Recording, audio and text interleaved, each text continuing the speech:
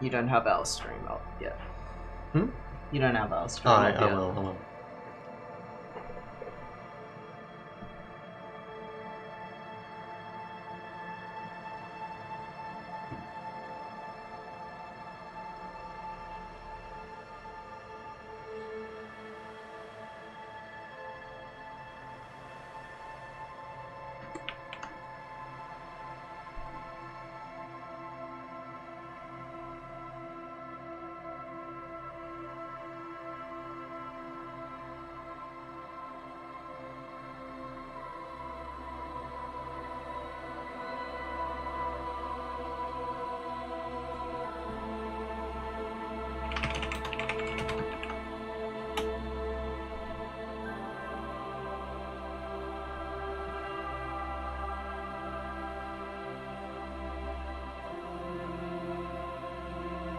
Okay.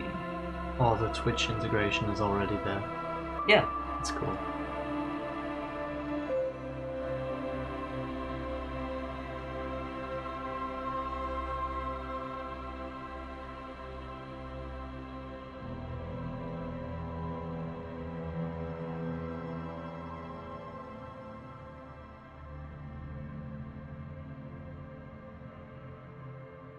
Cool.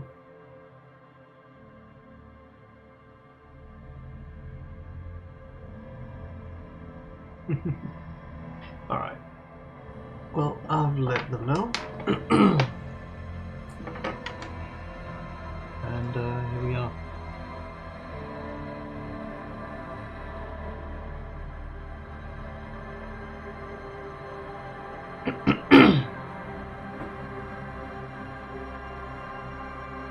Yeehaw.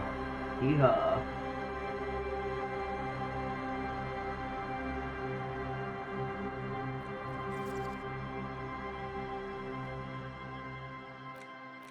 America-friendly time zones go yeehaw. That's right.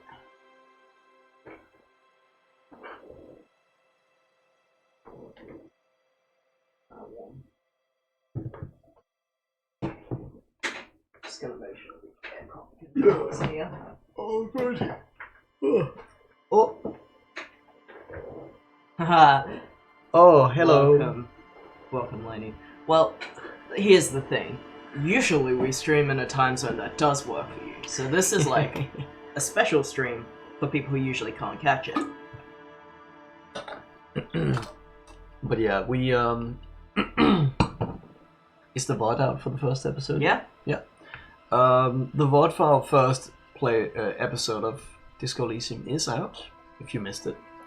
This will be out as well, and we might get them edited for shorter versions if you don't have time to just sit down and watch a video for 4 hours. Understandable. Mm-hmm.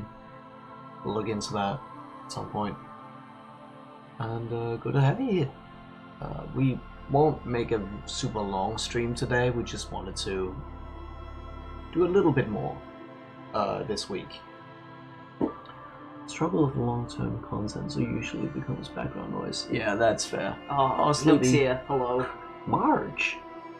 That's Marge emote. That's a really good. Whoa! Subscribe. Yeah. Ah! Thank you, Prince. WOAG at us. Been using its pronouns recently, by the way. Unsure if it'll stick, but it's been nice so far. That's nice. Well, thank you for the sub again. You're welcome. Oh! Oh my god! Nook! It keeps happening. Thank you for the subscription, Nook. Welcome to the stream. Oh man. That's amazing. Been live for 5 minutes, 2 subscriptions.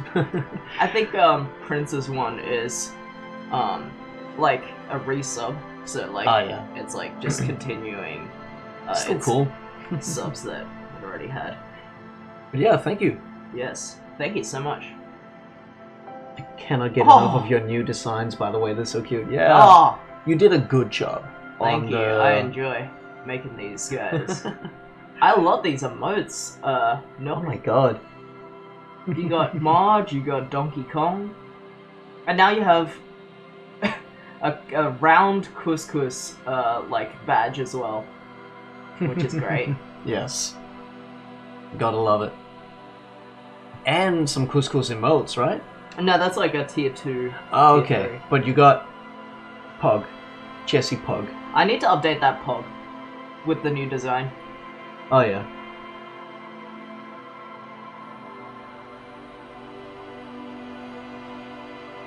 Oh, we got a lot more people that just joined. Thought Carry. Oh, hey! How's it going? Oh, Thakari! And, Yes, this is why we wanted to do one during the American day, so yeah, some of the other crowd can also. So welcome catch up. to America stream. America stream. Can we get a yeehaw? Actually, if you, I don't know how many comedy points you guys have, but under the chat you have the stream points, which on my stream is a trumpet. It's called comedy points. You can actually send a howdy or a I'm here to show us that you're here, or to say howdy. I just programmed in the howdy. Oh yes. Thank you, Elysium. I'm here. Oh, very thank good. you, no. Very good. And I hope you two are doing all right. Yeah, we're doing. We're doing all right. And you might ask yourself, Oh well. have I have water? Well, Let's have some. Well, I'll let's have some water sip. then, right now. Thank you, David Byrne. ¿Quieres? Oh, thank you. For me?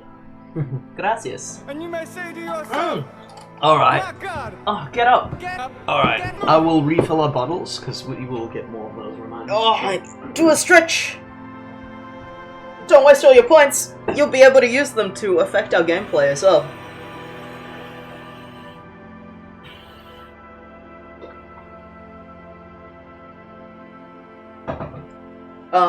Well, not very much. We're both just working like 3 or 4 days a week ish. Yeah. And I'm on a break this week at least, so. yeah, Johnny's got like a little break. I'm working tonight, but yeah, playing Disco Elysium because Final Cut came out, and that's gonna be cool. Yeah. So this is probably my favorite game, just period. Yeah, we still have Um, Cookie. It's just under the just a sec thing. Still the same URL. And we mentioned it a little bit earlier, but some more people joined. We do have a VOD channel, so if you missed the first episode of this, that is available right now. But it is, a 4-hour stream. Yeah. We are planning to get the episodes edited, to have a shorter version of this playthrough. But for now, that's what's available. Yeah. I haven't heard much of it myself. Oh my god. It's so good. And not only that, it recently updated a few days ago, so there's so much more content in it, which is why we're playing it now. Yeah. Jesse hasn't played it, or you played a little bit of the beginning of it, but you haven't finished it at all. You haven't gotten near that. So Jesse's playing, Yeah. and I'm just observing, taking it all in, trying not to affect the playthrough too much. Hey Zara, welcome to the stream. Yo. Yeah. So we're just gonna do a little bit of, stuff around the tavern, I think, in this song. So we're probably not gonna do a whole lot. You just want to finish what you've started for now. It So- sounds like. Oh, Oh, Lainey. Oh. $6. Yeehaw. Thank you. Thank you for the donation. So nice. I was tempted to do some streaming the other day, but I always get shy about it. Oh, Aw. that's fair. Yeah. Look, fair enough. It does definitely help to have a co-host. Because I remember one day you were working and I was trying to stream myself, and I was like, maybe I'll stream a multiplayer game so I can have someone play with me instead of be on my own. So if you have some friends to play some online games with, I would recommend starting with that till you get a little bit more comfortable doing stuff on your own. So yeah. I was gonna play some Owlboy. Ever played that? I haven't. Johnny, you've played Owlboy, right? I played it a bit. It's not necessarily the kind of game that I like, but I can see the enjoyment in it, and I did recommend it to a friend Lasse because I know he would love it. Yeah. Just from the aesthetic and the story of it. It's interesting. It's kind of cool. It's basically just like a puzzle platformer. Yeah. got a commission recently, so I wanted to share the love. Thank you so much, Lainey. You didn't have to. Oh, but so nice. yeah, so nice of you. Pick a funny number between 1 and 5. What's a funny number? Between What's the 1? funniest number between 1 and 5? 3? 3? 3? 3? 3? Yeah, Three 3 is is the funny. funniest number. Tried that, but not many I own or get really into. Oh man, it's so great. I mainly got into just on like art alone. It's so good. Yeah, it looks really nice. I mean, I can add that to the list. I have a list of things that we might. Owlboy? Owlboy, yeah. Yeah. That we might I stream mean, in the future. I have it on Steam. Yeah, well, there so you go. we can at least try it out. The funniest number is definitely 3. Correct. Stan Lenny. Stan Lenny. Okay. I'll put Owlboy on our list. We got a bit of a list now. And yeah, we We do do also, so much with 3. we do also have a Discord server if everyone's not on it, where there's a bit of discussion in there and suggestions Yeah. for games that we can play, which we have been paying attention to. The Discord is in the like about section under the stream if you want to check out the social list. 4 is the funniest to say, but 3 looks like a butt.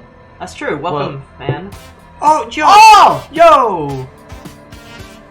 Oh my god! Oh my god. Oh my Hold god! on. Let's let it play out. Jesus. Oh, okay. Only one of them played out, but thank you so much. Oh! Wait, no, it doesn't. All 3. Oh my god. Oh! Man. Is that gift subs? Yeah, oh my thank god. you for the gift subs. Oh, Prince, you're so epic. God. 3 of them. The Prince is epic. When the Prince is epic. Thought Kari, Thai Porter, Trans Artist of the Day, aka Fan. Congratulations on your subs. Now you can have a couscous face as well. Man, the Prince is doing some king shit today. That feel when you're doing some king shit as a prince. That's sick. Thank you so much. You didn't have to. You're amazing. We haven't even started playing. Funny 3! Oh, dang. Thank you for the gift sub. I've been making a list of movies and junk in my server. I have movie nights. Oh, that's so cute. So far, I have a few things. Everyone here is royalty. Let's go. Alright, monarchs. Yeah, that's amazing. GVK movie. I'm not sure what that is. I'm sorry. Alright. Well, Is Lasso also still streaming? he's still streaming. So our friend Lesser is actually streaming a bit of Minecraft right now, but I think he's about to finish. He's about to finish, and he said he'd give us a raid. So And some of our other friends are also there, so I don't know, are we waiting for them to join us, or should we start just now and they can join us? I was actually kind of half waiting for Nick because I knew that he was like kind of interested. It sounded like he might have something on, but he'll try to get here in time, he said. Okay. Well, whatever. So yeah, I This is saw right. he sent a howdy. He sent a howdy. Well, he responded to my quieres. So yeah, for anyone who's still just joined, you can use the comedy points, aka the trumpet, under the stream to send sounds, and some of them, quieres and howdy, have visuals, which is our friend Nabil, a picture made by Lasso where he's stretched around a ball. And is you can say howdy through Bull Nabil. Nabil might still be in Lasso's stream. We should tell him. Can you write to this stream? By the way, we've implemented the Nabil channel point.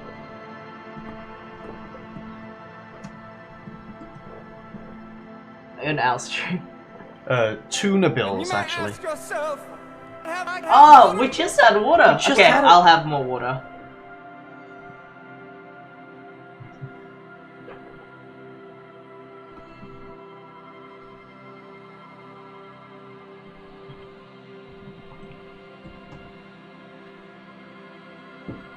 You've entered the comedy area. We should do more like Saturday morning streams, Yeah. or Sunday morning streams, because it is a nice time. Just kind of wake up and do. Oh! Oh my god, it keeps coming.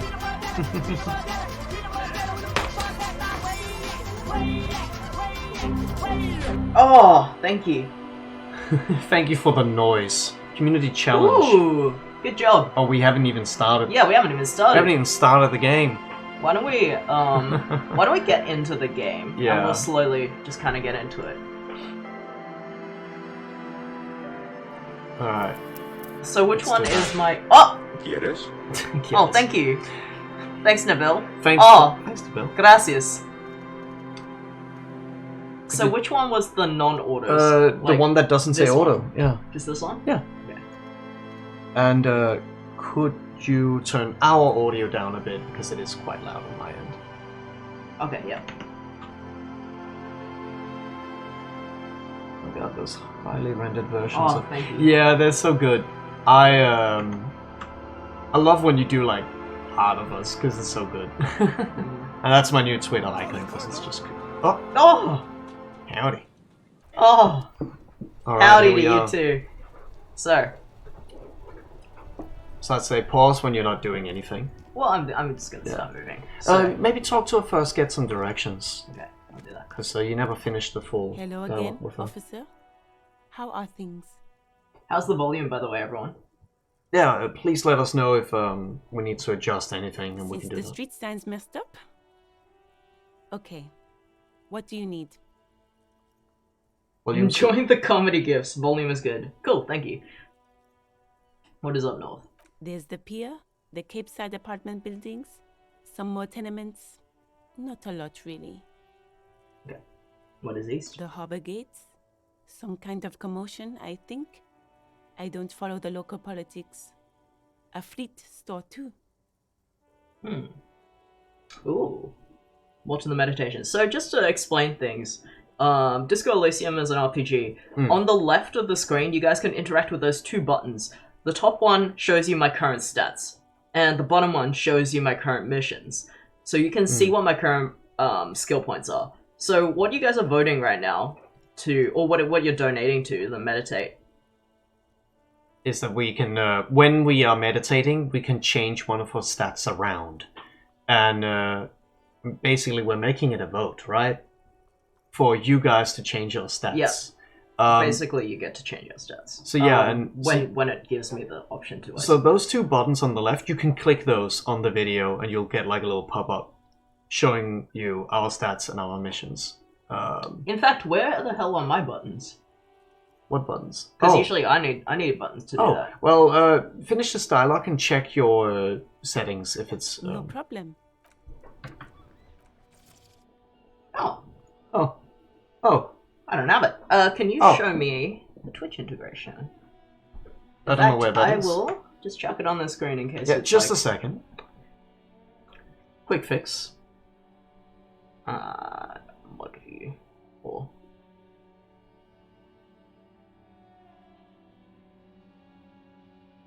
Actually, it's in here. Yes. And And by the way, now we can't follow chat. no, it's okay. Alright, So just I a will, moment. I will just put that we in. might miss your messages for a little bit. Be right back. Oh, I can just check chat afterwards. Alright. Alright, there we go. Alright, I'll That go looks back. alright. Again, officer. And How are things? just a Nothing, second, Jesse, no- because we're not... Yeah, no chats have been made since. Gonna help a friend make a D&D character, but hope you have a good stream. Oh, well, enjoy. Hope you have fun with that. Alright, you can go back now. Alright. Since the street signs messed up? Okay. What do you need? Some shops and a bridge? The canal bridge leads to the coast, but it's broken, I think. Some kind of accident, probably. What's on the other side of the canal? Just coast. There's a little fishing village there, and a fish market. But that got closed down ages ago. What is in the west? It's just water. No, actually, I think they call it the Martinez Inlet. There are some islands in the bay, but they're hard to reach. I'm gonna put you on the mode that's actually easier to... Okay, it's just... What? I don't find it easier. But it tells you what's happened. All right, sure, immediately. yeah. So instead of having Yeah, to yeah, wait yeah, 2 it's fine, it's seconds fine. for the stream. The chat's just here. Yeah, it's fine. Just play. Just play. No problem. Oh my god. Yeah. So, oops. Tasks. That made it worse, come on.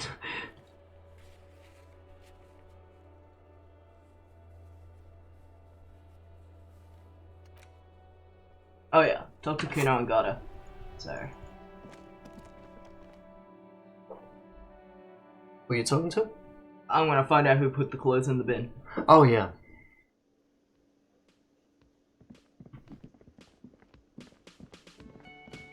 What's this? Feet? Huh? Feet? Oh, the door's open. Oh!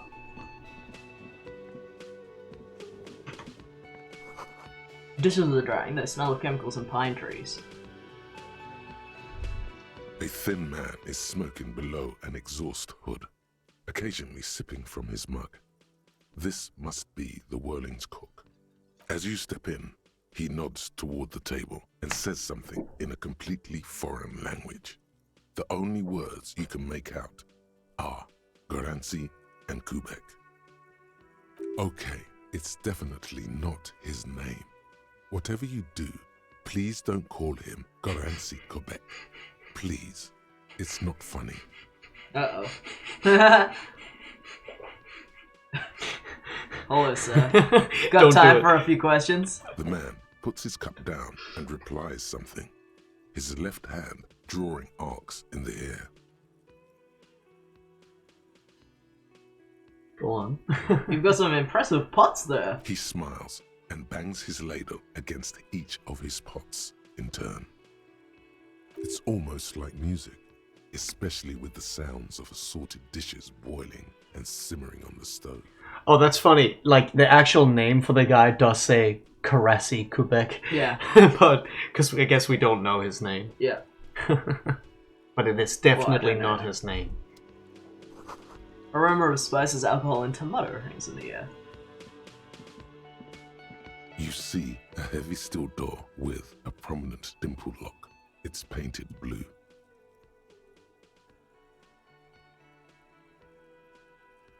I wonder where this door leads. You do? It's a door in the back of the kitchen. Why do you care where it leads? The lieutenant regards you with patient skepticism.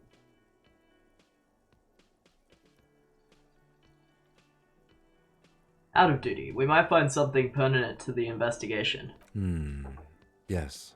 I suppose it's worth seeing if we can get in. Just to be thorough. As a side investigation. Yes, a mini side investigation. Gart is the person to ask about this. The cafeteria manager. Try to push the door. The door does not budge. Touch the door. The cobalt blue surface feels rough to touch. The stainless steel door is flush with its frame on every side. It leads to a side building, adjacent to this one. The old building next to this, half ruined. Whatever is behind it must be older. Okay, Interesting. Oh, there's something up there. that's right. Ah, Oh! just taking some of take your that money. Thank you. Don't mind me. We need 130 after all, so Can I help you?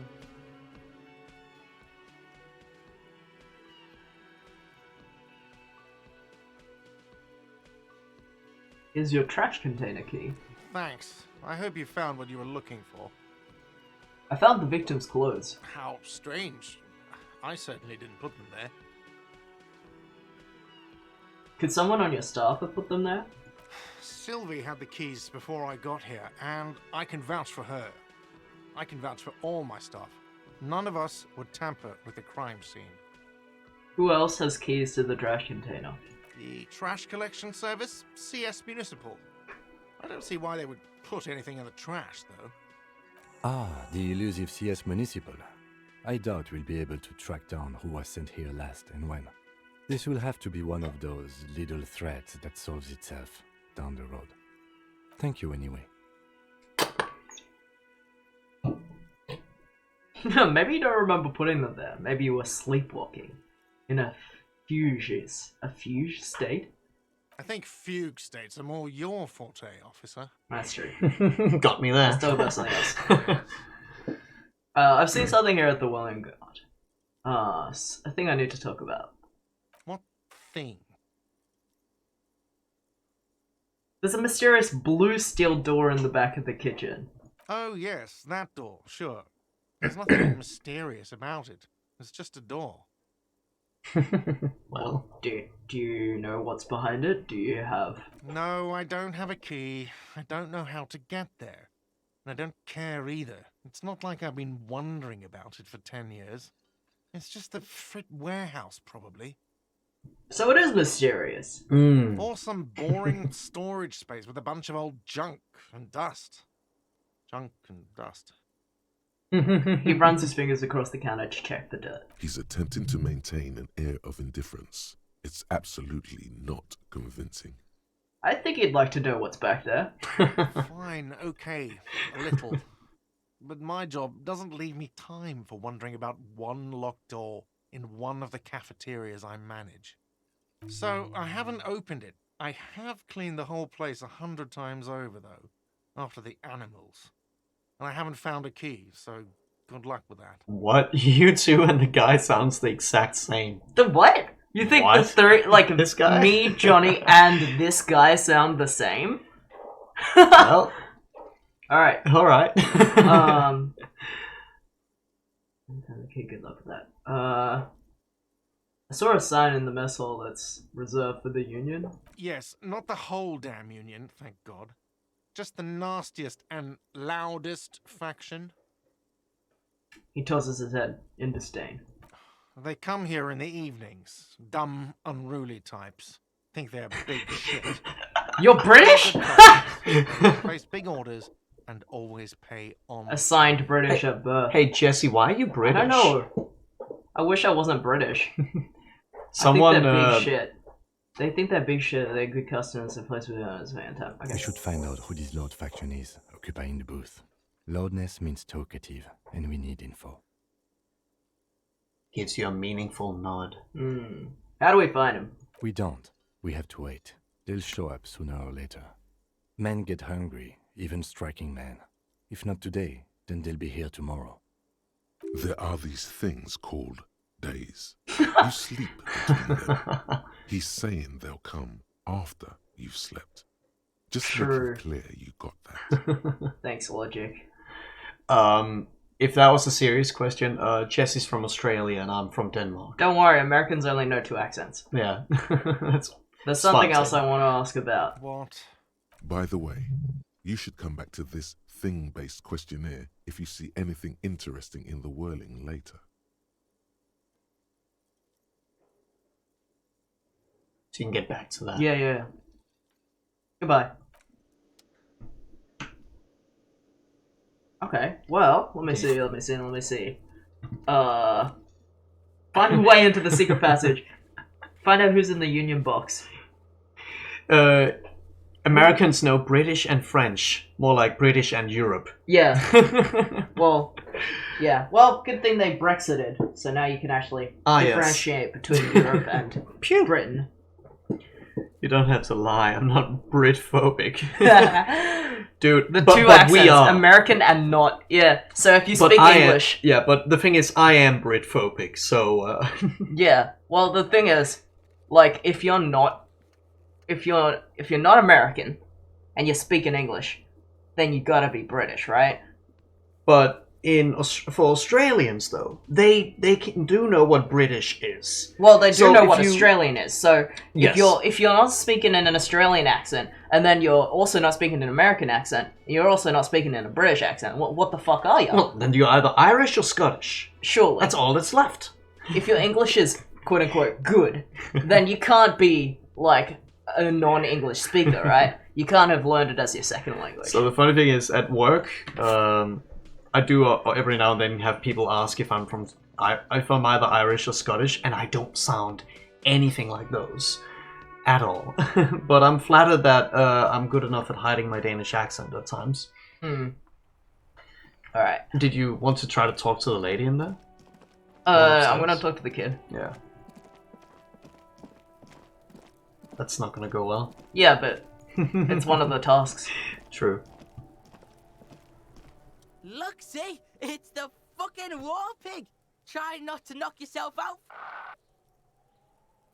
He remembers. Yeah. I've kind of asked some questions. I still have a case to solve. You belittled yourself before the Kuno. Now you must seek his forgiveness. Her voice is calm. She doesn't dignify you with a look.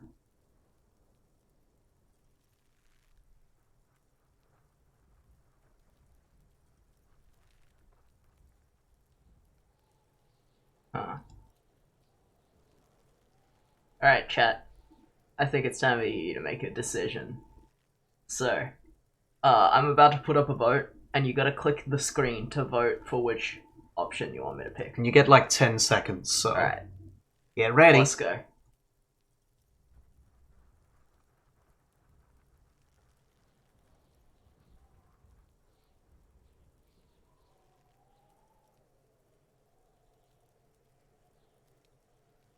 Play along. Alright, play along. Look, I want to make this right with Kuno. Make amends. Fucking what pig?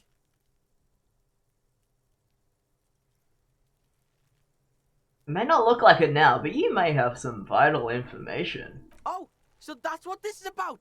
You need a snitch bitch. You need Kuno to be your sweaty little snitch bitch. You lost your shit in the booth, tried to beat a confession out of Kuno, and pissed yourself. That's right, Kuno. You're right. The sycophantic peeper wearing pup behind the fence agrees. You better come up with a way to make Kuno forget you tried to fucking hit him, piggo. Well, true. True. Again, I didn't really want to punch the 12-year-old, but chat did. A material offering is implied. He wants stuff. Only stuff can make it okay again. What can I offer you, Kuno? Please don't waste time on nonsense. Don't listen to the blind fuck, piggo. You're doing the right thing here, trying to get Kuno to like you again. He pauses to think. You can pay tribute to Kuno with drugs, or cigarettes, or some wheels. Kuno could use some wheels. Motorized carriage shit. Alright, whatever then. What are you doing? The lieutenant's dark eyes peer over yours in his spectacles.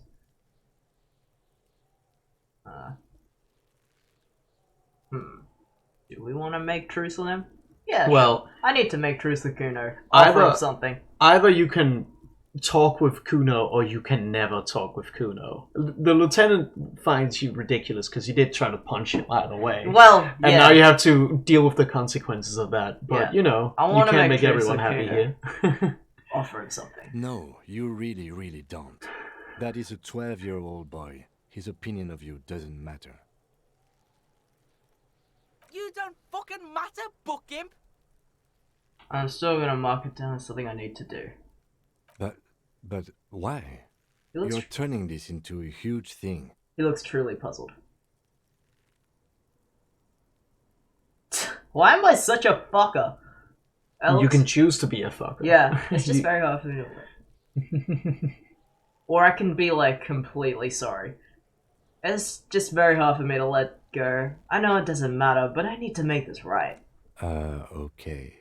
If you absolutely need to. He shakes But his right head. now, let's move out. Alright, let's get this kid some cigarettes.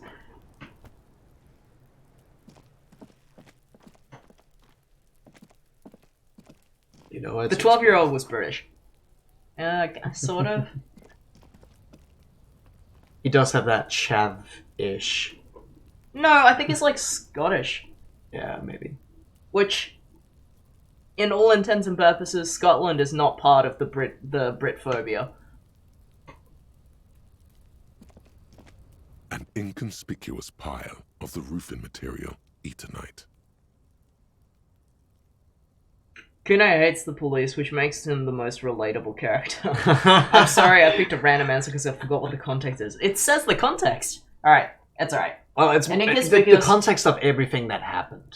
Okay, an inconspicuous pile of roofing material. What is this? It's nothing. Someone just left some roofing material slanted against an old shack. No, that's a door, my dude. Why am I looking at this? Oh, Wait, maybe you have some 42. clothes that make it better? No, I don't think you do. Perception? I don't think you do. No. No. Just have a go. We can come back to it later, I guess. An inconspicuous Knock down the door! of roofing material. Because Ah. there's a secret door hidden behind the panels of Eternite. That's why Yeah. they're too orderly. Pull the panels aside. There it is. You see a shabby little door.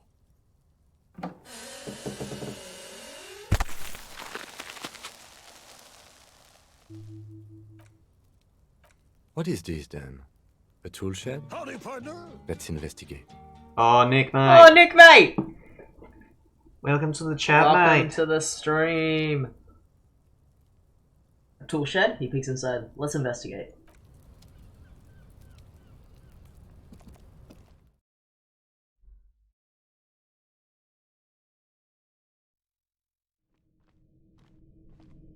Alright.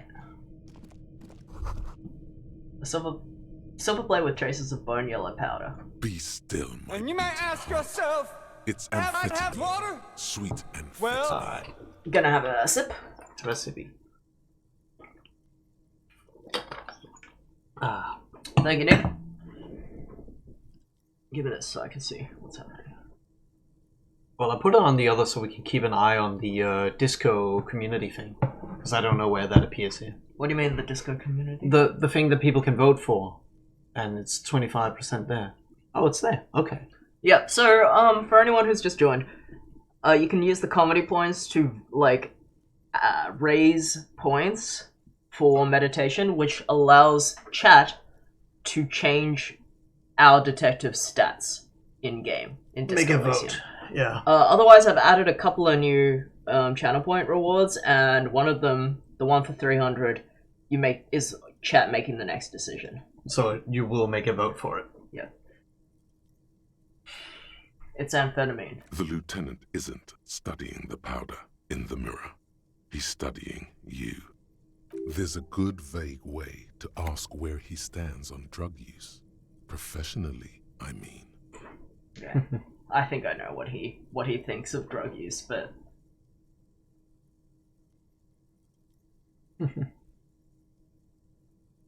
someone has taken narcotics here. Perhaps the police should interview. Perhaps not. This is below our pay grade, detective. However, He points to the ladder in the corner. see that ladder there? It's probably another way into the industrial harbor, no? A secret path the local kids use. Have a... Get out of the way or get fucked up. Remember to click tab. An empty tube of magnesolium. Good piece out, it looks mummified. Ooh, 40 cents! Pickpocketing the kid. Amazing. And up the stairs.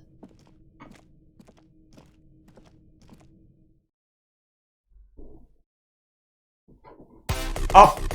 Oh! Oh! Oh, seven rats! Hi, Lassa. Hi, Lessa. Welcome to the stream. Oh! Ban that guy. That guy that just called us jokes, ban that guy. Ban that Welcome to Hey, the ban stream. yourself. You seem to be a mud. Yeah. Welcome to the stream. Hello. Oh, this. Okay. Oh! Oh, You're here! wife voice. ¿Quieres? Oh, Yes. Quieres? Thank you. Gracias. So yeah, we got some new things here. Thanks, Lessa, for showing me how to implement those. This door is gonna collapse soon. Restoration pillars keep the rooms together. Fuck it! What's this? Postcard.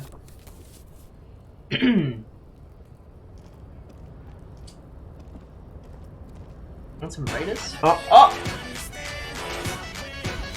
Talk dirty to me. Yeehaw. Are you going to bed, Lesser? Have a good one. Talk dirty to me. Alright. See you later, Nabil and Lesser. Enjoy Good your night. sleep. Well, Hessa and Nabil just came in to spam some sounds. Love to hear it. Ooh! Healing Oh, item. wow, yes. 3 a.m. in Denmark. Get to Good bed, night, gamers. boys. Okay, I think I'm gonna take off the pants. Well, go over there first, so you can explain to chat why you're doing that.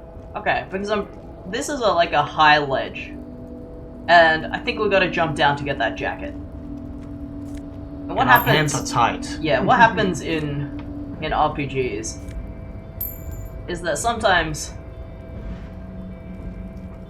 You have very tight Looks like pants. Yeah, very someone tight left his pants. tarpaulin cloak hanging on the railing here. okay. No, look at it first. Lieutenant points at flapping cloak. Someone left his cloak behind. Yes, it's probably Hey, B. yours. It bears the RC B. insignia, and you have a habit of being careless with your equipment.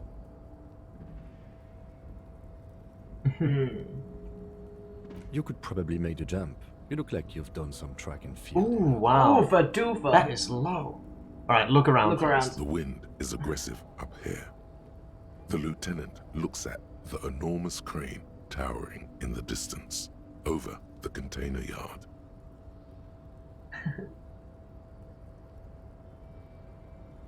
That looks so sick. I love the art. Then he turns back to the sad piece of fabric flapping in the wind. Do you really think this cloak is mine? Should I go for it? Jump? The cloak? I do think it's yours, yes. As to whether you should go for it, He looks over the ledge at the cold pavement below. well, it doesn't seem too dangerous. 2 meter stops. Whenever you're ready to do it, I'll be right behind you. The cloak looks like a bag of goodies floating in the wind. Who knows what its pockets may hide? Not right now. Okay, so this is what I was gonna do. Yeah. So on the left here, actually, if anyone doesn't know, you can click the 6 icons on the left, like the top button, and what that does is shows you my character's current stats, and it's gonna use the motoristic stat to do the jump. More specifically, the the Savior Savior Flare, Yeah. Savior Flare, and I have a -2 in that right now. Because you got some very tight pants and some very tall is it? shoes. Here, Ooh. it's a 1. Not So great. what I'm gonna do, these shoes, they're Coming coming off. They're coming off. These pants? These pants, they're coming Don't off. need them. Looking great. So at least now, I'll have a 3 in that. Not great, Much better than 1. much better than 1. A tarpaulin cloak. So now it's a is 28. on the Not railing. great. What are we doing Everyone is up cleaning here? for their own. Oh, Webbish, welcome to the What chat. are we doing? We're Yo. awfully close to breaking into the industrial harbor.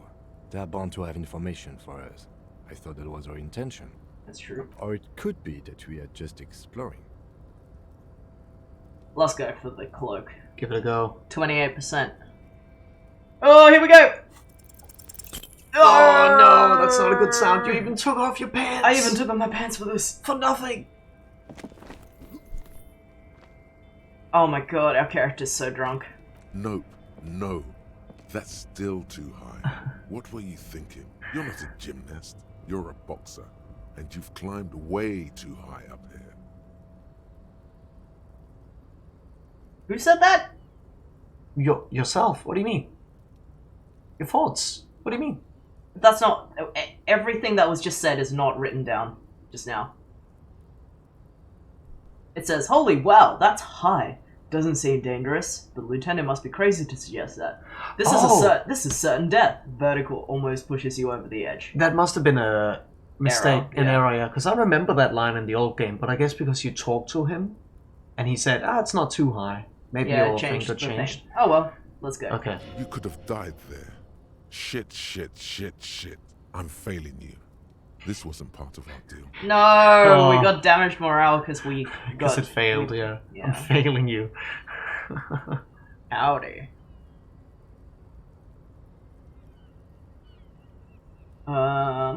Hey, hey!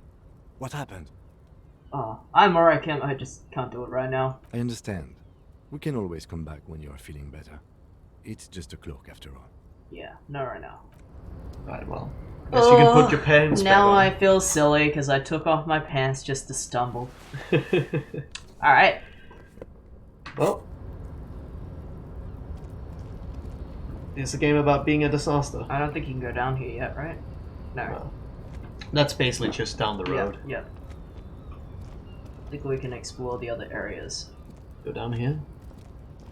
Oh, there's a couple of change. 90 cents. I think. Yo, $5! No. No, That's about it. these are like, this is on a rooftop.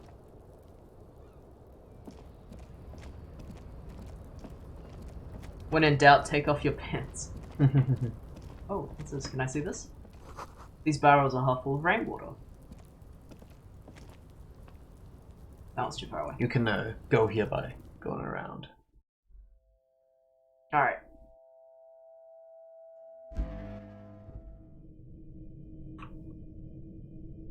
Time to leave. Well, found Night City.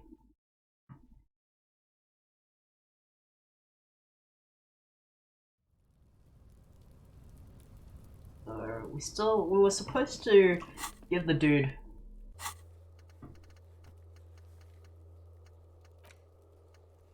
130 real. It's not gonna happen. You got like 2. Yeah, no, I have 5, but Oh, nice. it doesn't tell you when you have to do it by? You're not gonna sleep tonight if you don't do it tonight. Okay. He said he's not gonna let you sleep there unless you pay. Yeah. You never checked on the body. You got the salts. Yes, I did. You want? Yeah, but you. Oh, threw right. up. You got the The salts salts. now. Do you want to try again? There he still is, looking Eight. right Wow, through that's you so with low. his white eyes. The body Endurance. below is entirely dedicated to that corpse smell. Emitting it is all it does now. Maybe. You... It's physique, right? No, it's endurance. Yeah, it's endurance. Why do I have minus Two. 1? Damage. Oh, I didn't know that. Well, then I gotta heal. But yeah, but also maybe you just can't do it today because that is a legendary skill check, and right now it's on 8. It's probably gonna be like 14 or something, at best. When's Nintendo gonna get their act together and make a game so I can be obsessed over and not still be painfully out of chat? You can always explore something else and come back later. Okay.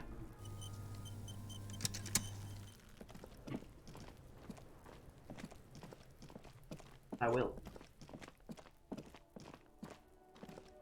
I'll explore this very thing. Locked. An old call box with Whoa. a matrix of push buttons lists all the companies in the East Delta Commerce Center. Well, I don't think I have any particular thing to... You can always like, try I it have... and see what I'm happens. gonna lead. So, chat, I'm gonna make you vote for it. Just for the order of it. So, I'm gonna press the button, and then you guys can press the screen to vote for which option you want to pick. Alright, let's go. It doesn't really make a difference which one you pick, because we're probably gonna pick all of them eventually, but let's just do it in the order that you like. Remember, you haven't looked through your whole case file either. There might be some good experience or information to get there. Because you need levels. You are not good at anything. No, I suck at everything. Well, I guess we'll start with Let's number start 1. at building A. Thank you for the vote. An off-key melody starts playing after you ring the doorbell. Then a woman picks up the receiver. Kuno, please stop calling here. Grown-ups don't have time for your stupid games. Okay, She thinks you're the gremlin child. What would he say to this? Why? Why? Why would I even What would pretend? he say to this? Why would I want to pretend I'm the kid? There might be a reason for it. I don't know. There isn't. This is just your drama telling you she thinks that you are Kuno already. But then it also says, what would he say? And you actually have an option for it. That's so funny. She clearly doesn't care about this kid, so why would I impersonate? I don't know. I've not done it. Alright, this is the police. Please open the door. Oh, I'm sorry, officer. I thought you were... There's a spot of static that overrides her words. But the doorbell is broken, and the bookstore shouldn't even be on the list anymore. So I can't help you. Please don't call here again. Thanks. A single beep indicates that the line has gone dead. You want me to check the files before I do this? No. I just mentioned that's a thing you can do if you're a little bit lost. But go ahead, do this. That's fine. Doesn't work on mobile. Oh man! Oh. This is voter suppression. It is! On my phone, because I'm plotting off at work. Goofing off. Okay. Yeah. Andrew Orlando here. You ring the doorbell, but no one answers. What an ominous name for a hair salon. Doesn't bode well for anyone's hair. Okay. RTF's boxing for young athletes in gym. All you hear is static, but no one answers the call. 24-hour window. You ring the doorbell, but nothing happens. Nobody's here. Emma's fashion. Etalia? Huh? Artelia? Artelia? I don't know. You wait for a minute or two, but all you get from the call box is silence. No one answers the call. Babrin's taxi, the rest has been burned off. Looks like someone has melted half the plastic off with a lighter. The doorbell doesn't work anymore. Slipstream SCA. You hear static from the intercom speaker. It sounds as if someone has picked up the receiver, but isn't saying anything. Hello? Is anyone there? Yes, hello. This is Tricentennial Electric. This is a woman's voice crackling and fragile through the static. Have you come to place an order? She sounds almost antique, as if her voice was being played off an old wax cylinder. A receiver must not be working properly. Tricentennial Electrics? I thought I was calling Slipstream SCA. My God. The lieutenant exchanges a look with you. Sorry? It's you. My God. I didn't think I would hear your voice. Who cares that you don't remember her? Just go along with it. What? What is going on?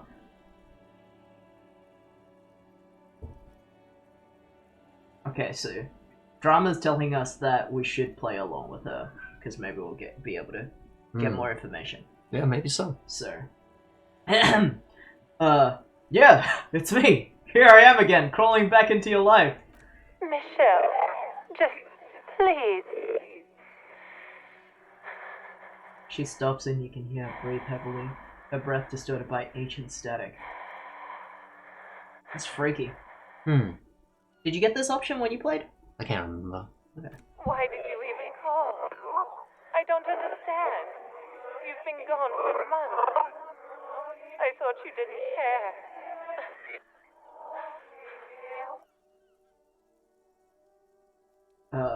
Of course I care. It's just that I've been gone through some tough times. Ever since I came to work here, it's been different. As if my mind's been wiped clean. Me too. Wow, me too. A spot of static overrides her words. When she speaks again, it sounds like she's submerged. Ooh. It's so nice. It's so nice to be able to finally forget. Forget about what? She sounds like she's about to cry. Oh god, please don't cry. She doesn't answer. You said it was nice. What's so nice about forgetting? Silence. The only thing you can hear now is static and waves washing ashore on the bay. Fucking cool. What just happened? Another seagull passes by. It's getting cold standing here, staring at the silent call box. She sounds like her voice is being faxed over in transcript wet paper. Hmm. Fuck hangs up the call is big mood. Yeah. Fuck! I don't know what happened either. We should probably stop playing with this thing. Lieutenant inspects the doorbell. I'll be epic. I'm gonna be epic. I'm gonna go like, fuck, and then make... Slam Even it. though it's not like a phone that has like a receiver, Yeah. just imagine the sound of a receiver hitting a telephone. Yeah. Ding, ding. You press the Dramatic. number sign on the keypad that terminates Oh. the call. 12 name cards on the call box read. Oh, because you only have 2 in volition because you have been hurt in stress as well. Yeah. So you can come back to that when you're full health, maybe. Okay, portrait accident. SCA. Silence. No one's home at Fortress Accident. Revachol Ice City. Silence. No one answers. Who the hell is in this building? Nobody's in here. And this is the Whirling Rats. Nothing happens after you ring the doorbell. They don't want to talk to you. Fair enough. East Delta Pinball. Silence. No one answers your call. Empty card. This button looks new, but someone has removed the name card. Nothing Close the door. happened when you tried to ring it. Okay. Huh. This button looks new. It's probably not connected yet. He takes a step back, inspecting the other names on the list. Alright, well, I'm gonna leave, and we'll come back to this one. Let me double check the... Well, I guess you can always try them because they're white. I don't know if you'll lose anything from it.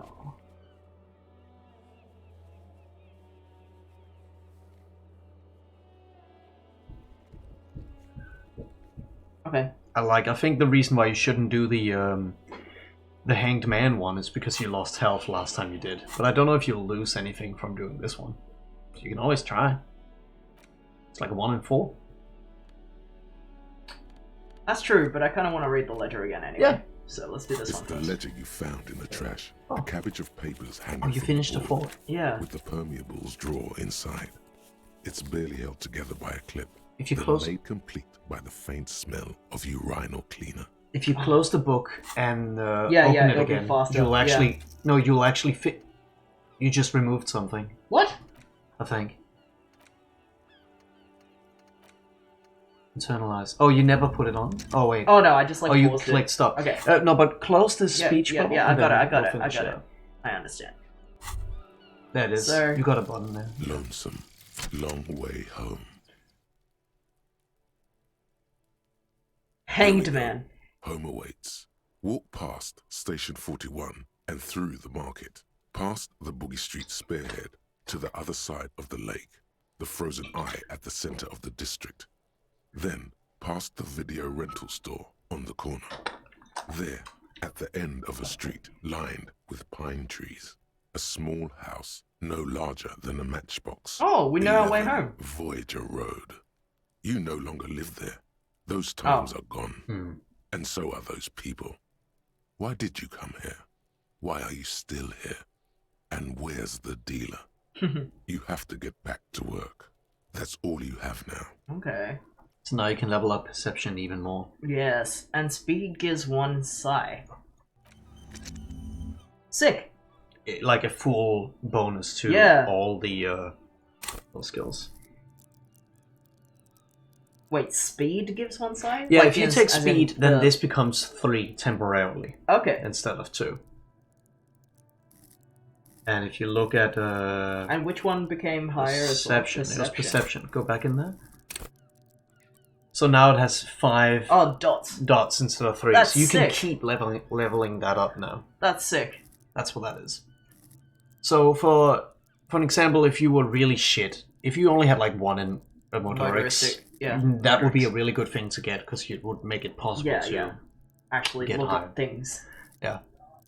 That's sick. Alright, Mhm. So endurance and volition are both down 1. Yeah. Oh, and what was it that I needed to... Was it interfacing that I was like using for the next thing? The thing on this thing was No, for this. volition. This thing was volition. This was volition? Oh, right. I think it was interfering. So Interfacing. You found Interfacing. in the trash. A cabbage of papers hanging. Why do I have a -1? But you can look through the rest of your case inside. files, get some more It's information there barely held first. together by a clip, then made complete by the faint smell of urinal cleaner. Oh! What's that? That was a Kofi. Oh, Oh! for how much? Vibe check from 5. Lainey. Sick. 6. Thank you for the $6, Lainey. Oh, You are so sweet. Oh, epic gamer. You are so epic. Oh, you didn't have to, but thank you so much.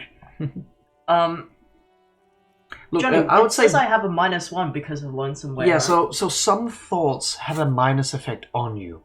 Oh, Just because, permanently. yeah, just like for an example, if you are a feminist, which you are, Yeah. you would probably have a minus in trying to say something very misogynist as trying to get that through. For an example. But Johnny, yeah.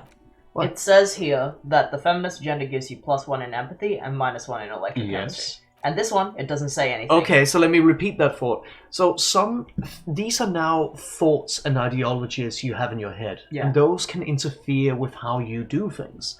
So Lonesome Long Way Home, that is some kind of reflection about your past. And that is affecting now how you interact with your ledger because it's a thing from your past. Not every thought is all good. Some I of know, them but also I have just negatives. wanted to say it somewhere because Yeah, I yeah. can't see where the bonuses are. Yeah, but that's what it is. It's specifically for this interaction. Okay. It's not about every single interaction that is interfacing. It's just this one. Okay, well, let's So do it anyway. I was gonna say maybe look through the rest of the. Well, you can do. I've that. already done everything. No, you haven't. I don't think you've read It through all takes of your about case half an files. hour to piece one together, I see. using the system you've devised. Which one do you want? The unsolvable case. AKA Leslie and Burke, AKA the public indecency drunk and the property damage drunk, is a cursed case. It has been passed from unsuspecting officer to unsuspecting officer for 10 years. On January 29, the unsolvable case made its way to you. Why you accepted it, it is unclear. Every officer, and indeed most civilians in general, know it's unsolvable. Leslie will always take his pants off when he's drunk. Burke will always trash everything. It's just what they do. It is their nature. You cannot change the nature of a man, and you can't lock them away because public indecency and small-scale property damage are not punishable by incarceration. The only way for Leslie to stop flashing his genitals to bypassers and for Burke to stop dismantling signage and rear-view mirrors would be for them to stop drinking alcohol, which in their 40s or 50s, it's hard to tell because of their distorted features, is a medical improbability on par with you ceasing to produce No, the expression. my expression. Couldn't we just keep them off the streets? You would think that, but you're wrong. And you might Where's ask the fun of yourself, exposing your genitals have I or had breaking water? stuff in your own home? well, No. Whoa. Leslie and Burke are on Thank the you. corner of Main Street and Perdition because that's where the action is. Alright, Having thanks a for sip the right now. Thank reminder. you, Delaney. You would think that, but you're wrong. Where's the fun in exposing your genitals or breaking stuff in your own home? No, Leslie and Burke are on the corner of Main Street. Perdition. Because that's where the action is. Can you keep yourself off the streets? Ah, true. You can't. See. Threatening fines, dragging them to the station, locking them up in the hellholes they live in, locking them up in the station, hypnotherapy, even trying to get the local gang of Zemyaki to take them out. The Zemyaki gave them ethanol, so Burke and Leslie would expose and rampage even harder. You tried it all, and still the complaints wouldn't stop, as they hadn't stopped for 10 years. Oh. It's plain to see from the files that you, Satellite Officer JV, and Special Consultant TH had more important cases to attend to. You uncover cross-reference to several ongoing investigations, each brought to a standstill every time you drive down Main Street. Because there they are, on the corner of Perdition. And what is Leslie doing? This game's art style is absolutely incredible. It's Yes. so beautiful. You're right. Leslie's Was the one Leslie- that throws shit around, I think. Yeah. I think, was it Burke? What's the name of the other No, one? Leslie is... Leslie's the Flashlight. flasher. Yeah. And Burke was the... Alright. Good, you're learning. If the files are to be trusted, that's all there is to it. That and Burke breaking things, and the fact that they're both drunk. But then again, so are you. The case becomes considerably less comic one day when Burke takes a swing at your ledger. He must have it confused with the property he likes to damage. But the joke's on him. You're drunk out of your mind on potent Pilsner. You slam the hardened plastic board in his face. Then you proceed to beat him unconscious with it. Oh. Uh-oh. Uh-oh. In the process, the ledger sustains damage. The compartment within, reserved for permeable documents, is jammed shut. Oh no. You stop your assault on the now unconscious Burke to open it, but are unable to do so. The officer began to cry, reports Leslie, who, at this point, is tending to Burke. So you just learned something about why the ledger is shut. Yeah, and damaged. He came at us, and at us. I think he was trying to kill Burko. While trying to kill Burko, you slowly come around. The permeables compartment is open. You've smashed it open on poor Burko's kneecaps. The good news is, Burke can't walk anymore. Jeez. Can't get out of his apartment, an invalid. With Burke to tend to, Leslie cuts back on the indecent exposure. Maybe he flashes his genitals to Burke. Who knows? But both drunks are off the street. The complaints stop. The unsolvable case is solved. By you. By police brutality. Which is also why the officer responsible narrowly escapes a disciplinary hearing. The end. Do you want to read another one? That's fucked. So I feel like these cases are interesting because you learn about no yourself. more kneecaps. I will never not be amazed at 3D games with painterly styles. Yeah. Society has progressed past the need for kneecaps. That's a little bit rough. Yeah, but you... Some assholes brought their couch outside and hung out on it. In the middle of the street, on the roof, on the hillside by the motorway. You know, at an unexpected location. They were young, and they thought they looked cool on it. The couch in an unexpected location. Alright, chat. I think it's time for you to pick. Some assholes brought their couch outside and hung out on it. In the middle of the street. On the roof, on the hillside by the motorway. In an unexpected location. They were young and thought they looked cool. What do you think, chat? And before you vote, the options are 1, they actually look like assholes. 2, they look really cool, like models. Or 3, they looked really cool, like a rock band. Let's vote. Would you vibe on a couch in the middle of nowhere on a motorway? Where it's not supposed to be, on the top of a roof. Alright, we got... They looked really cool like a rock band. Alright, they looked really cool like a rock band. Yes, hell yeah. As you've said here, insufferable rock and roll assholes. Young people are the worst. So anyway, you got a complaint about the damn sofa, or couch, or whatever it was. They were leaving it out in all these unexpected and whimsical locations. They took it, too, where they also took photos of themselves on it, and smoked cigarettes, because they felt it's intellectual. Oh, and drank coffee, he actually didn't say. Yeah. Cigarette butts, coffee cups, stupid couch. You had to clean it all up, and you did. So congratulations to you. Case solved. Did I ever catch those guys? No, you didn't have time for that. These notes show that you have what is called a real goddamn job. You don't have time to be chasing down the couch assholes. You have a real job to do. What next?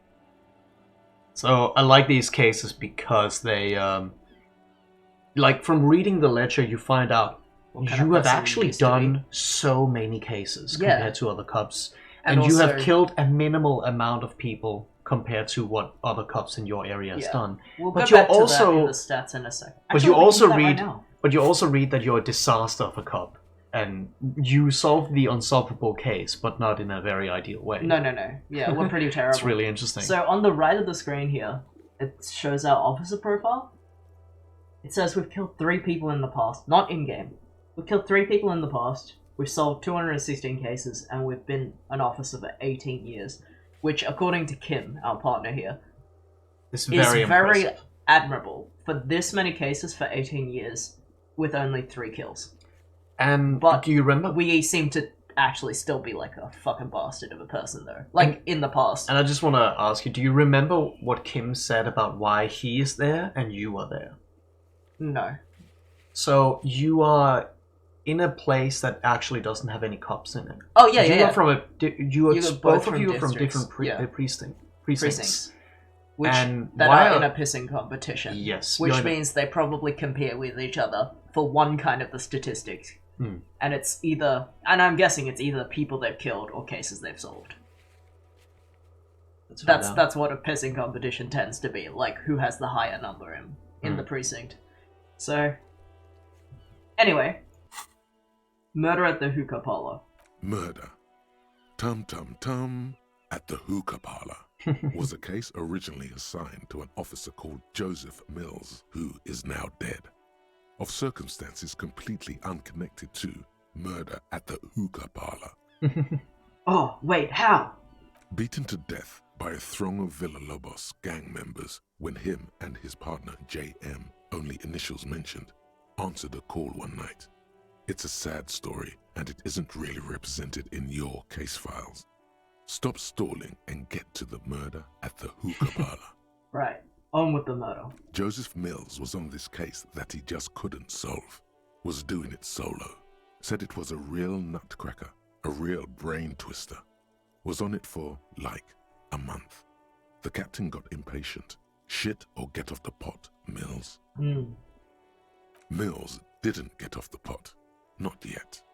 He kept at it for a couple of weeks more, racking his brains, running with every theory, as outlandish as they seemed.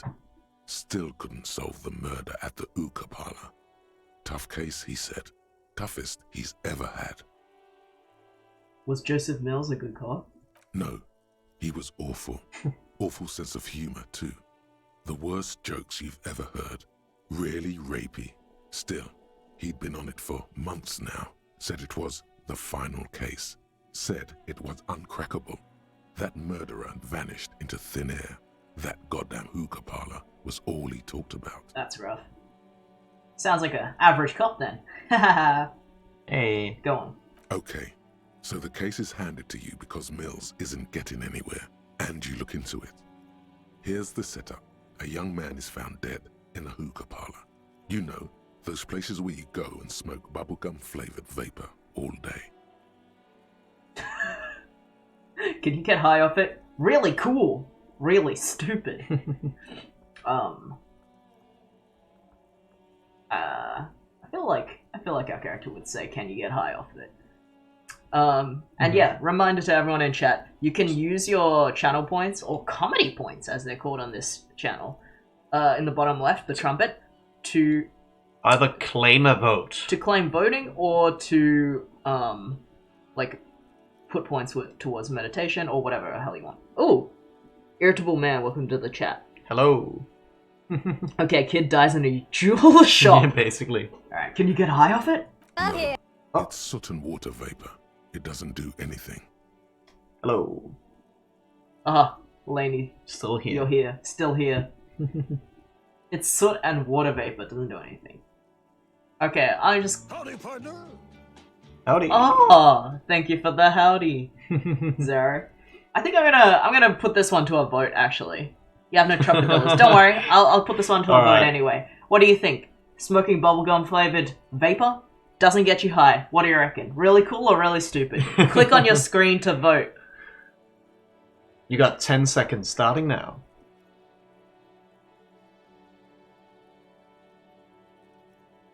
Oh, 50-50. Oh.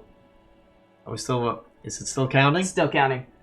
Oh, man. Oh no, is it really cool or is it really stupid? Oh, it's really stupid. Alright. Alright. Just in the last second. In the last second, someone skewed the votes. Alright. Sounds stupid. Dumb it is. Yeah.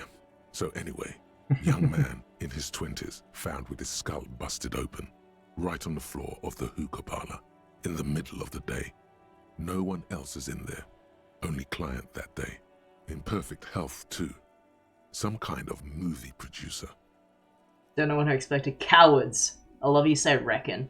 That's a very Australian thing. I voted stupid even though I am literally doing it right now. That's okay. You can do stupid things. You can be self-aware. Yeah. Let's go. No judging. No one enters. No one exits.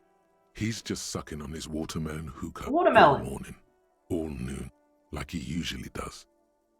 He's a regular. No calls, nothing. Just sucking on the hookah until 15:45. Then bam, he's dead on the floor with his skull busted open, blood everywhere. What happened? How can it be? Southern American. Oh, nice. Well, howdy to you too, partner. Disco Elysium, but the chat is self-aware. Mills has no idea. Invisible assassin. Movie deal gone sour. Girl at the counter did it. Nothing fits. Eerie. Man just dropped dead. So you go to the parlor. You see cushions around the table. Tables low, heavy, really sharp edge.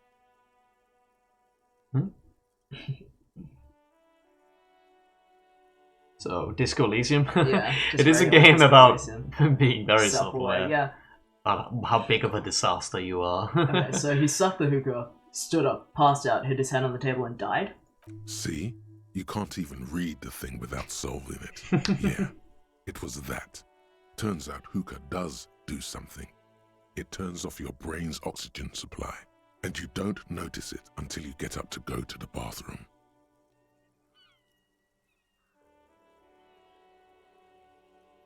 I mean, I guess that would happen regardless of what you're, inhaling. As long as you're doing, a huge inhale, you can, deoxygenise your brain for a second. The point is, it did something to him. Yeah. Now he's dead. He must have sucked a lot of it. Yeah, he liked his hookah. Stephen was his name. And what was he doing there for 6 hours? Smoking hookah. Didn't you hear? I don't know. True. Trying to come up with a movie script, maybe. Anyway, that was Murder at the Hookah Parlor. Joseph Mills wasn't a good detective, and about 30 minutes has passed, piecing it together. Next. Alright, I can revisit this. His name was Not Stephen. much has He liked changed hookah. in the meanwhile. A bunch of sodden papers still sags from the clipboard. Now you actually have a plus to it. Yeah, +2. Crack it on the knee like Burke. So it's saying, I learned from reading the case file that we opened it over somebody's knee. Mm-hmm. Broke his leg, so we might break our leg. Let's find out. Let's go. The two sides of the board appear slightly misaligned, like a drawer that's come off its slides. If you bend the plastic on your knee slowly, the slides snap back into place. It should be possible to just, Fuck no, put the ledger away. Slide the drawers open. Without resistance or sound, the two panels move against each other. The compartment is now open. What's inside? 2 ticket stubs and a handmade postcard. Pick up the ticket stubs. 2 octopuses are smiling, reaching their tentacles toward each other in the colored pencil drawings. The tickets permit access to the zoo in Revershall East. The aquarium costs extra. These let you go there too. Kim, do you want to go to the zoo? Wait, what? Wow. That's a very dark option. Well, pick up the card. Thin wax paper has been glued to a piece of cardboard. Sounds like leaves rustling when you pick it up. You see violet flowers, floral patterns, patches of glue. Smell it first. It smells of chewing gum, apricot flavored. A touch of cinnamon, the end of summer. You think the label says Tutti Frutti. Tutti Frutti? Open it. Familiar handwriting lines the inside of the card.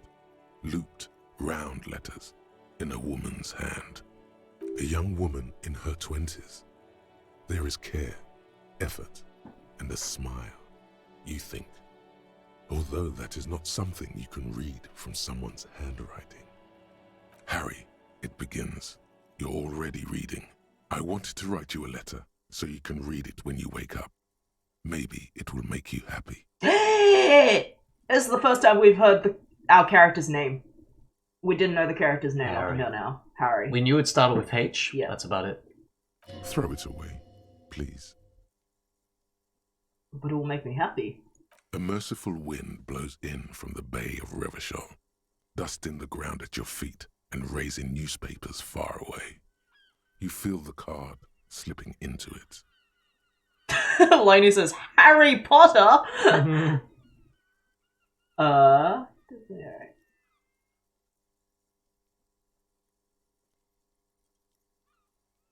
Hold on to it. Read the card. Your hands shake holding onto it. Every morning when I step out, you're asleep behind me. It says, I find a little piece of sadness in me. I carry it in my chest down Voyager Road. Every step I take, it grows. By the time I reach the fuel station, it has filled me entirely. I step onto the light rail and look back. Sparks fall from the bow collector. I know it will be like this until late afternoon when I get off the 42 and walk back to you. Keep reading. You. Every step I take will get lighter. It almost makes me run. Sometimes I do. I can't believe I met you. I can't believe the happiness I feel with you. You have a vast, vast soul, and I will always, always, always come back to it. Keep reading. Kisses, kisses, kisses. You feel the air sucked out of your lungs and the blood sucked out of your head. Everything around you gets dark. Small white dots appear. What does it mean? What are you doing outside your dorms, Jesse? A vast oceanic soul. Let's go. You feel the ledger slip from your hand. Oh no! No. Hold on. Tell me to hold on. Yeah. Well, I do want to hold on. Are we just passing out? Hold on. To what? There's nothing. Oh shit. Oh no. Detective, is everything alright? No. It sounds like I'm about to fall over, Kim. It sounds like you're about to fall sideways. Fall sideways.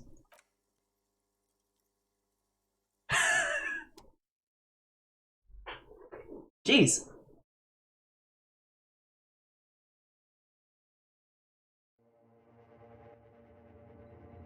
Alright, and we finished the game.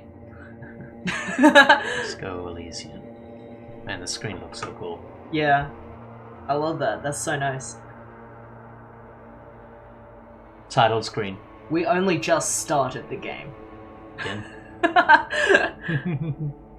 Only a barbarian would fall forwards. Alright. There is nothing. I know you! Again. Nothing? Nothing sad, brother. No treachery, just blackout. Just lie there, passed out. Well, almost nothing. There is the ground below you, that's still there. And the small light that's on, fluttering, somewhere in the basal ganglia. What? Who's that? That's me. Blue eyes, that's me. And who was that? Who was what? He speaks of the sickening longing, the unwell emotion. Even in the darkness, he's grasping for it. Still trying to hold on to the great sorrows slipping in the water. Slimy.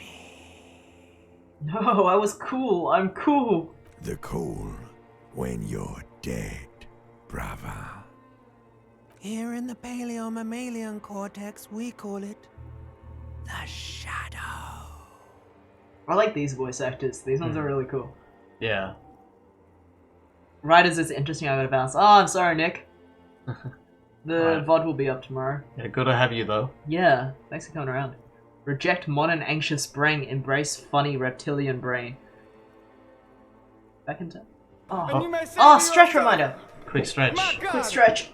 Get up, get moving." Thank you, Nick. Oh, Nick. Nick with the good reminders. Yes. Because it's always there. And you may ask yourself, Oh. have I had water? Well, Thank you, Laney. Got a thought? Had a sip. I got a thought. White morning. Because it's always there. Was it the X something? No. Bloated corpse of the past Okay. resurfacing. Oh, V! Welcome to the stream. Oh boy, 4 a.m. Oh no. No. Stay safe, look, please. The VOD, you have been amazing to us, Lainey. And thank you so much for the donations. But you don't have to stay up to watch. The VOD will be on that YouTube channel that's in the socials tab at the bottom. Ducking in and out of it. Thank you, V.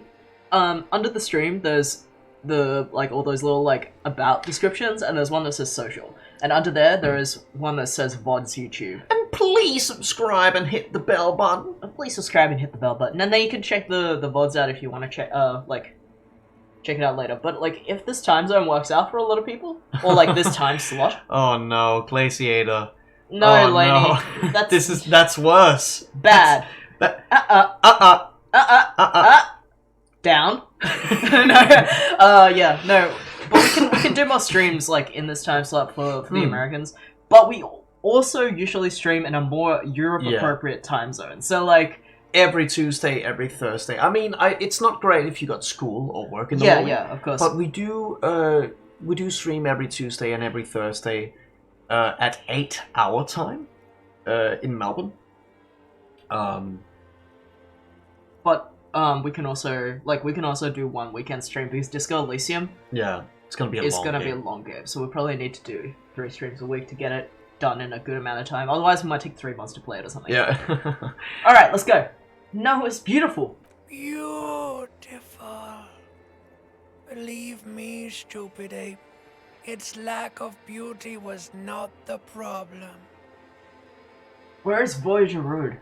There is no Voyager Road.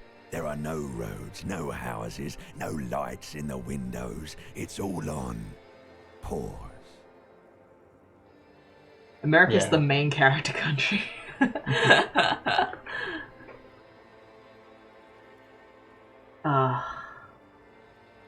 Enough. Just lie there motionless. You think they would let you?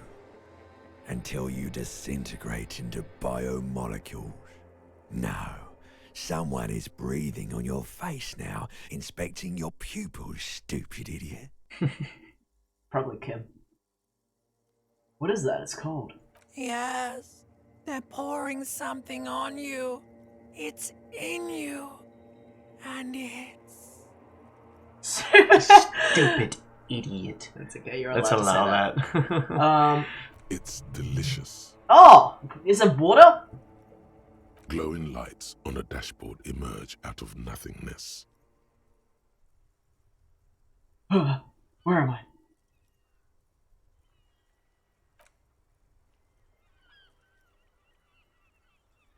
Wait, which one is that? Oh, that's just a regular dude. Oh, I didn't read this out. Yeah. In the upholstered cabin of Lieutenant Kitsaragi's motor carriage, seated in the driver's basket. The air is thick with leatherwork and heavy fuel oil. Cold water runs down your chin. Drink. Water. The lieutenant is extending a small canister to your mouth. Drink! The water is cold, silvery, the stuff of life itself, as it pours down your parched throat. The pounding in your head recedes. The darkness parts. Drink. You haven't drunk water in 2 days. Did you know the human body is not made to survive on alcohol alone? You need a secondary form of hydration. Someone hasn't done their hydration, Jack. Uh-oh. Get David Byrne in here. We just did. With greedy gulps, you down half a liter of cold water. Some of it spills on the driver's seat. The lieutenant pays no heed to it. What happened?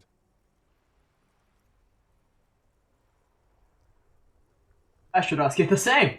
You were reading your paperwork. Then you passed out. I carried you to my kinema to take you to a hospital. Then you came to.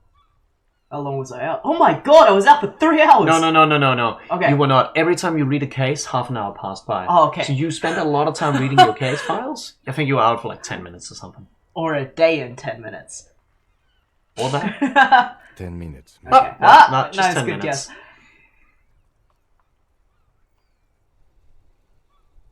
I came into contact with the burned out ruins of my past, Lieutenant. That does sometimes happen. Ledger of failure and hatred. Oh, it became something else. Hmm. That does sometimes happen. He hands you the remains of your ledger. He replies with such understanding, it's as if the burnt-out ruins of the past were an occupational hazard. Athlete's foot for cops. You dropped these. Are you okay to proceed? Let's solve the case! Good. I wonder if the other one would have not given me experience. The Ledger of Failure and Hatred is a special item that can be used both as an interactable and a tool equipped in your held slot for skill bonuses. Find it under the Tools tab in your inventory. This voice is so weird and out of, like... It's I know like- it's supposed to be, so you really notice it, but it sounds so weird. It's like, it reminds me of Rockstar Games trailers when they describe the mechanics of the game to you. It reminds me of, like auto-playing, like, safety rules on an airplane, like, speaker or something. I find it fitting. Because very it is like, it's not a storytelling voice, it's the explaining the game mechanics to your voice. Yeah, it's like, when the oxygen masks come down from the overhead compartment, remember to put yours on before assisting your child or anyone near you. It's like a very, automated voice. Alright, let's go. That was good. Have a look at that ledger. Yeah. What does it do? It's the ledger No, I you meant... found in the trash. A cabbage of papers Oh, man. hanging What from is the that? board, with the permeables drawer inside. It's barely held together by a clip, then made complete by the faint smell of urinal cleaner. Does it give me? Oh, it does. It gives me Inland Empire, Empathy, and -2 Authority.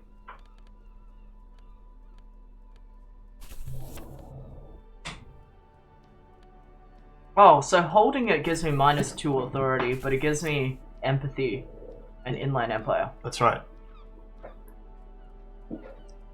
I like the descriptions of it. Like, why it does that. Yeah. If you look at the... Like, if you put it... Oh, No, it's you, right? This is the same ledger you found in the trash, only worse somehow. It makes you think about the letter, about the woman's handwriting, about not wanting to get out of the bed in the morning. I think it... try to put it in here, just real quick. Click it. Okay. I remember it saying something like... the reason why it gives you -authority being... it makes you look like you don't know how to do your job, or something like that. That's funny. But I can't remember where it says that. No hat. No hat. No hat. Yet? Yet. Yes. So I'll admit, I wanted you to look through your case files, not only to understand who you were in your past, but also because I was waiting for that scene to happen. It's really cool. I got my 2-liter water bottle right here, baby. Hell yeah, stay hydrated. Is there an alternative dialogue if you wear nothing in front of people? I don't know. If you wear nothing in front of people? So far, people haven't made a big deal of me taking my pants off to do a jump. Or to try to be more persuasive. I don't think so, but the game is very smart. I've never tried. They may have added that, though. Because this is an update. Or even in the old game, I've never tried. I have tried to take my pants off to talk to some people because it gives you... like, have your chest out. +1. No, that's right. Take my shirt off. Because the shirt gives you, like, -1... Because it's stinky. Yeah. Yeah, basically you're less persuasive for some reason. My guess is no. Sometimes people will comment on specific things you're wearing, I think. Suggestion. Unsavory odor. But I don't think it does, actually. Anyway. So, white morning. You see yourself from above. You passed out in the blue tiles of the hostel room. Even from this distance, you can see eyelids flutter. Mention of what? A great white object? Floating out its sweet smell like a lily of the valley. The little man's forgotten its name, but he still remembers the feeling. And look, he moves. The feeling animates him. He instinctively reaches out for the feeling's best friend, a bottle of Commodore Red. He puts on his disco clothes and gets smaller and smaller. So this is like learning about yourself, but through like a third-person perspective? So, yeah. That sounds pretty good, but is -1 authority, and I really have no... I have nothing for You're psych not good already. at authority. You got -1 authority. Oh right now no! Because of the ledger. Because of the ledger. But I can put the ledger away. You can, yeah. But then I'll still have -1 authority if I equip the other thing. Yeah. So that's not good. But what benefits does it brought? It could bring something really good. And I think you already got -1 authority from something this else. One. Yeah. Yeah, that might that's change for the when it's done. research, yeah. That might change when it's done. But yeah, you don't have to I will internalize not do every that single one thought. yet. And I Wait, can't remember what which did thoughts we I do? did and which ones I didn't. Also, I promise I will go to bed before 5 a.m. You have my word. Okay. You don't need to tell us that. You need to tell yourself that, eh? So now that I've gotten like slightly more, I could try see what my number is for this tree. Slightly more? Oh, like you healed, yeah. Yeah, because I Might be a got little healed. bit better. It might just be like 14 or something. So It might not be great. There he still is, looking 17. right through you. That's a with low his chance. white eyes. But it's The body retriable. below is entirely dedicated to that corpse smell. So- Emitting it is all it does now. Basically, we need to interact with the body. And it's just decomposing. So this endurance test is just how close we can get to the body, basically. Like even looking at it or like inspecting it up close. And it was really bad. And a nice gardener lady gave us some ammonia, so we at least have a +1 from that. But our endurance is... Your endurance isn't bad. This is just a legendary check. It is supposed to be a very hard thing to do. But it says And- our endurance is 3. Yeah, it's as good as it can get right now. But There then are... it has a +1 on top of the 3, right? Yes. Yeah. And from memory, there are certain things you can do and maybe wear that will change this as well. But you haven't done those I'll things? try the Or- 17 for now. It's white. You can always come back Yeah. to it when you have gotten better endurance. That's And good.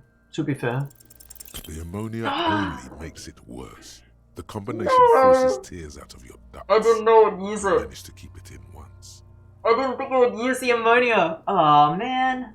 The second time, What? not so much. Oh. When the vomiting is done, your cheeks are wet with tears. Yeah. And now we're gonna lose morale again. or not. Oh, the ammonia didn't help at all. Nor does the wind right now. You feel the lieutenant pat your back. There. I've seen strong men turn themselves inside out for hours. You are facing tough odds here. Alcohol withdrawal makes it considerably harder. So maybe after some sleep. Yeah.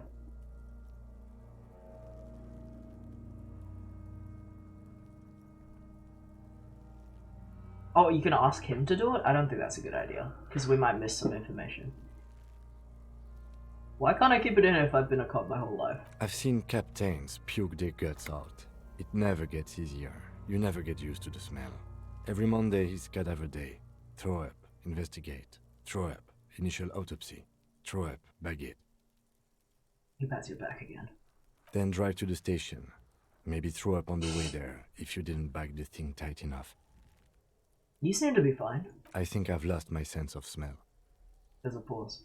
Oh, then you do it! A white lie. A white Okay, lie. okay. Well, then you don't do it, maybe. Not being hungover helps too.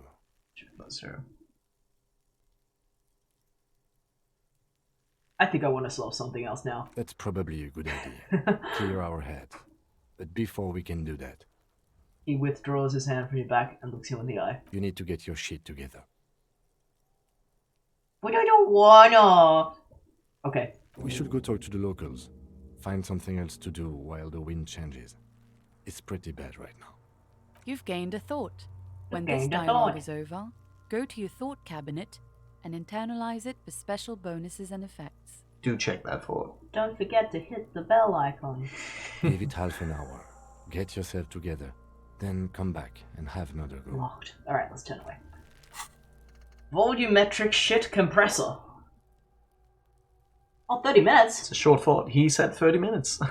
Your shit is a part. It's rather unbecoming of a cop and a human being. It's supposed to be the opposite of that. Together, compressors in a small area. To achieve a solid level of shit compression, squeeze your butt cheeks together for 30 minutes. Do something similar with 2 hemispheres in your brain.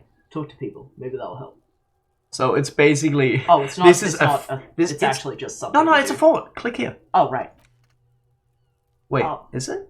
Oh, unlock. Yeah. It. You have used all your forts. You need to level up before you can unlock more. So can I turn these on and off? No. Wait, yes you can, but that costs a level. So you don't want to do that. I don't want to do that. So unless they're really bad. So does this cost the level up, or does it come with the level up? You unlock a slot with a level up. Yes. You expend it, and then you can't put it in here. No, you can't. Okay, I see. But these are pretty good, so yeah. So I might do that next. Forts are really cool, and that's also why I want you to use the forts as much as you can. But I also want you to think about what thoughts you want to keep. Well, okay, then let's or internalize rather, not keep. Okay. Because there are lots of thoughts, lots of ideologies. Yeah, let's actually pause. I'm just gonna pee. Yeah, we both need to have a little break. Quick break.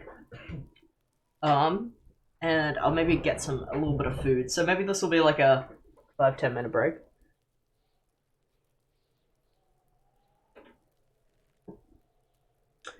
Hope you've been enjoying the stream so far. I think I'll probably try to use a little more of the chat interaction stuff because it's a lot of fun. But don't forget you can click the icon on the top left, or the top one, to check our character stats whenever you want, and the one under it to check our missions whenever you want.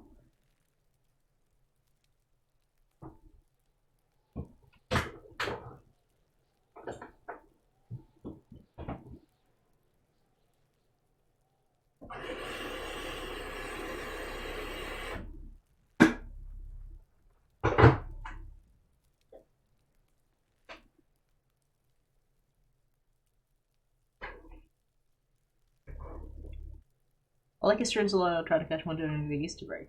Thank you so much. I'm gonna move into an area with more music. I'm not gonna do anything though.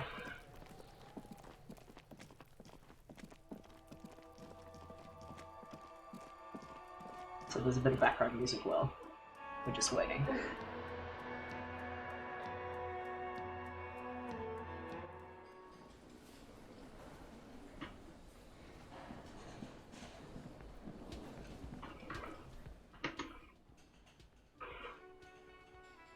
I like your funny accents.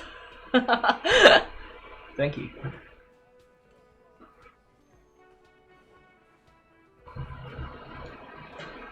Alright, I'm gonna mute the mic for a little bit so we can make a coffee. So we'll be like 5-10 minutes. Yep, just enjoy really, the music. Pretty quick. See you soon. Try doing a tiny random character on Discord. Oh! I can chuck that in. Oh, ¿quieres? ¿Quieres? Gracias. Alright, 1 second. I'm just gonna mute the mic because we're gonna make coffee.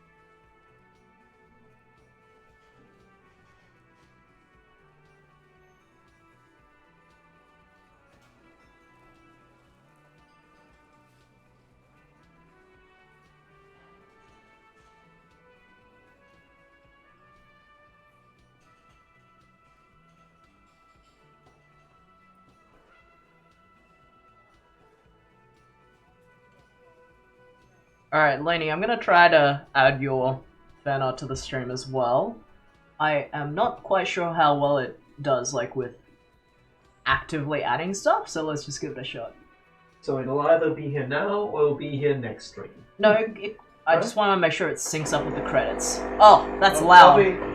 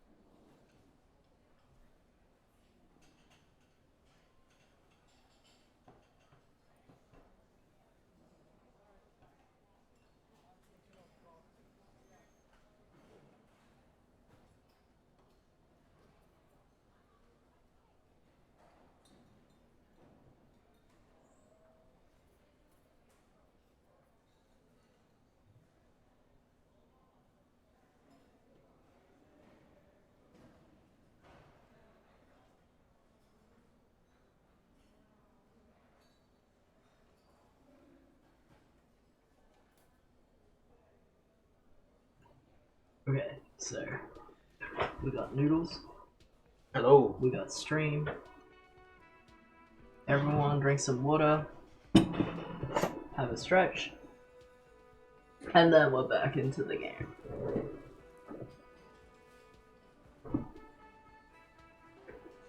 Welcome back.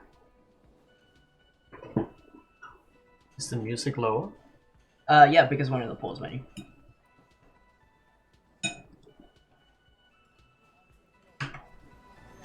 Oh, fun. Let's see. And you may say to yourself, my God, get up, get moving. We just sat down. We just sat down. What's the? I'll just do some more stretches while I'm sitting down. Thank you, lady. Come on. Welcome back, gamers. Ooh. Garlic shoots. Garlic shoots. Alright. Oops. Oh yeah, I was gonna check. What are we doing?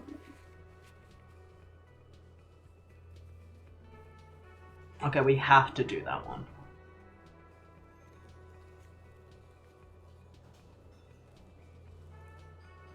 You're on American time now, you can't force me to drink water or anything that could actually benefit me.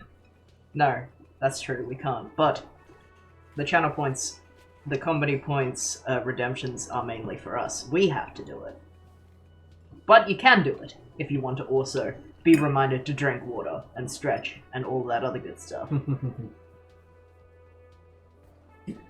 So. What did you say just then, Jay? Hmm? No, before that. You're talking That about we the- have to do the volumetric shit compressor thought. Yeah, I mean, either that or keep failing the checks till you get it right. So I would I want say... to complete the task though. I can't complete the task without doing it. Yeah, of course. No, you can. You can do it without it, but it's a suggestion, it's a guideline to Oh. make it easier, because your shit is not together. I see. And you need to get your shit together. Mm. So I would recommend checking out some new places, even though that's not why we started the stream today. But by exposing yourself to some new people, you can get some more XP maybe. Mm. Some new people, some new things. Because you need like 10 more experience before you level up, I think. And you need to level up before you can put down the 30-minute counter.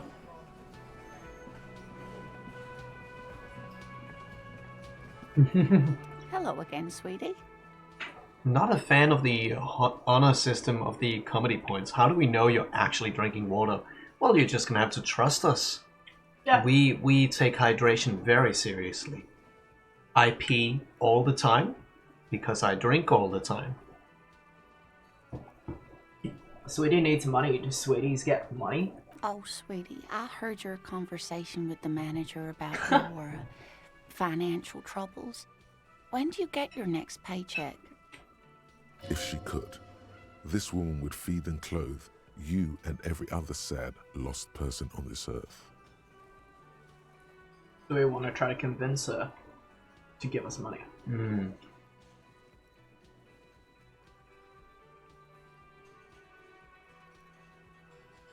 You take your shirt off. You're better at it. Trust a Brit, Lamar. Okay, sure. Look, I agree with you on that, but we're not British. What is the paycheck? I haven't seen any paychecks. You must be joking. Although our pay does sometimes feel like a joke. It's not easy to assert your right to a decent living wage when you don't have a strong union behind you. Maybe you should talk to Everard, the union leader. Interesting idea. This Everard sounds powerful. Maybe you can wrangle some coins out of his pocket. Oh, no, I'm so sorry I don't have money for you. If there's anything else I can do for you, just ask. Oh, sweetie, I No, heard your... wrong one. Oh, no, I'm so sorry. You're gonna take your shirt off? I'm gonna talk to Everett first. I have a feeling nobody's gonna give me $130 though, so... Well, there was a red check, which you had pretty good stats on. Even better if you took your shirt off. Just then.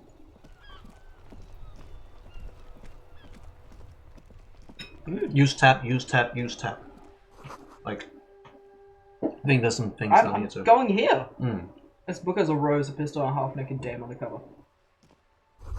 On the cover stands a very muscular man surrounded by flames.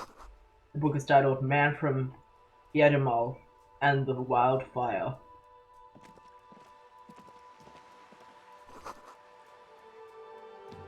This book is about Pate. This book, you don't really understand what it's about, nor does it seem important. The book is about Boydero culture. It promotes freedom and roaming upstream. The book is about future. The government reads your mind using radio technology. Hello, sir. Step right in. The store is open. Let me refill my bottle.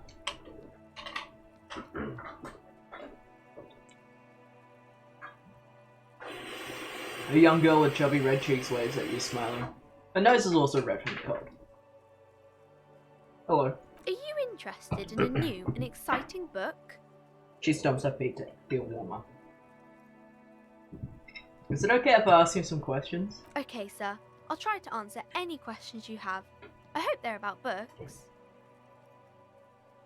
What's your name? My name is Annette, sir. My mum, her name is Plaisance. She owns the store. She's inside minding the register or organising the stock.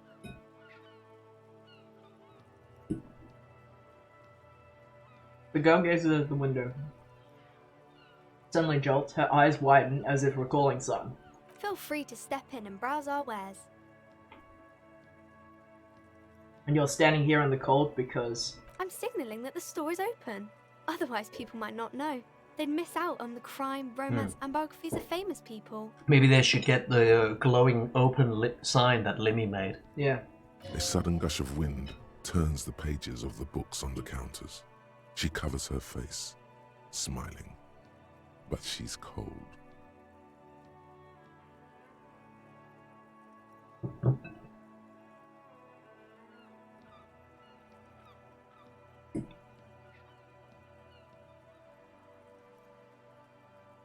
I could help by brutally dismantling the free market. Thank you, sir. I'm glad to help Mum out with the store. She doesn't seem to understand what you said. Shouldn't you be at school or something? I do my studies at home at the moment. I have to help Mum keep this place running.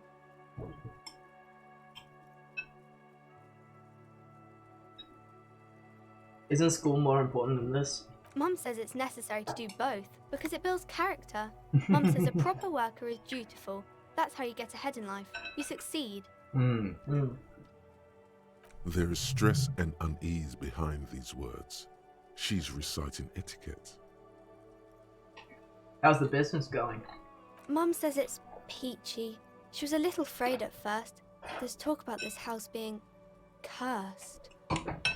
Okay. Behind her, the window has been boarded up. You sense the boards creaking, twisting for a second, and some kind of doubt in her tense shoulders. What is school anyhow? Magic succeeding. Maybe if you imagined hard enough, you would succeed in life. Cursed? In what way? Cursed in the way that makes them say that no business has ever really thrived here, sir. That they all go... Ass up! Bankrupt. Exactly. But we've been doing fine so far. I don't think curses are real. They shouldn't be, but they seem real. Anyhow, they say that these grounds are doomed for businesses.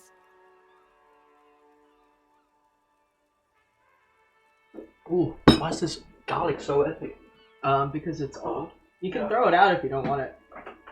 Just like, throw them out if you don't want it. Yeah, This is a regular...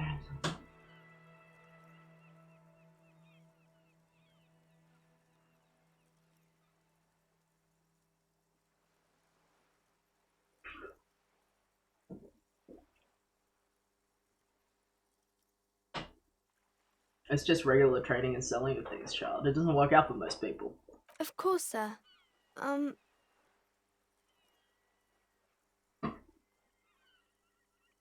What is this crime business? Crime fiction is about murders or burglaries or things like that, and the work of a policeman or a private detective who's trying to solve a crime and catch the criminals.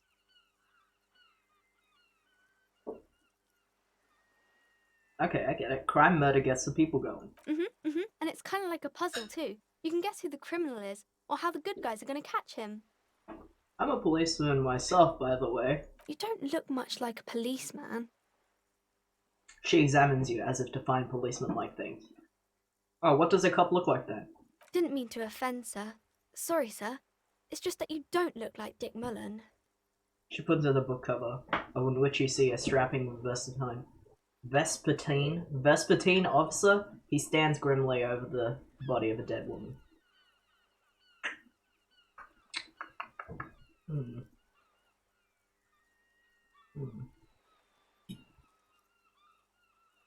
Dick Mullen.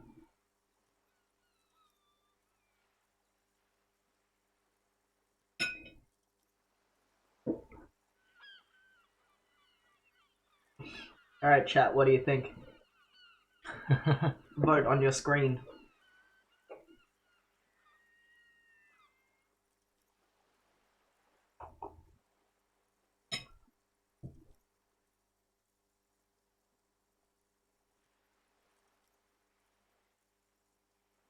It's not your body that's important in police work. Anyway, it's your points to your head. Head? Yes. Good answer. Not head, child. Heads. Flexibility. There are millions of different people out there, and you have to get in their heads. Sometimes you gotta be a killer to catch the killer. What? Okay. Isn't that very dangerous? Policemen live and breathe danger, little girl. Mullen obviously lacks the chameleonic skill. Unlike you, sir. He's just a fictional character. He's no match for you. She smiles mischievously. No, that's very nice, even though we're totally a bastard. Maybe you can show me some real police work, sir. Like in the books. Okay. Composure. I'm gonna deduce something now. 83. Let's do it. The girl keeps her hands folded, hidden. Why is that? Hey, why do you keep your hands folded? What do you mean, sir? She looks wary. She knows where this is going.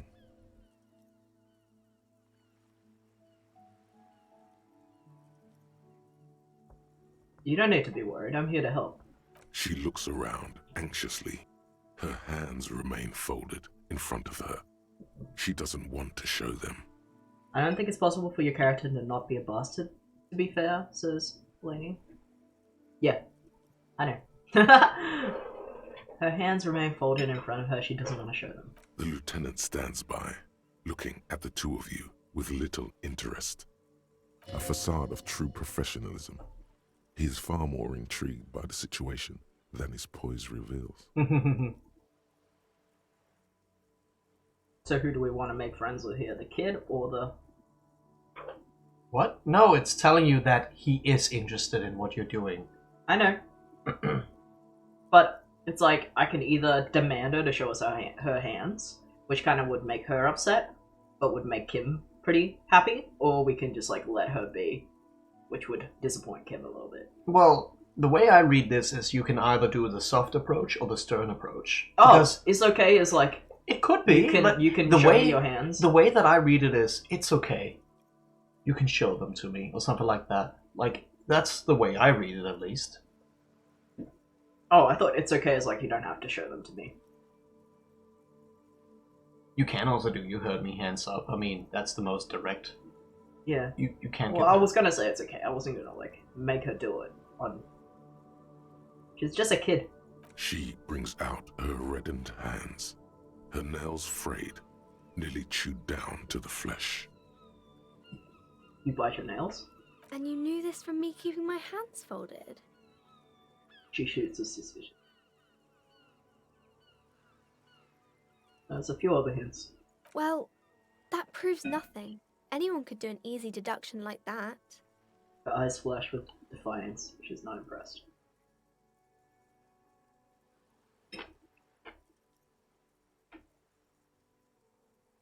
You want more? I bet I can figure out why you bite your nails. I got a few reasons in mind. She nods, half provocative, half enthusiastic.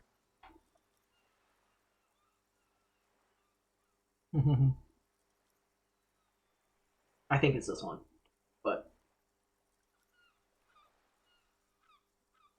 it's definitely not this, Yeah. and it's definitely not this. Yeah, it's And the top it's one, yeah. surely. You're uptight because your mother and the pressure she's putting on you. Maybe so, sir. Okay, I know it's a bad habit, and I shouldn't.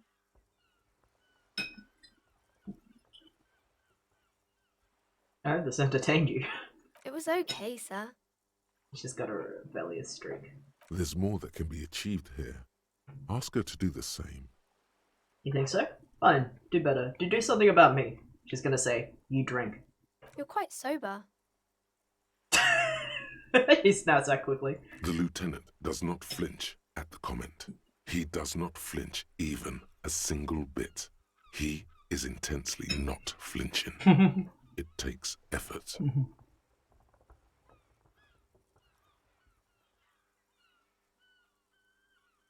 And I'm having a grandson. And I'm also sad and my head hurts. Yeah. Oh no. How do you know I'm usually not? Because you usually aren't. Well, point taken.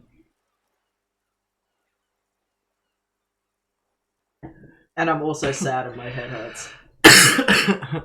I'm sorry, sir. I hope things get better soon. She looks at you in the eye, a gleam of sympathy on her face. There she stands, swaying on her feet, assaulted by the early spring breeze. She smiles at you. The whole situation suddenly feels familiar. Somehow, there's something you're missing. Hmm. Could take your shirt off. Well, you need a thought to get better at dealing I think with I should shit. unlock this. Hmm. Let's do it. This one. Yeah. Internalize. Gotta click it again, the thought, and click internalize. So in 30 minutes you should be able to do it. I will come back with a shirt off. What is romance? It's the type of book where there's a rich lady and she has to choose between the good man and the bad man. She smiles at the thought, perhaps imagining herself in the situation. Or there could be a story about a poor lady getting a rich man. It's about man and lady business, sir.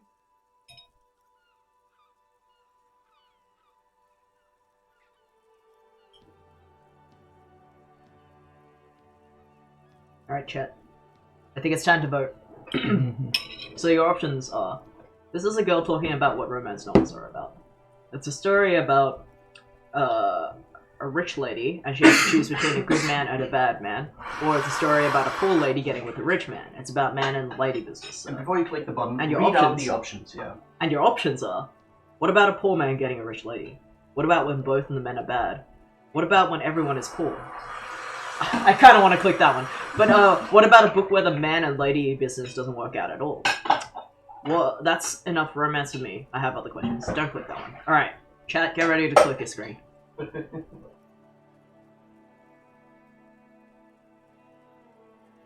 Engagement. What about when everyone is poor? I like that one. Alright. Well, what about when everyone is poor? That's really not a proper romance story. That's more like everyday life. Are you okay, Johnny? Yeah, I'm okay. I'm okay. Sometimes you have to write about real life things. Not in romance books, sir. These are about nice and pretty people, and everyone is happy in the end.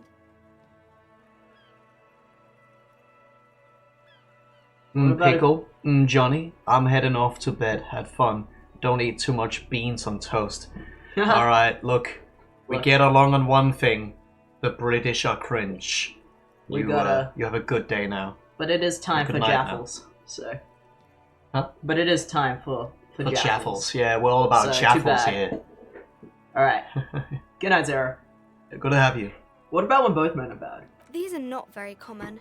You can't have a choice between bad and bad. Nobody wants to read a story like that. What if it's written really well? Well, Like maybe this. then it's fine. Maybe if the lady then decides not to pick either, because she doesn't need a bad man. Yes, that would be interesting. What about a book where the man and lady business doesn't And work you may out? ask yourself, have I have water? Alright, Oh, have a sip. Well, have that sip. What about a book where the man and lady business doesn't work out at all? I haven't read many of those. Maybe you should ask Mum.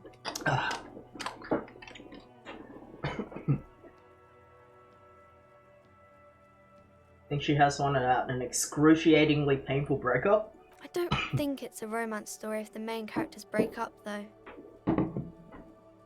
No, think about it. One where they plunge into a horrid spiral of pain and recrimination, only it's really long and drawn out. Scarred for life, phantom limb. No, I don't know. Doesn't ring a bell. Alright, I'll ask your mum. Yes, she knows books, definitely. What was that? An idea for an unfinished novel stuck somewhere in your forebrain? What about a poor man getting a rich lady? It happens, but usually the guy gets rich in the process. Or should actually be rich himself, but has lost his family property unjustly, like during the revolution or something. I see. Those are unhappy books, for most of the pages. People sad about what they have lost, but then it all turns out just fine in the end. That's enough romance for me. I had other questions. Maybe some about other books? Who are these famous people? Oh, kings and queens and generals of old, or artists and writers, or musicians, those kinds of people. There's usually something extraordinary about them. She scratches her cold reddened cheeks, then continues. I think that's why people read them, to find the secrets of their fame. Seems like most people who read those books fail to get more famous from reading them. Reading those doesn't make the reader more famous, does it? But it does make the famous people more famous. She smiles gleefully. That's funny.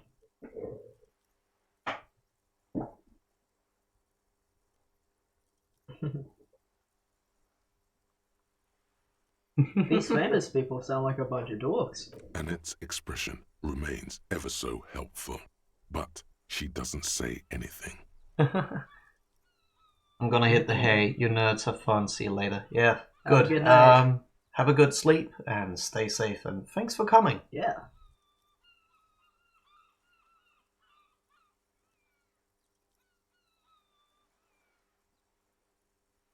I don't really want to upset her. I had nothing else to say. Okay.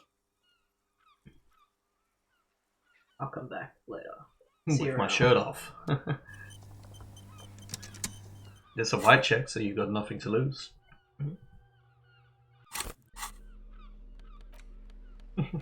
Hey kid, check this out. Hi, Ace Detective. Are you here for more books? Oh, that's pretty good. 42%, let's go. Alright. Because you know each other. Yes. She's been talking to you so openly because you've talked before.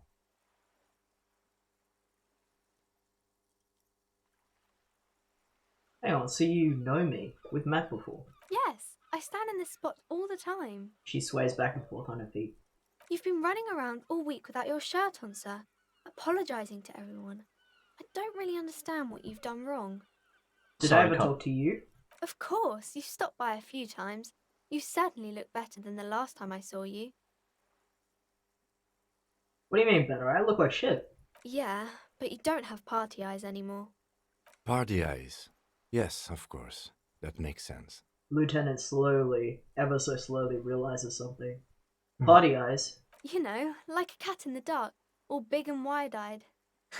It certainly looks odd on a man. She giggles at the thought. The swiveling eyes of a loony drug addict. That is what she meant. You were probably gurning too. Fuck yeah. You should get some party eyes right now. Snap those sequins on you, boy.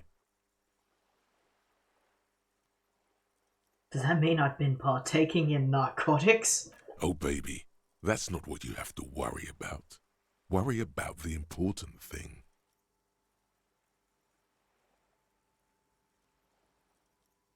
Why didn't you tell me you knew me to begin with?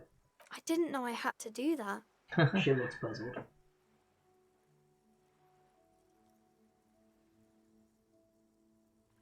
Thanks, I've learned something about myself today. I'm glad I could help you, sir. Shirt back on. Guess you could check out the bookshop. Yep, I will. While we're waiting for you to get your shit together.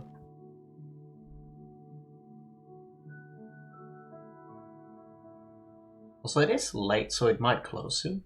Oh. At like 6:55. You just got in here before it closed, I think. Gift book and molten candy. Oh, let's talk to the person there. Welcome to Crime, Romance, and Biographies of Famous People.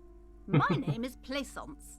The clerk extends a greeting. That is a specific name for a very closed market. Very descriptive of what a bookshop is. Be welcome, and please take responsibility for the energy you bring into this space. Okay. So, are you the owner of the store? I am the proudest owner of our little shop of culture. Her voice, high-pitched, sounds familiar. You've talked to her before through the doorbell. The girl outside mentioned this place is cursed. Cursed? Who said that? Annette? She blinks. I will have a word with her. This place is not cursed. It has a robustly magnetic energy. Good for commercial activity. My business is thriving, sir. What in God's name is she talking about? Your daughter is the one standing outside the store, right? Annette, yes, my daughter. I hope she wasn't slacking off again with her nose in science fiction. Tell me, was she at her post doing her job like a proper girl? Yes, of course. Wonderful. Did you talk to her? Yes. Great. On a scale of 1 to 10, how compelled were you to buy books after talking with her? Her opinion of her daughter depends on how well she lured And you may say to yourself, my God! Oh. Get up, get moving! Alright. Do a big stretch. Alright, Thank you, fan. Thank you, fan.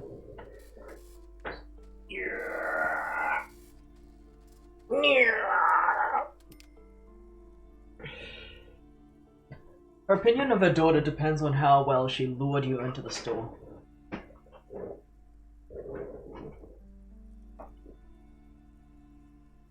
10. She's certainly very polite and helpful. My precious, her dedication brings joy to my heart. If you have children, I hope they turn out as great as my Annette. Okay. But now She's you get immensely satisfied with the answer.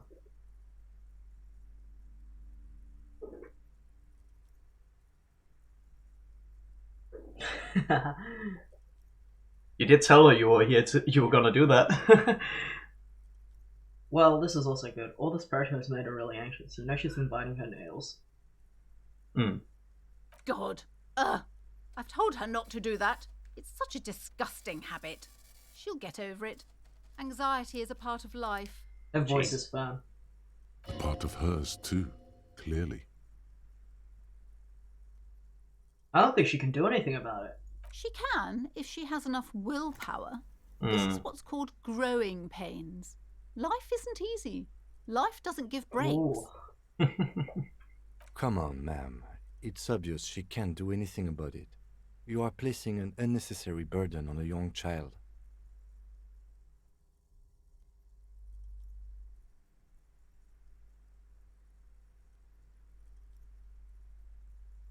What you're doing is wrong, even I know that, and I usually don't know anything. She stands stiff and severe, silently fuming. 10 or so seconds pass without change. She's looking for one, but there simply aren't any good arguments for being an asshole. Oh no. Hold on. I need to invite her inside and apologize. She must be freezing out there. Oh.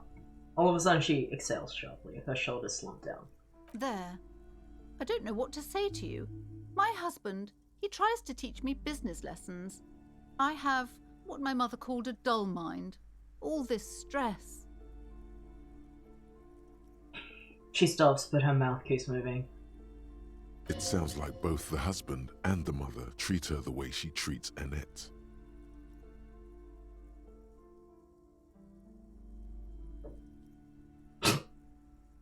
That's what you...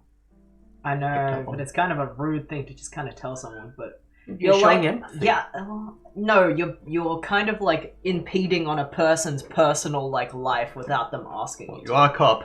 Yeah. And she did leave her I know. child out in the You're cold. like Annette to your husband and your mother. Oh, well, my mother was horrible, of course. Absolutely perverse energies around that person. But my husband... She shakes her head. My husband is completely different, of course. Didn't tell you if that was a success or a failure. Yeah.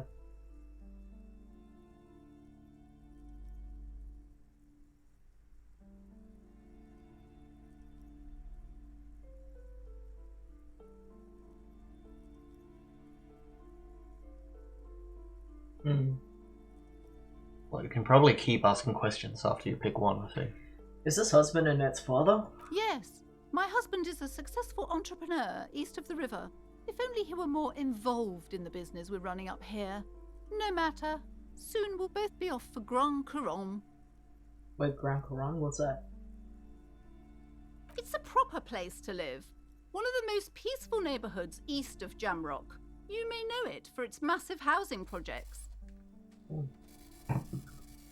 Most of the buildings are empty at the moment.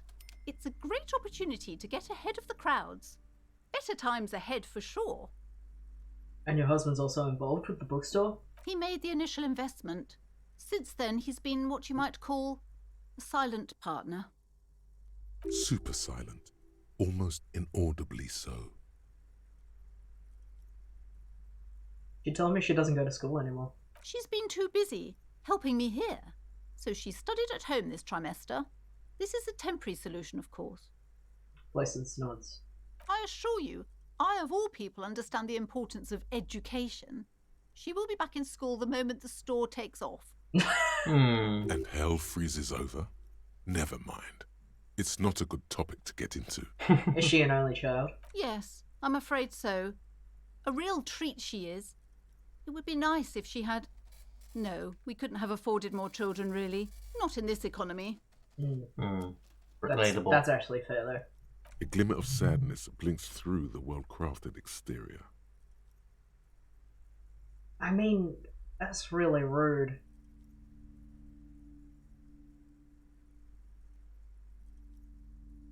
But she does seem kind of like a lib. So maybe her version of this economy is slightly different to what I'm imagining. You might learn something. Why not? We're quite busy people, you know, my husband and I. Quite busy. Children are a lot of work. You don't look like a father, so I don't expect you to understand. Okay. I'm sorry. I'm sure you do understand. Alright, I had something else. Oh, yeah. Alright, I had something else in mind. The woman looks aloof, her features much softer. Occasionally she glances at her daughter's silhouette. There she is. She's in the corner here.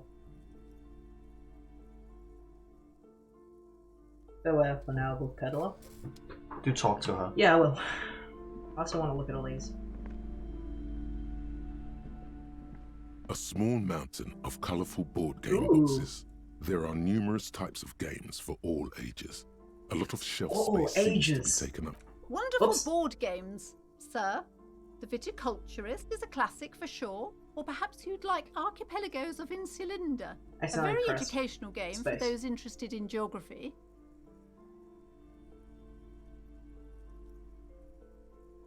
Raubritter is a fun game of economic competition. It can get quite intense after a while. We have games for the whole family. You can play with your children. Ah, Monopoly. Who are you going to play board games with? Do you have friends or family?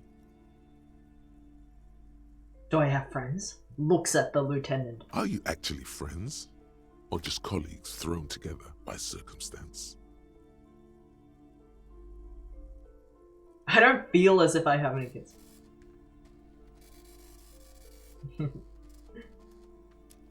I don't feel as if I have any kids. Friends are technically like family. She fiddles with her pen and thinking. For playing with friends, I'd recommend Suzerainty. It's a civilization building game where you build a civilization, then set off to brutally colonize and repress other civilizations. It'll cost 12 real. It's literally civilization. Yeah. What are these Wittrel things? Lousy auras there. No, T-shirts. role-playing games are popular among those types. You know, who are into those kind of things. Personally, I don't like it. Not at all. Bit meta. I've heard they turn people into occult enthusiasts. That they have rituals where they try to summon entities.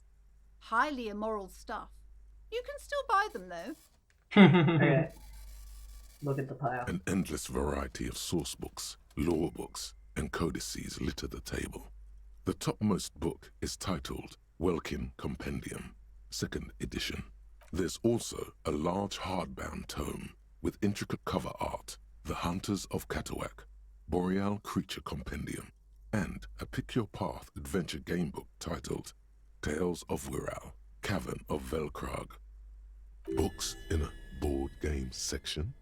Who wants to read books?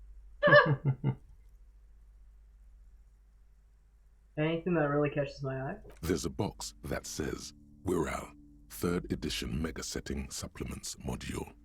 The side panel notes, a fantastique adventure board game, new maps and miniatures. A sticker on it displays 25 real. That price is steep, but then it's the 3rd edition Mega Setting Supplement, so it makes sense. Alright, I can't afford anything. Oh, afford. There it is. Volumetric ship compressor. Yeah. Bizarre scientific news from Revachol West today, where a police officer's shit has been observed at a pressure of around 495 gigadecimals.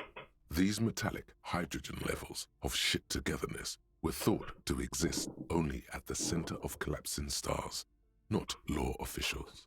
It remains to be seen how long the shit singularity lasts. All endurance white checks are unlocked. Ooh, endurance. Learning cap has raised.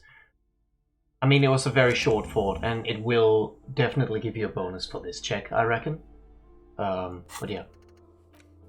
So now you can try out that again, and probably with better stats. I don't think I get better stats. I think No, I no. just unlocked it again. Well, remember what I said earlier? Some forts give specific bonuses to specific tasks. And it's gonna be a little while until I level up again. Yeah. And I'll say definitely talk to the girl. Yeah. I'm just also like... And have a look around. There's a lot of fun stuff in the shop. The display rack is brimming with worn paperbacks featuring an extremely muscular, sword-wielding barbarian on the cover. Nearly all the titles contain the word Hyamdal somewhere. Storkeep, tell me about the Muscle Man books. Oh, Man from Hyamdal. A very popular series of adventure novels. They're awfully immoral and violent books. Why are they Blood and popular? violence, scantily clad women, epic narratives, all those mystical things he encounters. They're bound to grab those with little imagination and nothing to do. That doesn't sound like something I'd be interested in. At last, someone sensible. She fiddles her However, pedant. I still urge you to buy one. Can't judge a book by the cover, they She's say. so funny. If you're a novice of the series, I'd recommend Hyamdalaman, the man from Hyamdal. It's supposed to be a good introduction to the series. Look through the display of books. Rows and rows of Hyamdalamen blur your vision. You make out some titles. Man from Hyamdal and the Mammoth Riders. Man from Hyamdal, Return to Hyamdal.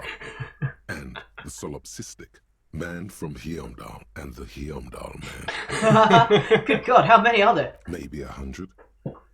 Man from Hyamdal and the Sages at the End of the World.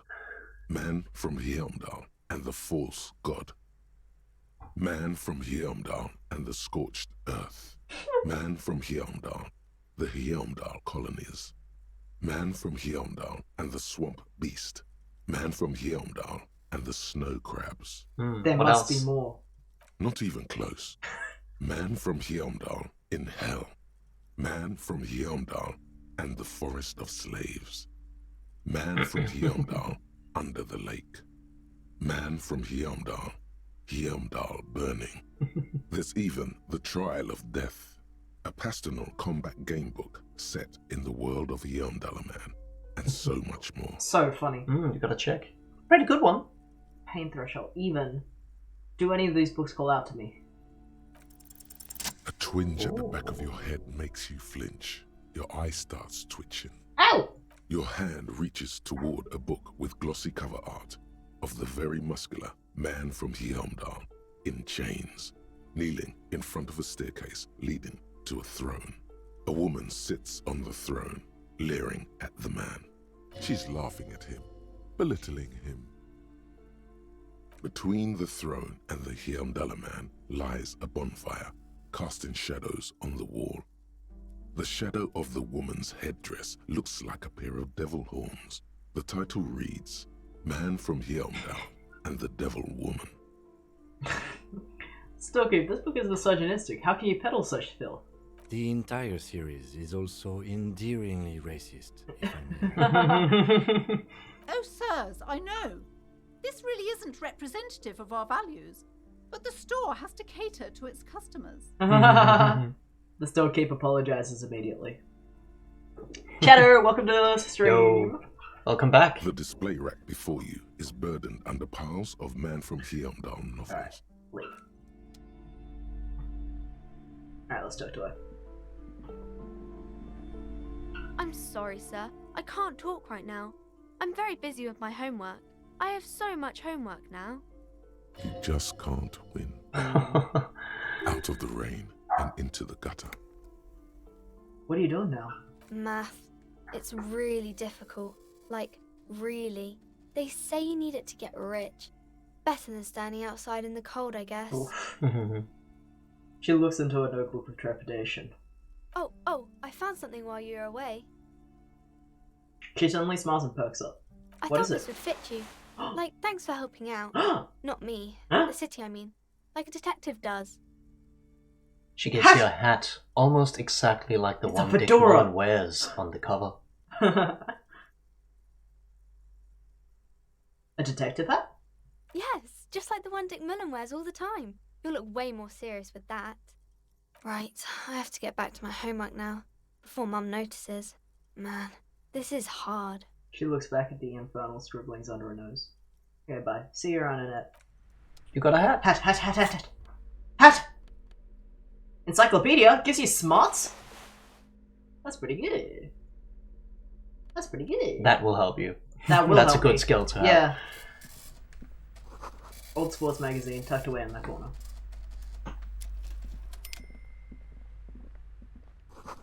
Book collect. It's the National Recipes of Ardor. They're all about lake trout. I'll check that in a sec. These shelves are overburdened with books from the same series. You see the name Dick Mullen over the man. and over. That's the man whose hat I'm wearing. Storekeep, what's all this crime fiction? Oh, crime, robberies, murders, even sexual crimes. Ooh. Fortunate to have Dick Mullen and his stories to sort all that out. Sexy crimes. Sexual crimes. You're a police officer, apparently. You should buy all of these. They really do teach a person how to be a proper detective. I see. Look through the display of books. Crime fiction is a disgrace. An asinine misrepresentation of the physical attributes of the arduous everyday work of actual police officers. These books greatly overstate the excitement of police work, glossing over how long it takes to actually follow up on leads and eliminate dead ends. What's more, they completely ignore the psychological hardships of year after year coming into contact with people during the worst days of their lives. Not a single mention of all the stress this work creates upon the officer's family. Detective fiction just doesn't tell the truth at all. Now, would you like a list of all the books found on the shelf? Sure thing. You see Dick Mullen on the job. Get Me Mullen. The Stalwart Adventures of Richard P. Mullen. Dick Mullen and the Murder in the Orchard. The Sordid Affair of Dick Mullen. A killing is declared. Dick Mullen in the Murder House. The Final Case of Dick Mullen. An obvious lie. Dick Mullen in the Clock Tower. The Ordeals of Dick Mullen. Dauntless Dick. Dick Mullen's funeral pyre. The murder of Dick Mullen. Dick Mullen dies? Oh no. Turns out he faked it to solve a case. Oh. Are there any more? Yes.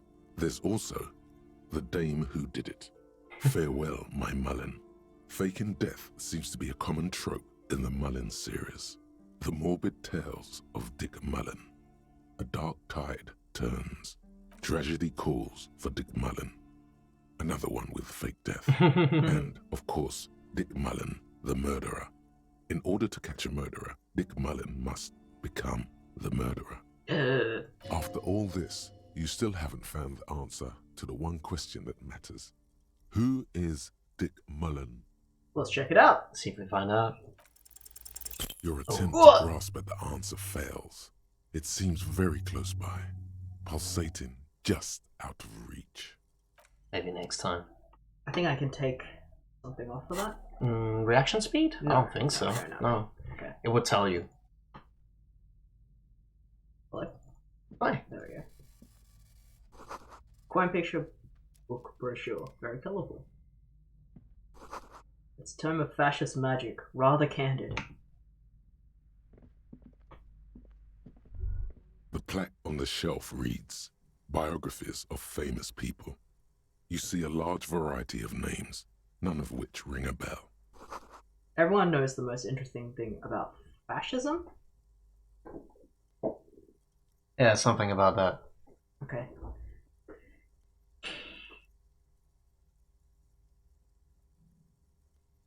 Yeah. Storekeep, anything of note on this shelf? I would say The Greatest Innocence. Yes, most certainly. It's an important educational tool delving into the depths of history, religion, and their relation to innocentic power. Who or what is an innocence? A very influential historical figure. But surely I don't have to tell you that.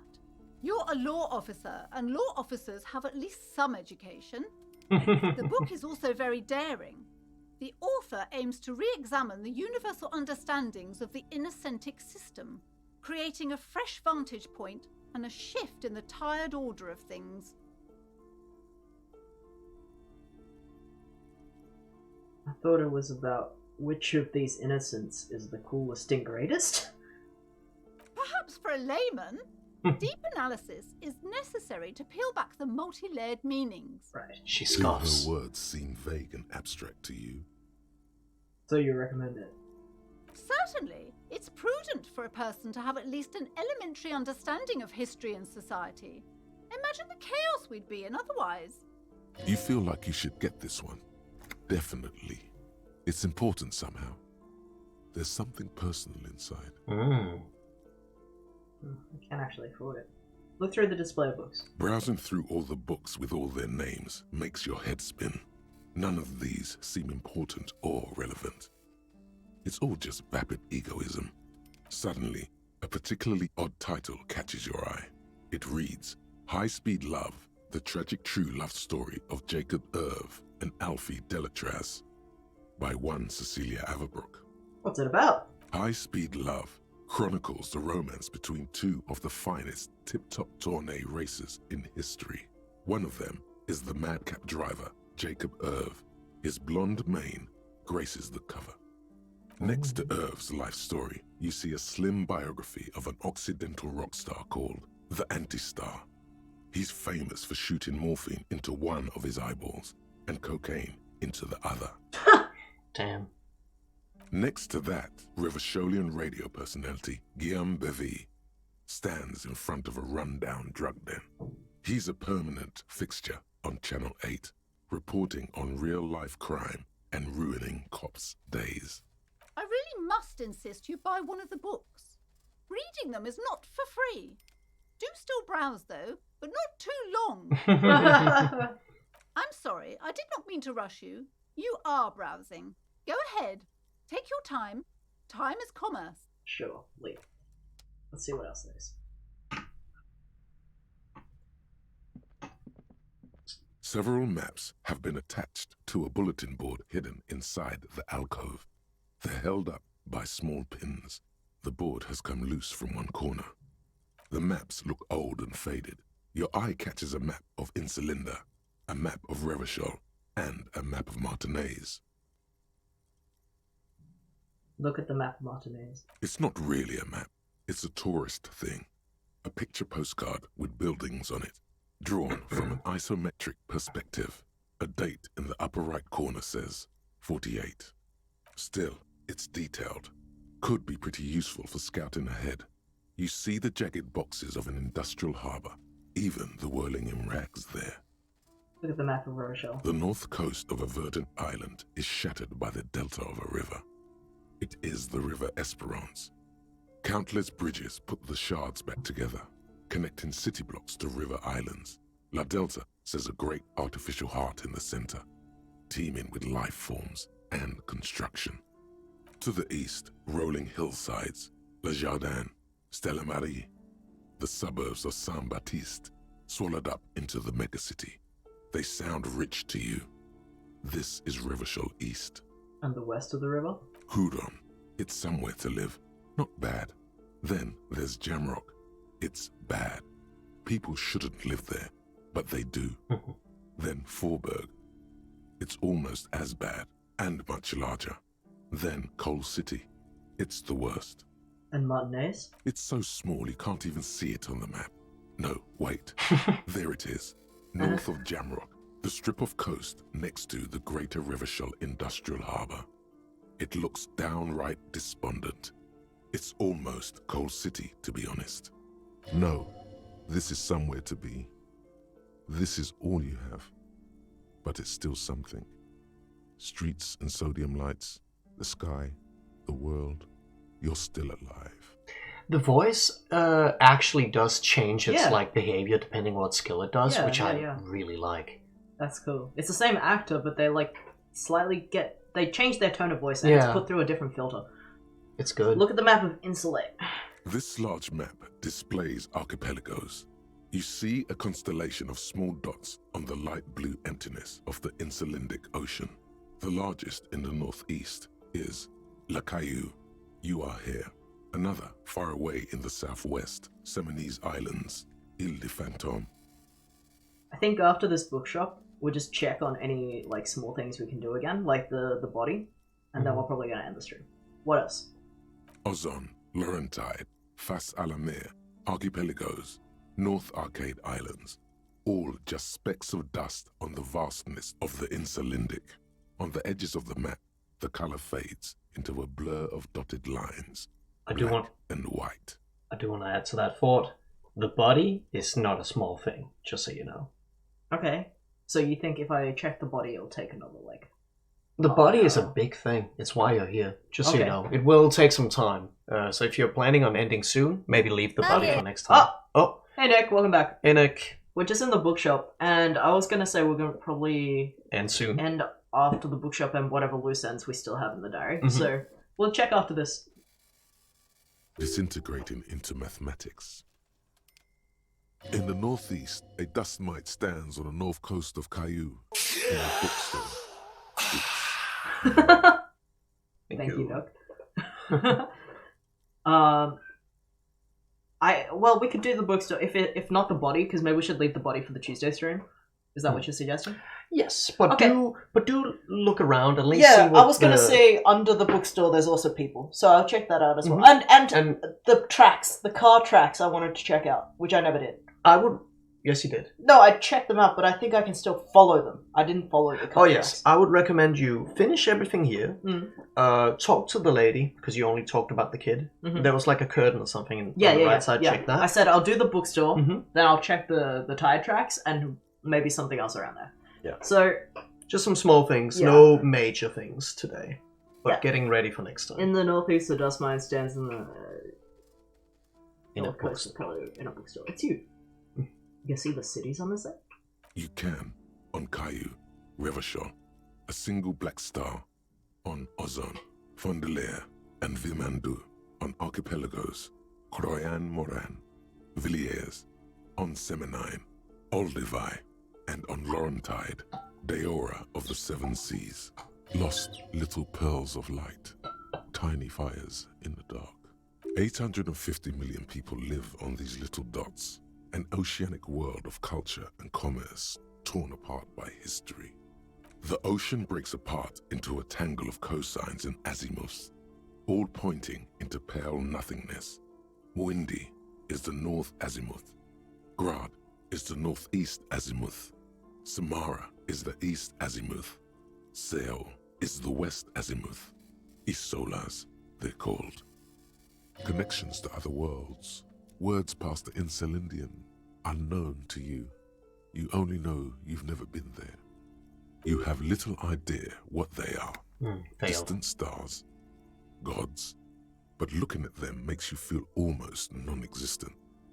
Whatever they are, the Isolas are immeasurably large compared to you, and very, very far away. That was an impossible rating. Yeah. That's really high. Your Yeah, encyclopedia. Your encyclopedia is good, by the way. I know. I have like a 4 or something in encyclopedia. So if I rolled a 12, yeah, you rolled an 11. if I rolled a 12, I still wouldn't have been able to get it. Oh no, there's critical success in this. Oh, okay. I see. And critical failure. So if I rolled an 11, I wouldn't have been able to get it. Perhaps they are gods, gods of distance This one and too. outer dust.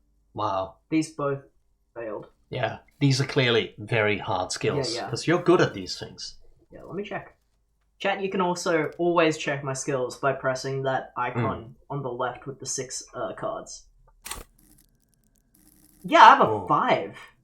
And so a 5 on even, yeah, even if I conceptualization. rolled 11, it's only if I rolled a crit. That's very good. That's even good late game, I'd say. Yeah. But yeah. Storekeep, can I buy these maps? I'm sorry, officer. The map of Martinez is the only one available. The other 2 are not for sale anymore. And besides, you could scarcely afford them. They're quite valuable, though they might not look it. The map of Martinez is 90 cents, though. Oh! Why's the one in Martinez so cheap? That old thing. It's an out-of-date map of a tourist location that never was nor came to be. Okay, I'll buy it. From when some design studio people tried to spruce the place up 4 or 5 years ago. They also renovated the horse statue, set up those coin-operated viewers, and designed the new street lamps. The place does not look like a successful tourist trap, does it? What happened then? They didn't get that far, for some reason. A shame the project never got going. I don't It'd be think I nice can if do someone that. fixed Martinez up. All these ruins are bad for business. You're saying I can do that twice? It's a wide check? It's a wide check. I never did it. I don't know what consequence would be to that, if any. I would say the map is nice to have. Yeah, Because what it does is it actually gives you a map on this screen. Yeah. Even though it doesn't change much, it's nice to have. Especially for a stream, I'd say. Yeah. I was just gonna check if I... You have nothing for interfacing. I mean, if it's a wide check, that makes it sound like she won't see me trying. Because it means I can do it again. I have no idea. Let's try it. You Oh peek my at God. Storekeep, waiting for her to be distracted. When she's not looking, you deftly rip the map off the bulletin board and pocket it. Even Kim didn't see, he's turned around. You're now the proud owner of a map of Martinez, which, to be honest, did not even cost much. That's hilarious. Like, exactly that. It's not even that expensive. Yeah. Let's take a look at it. On the other screen. Oh yeah, I mean, you can do this too. The worn map features the patchwork grid of the streets of Martinez, with directions to appropriately touristy locations. Year 48 resides on the upper right corner. Trace a path through the grid.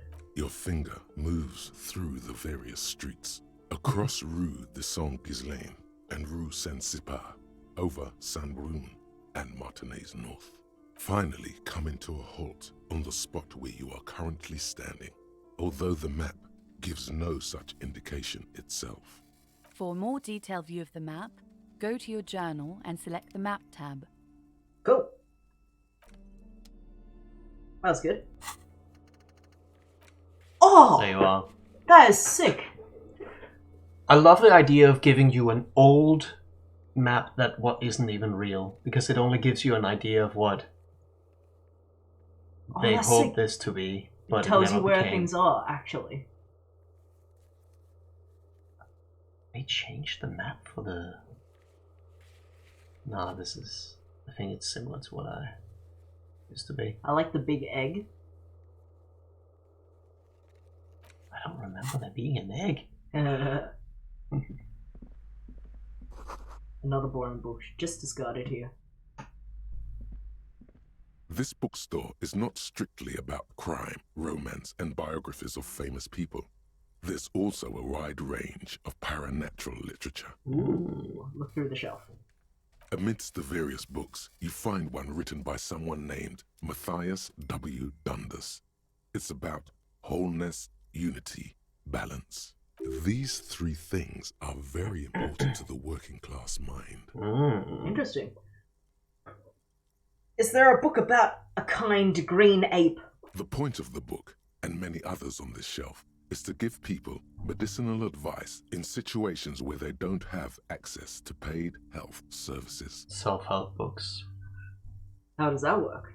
It serves platitudes, while also telling everyone that traditional medicine, the kind people don't have access to, and which costs more than this book, is garbage, and would only give you cancer anyway, without even curing your cold or anything.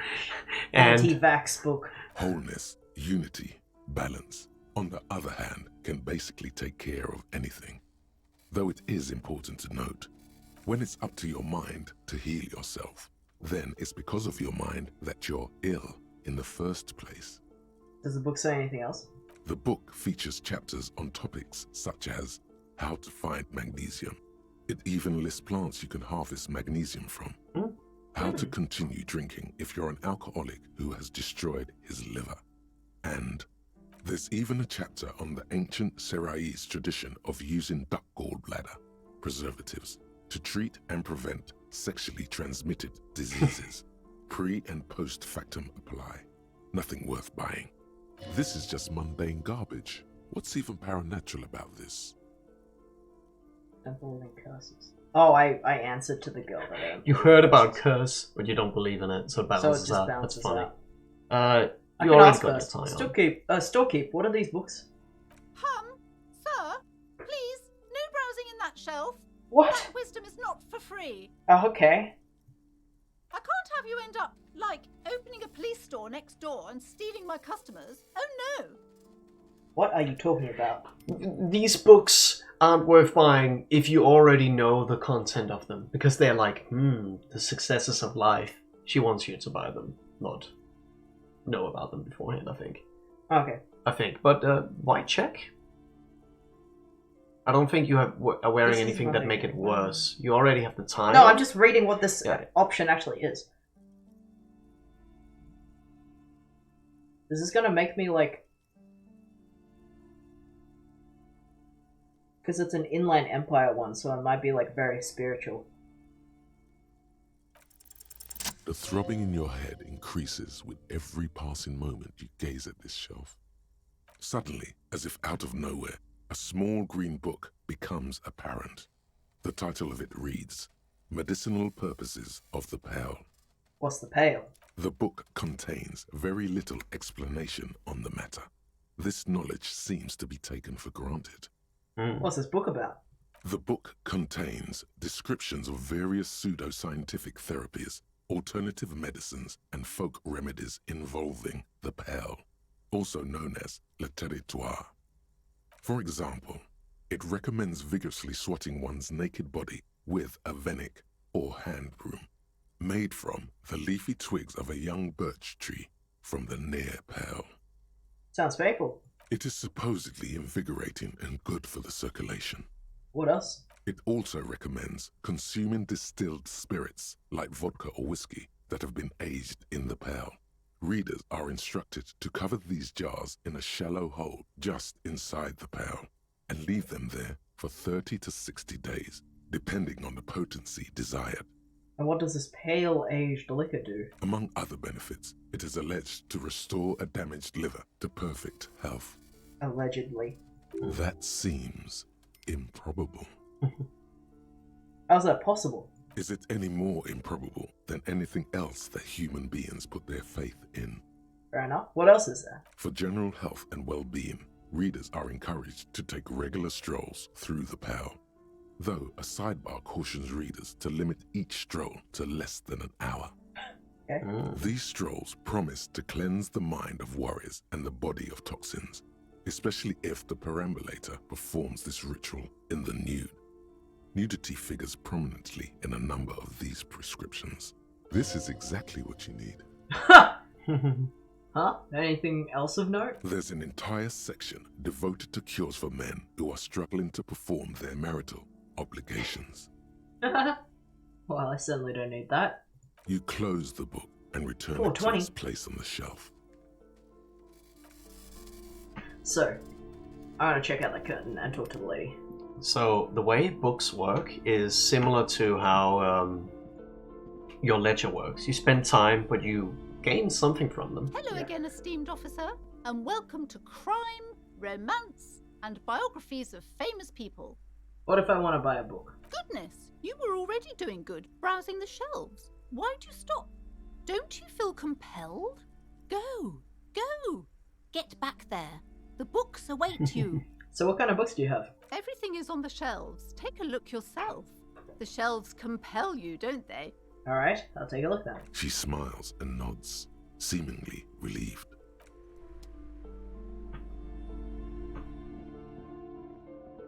You see a set of tattered curtains blocking the way to another room. A strange cage-like trinket dangles from the curtains. Excuse me, officer. The back room is strictly for employees only. License calls from the counter.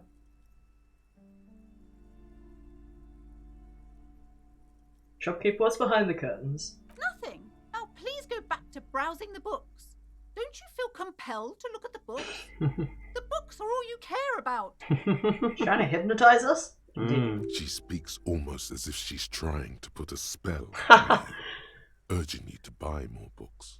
Oddly enough, the more she tries to draw you away from the curtains, the more alluring they become.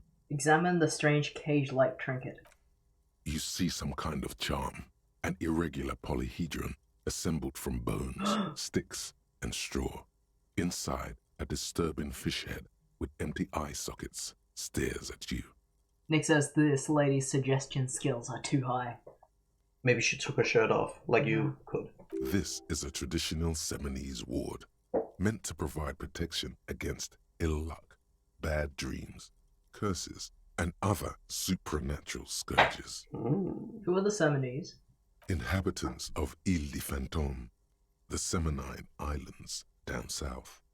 Aside from poking at it suspiciously, there is nothing else to do with the fish head charm at this time. The curtains remain shut before you. Pull open the curtains. Just as you're about to pull apart the curtains, the petrified voice of the shop owner cries out once more. Sir, don't touch that. I told you it's off limits for the customers. Her hand is closed around her pendant, her fingers nervously playing with the talisman. Parapsychologically speaking, we're done if you decide to open them. I won't be held responsible for the consequences. It's too dangerous. Okay. She looks away, mumbling. Why is everyone always messing with the curtains? Why can't they just buy books like normal people?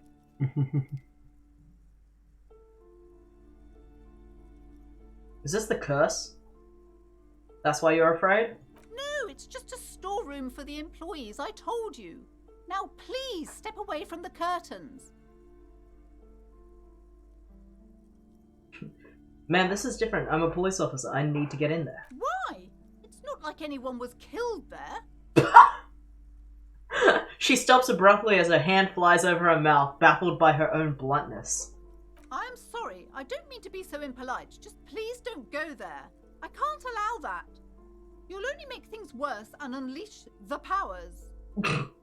But I sense the place calling for me. I must investigate beyond the threshold. You do? My God.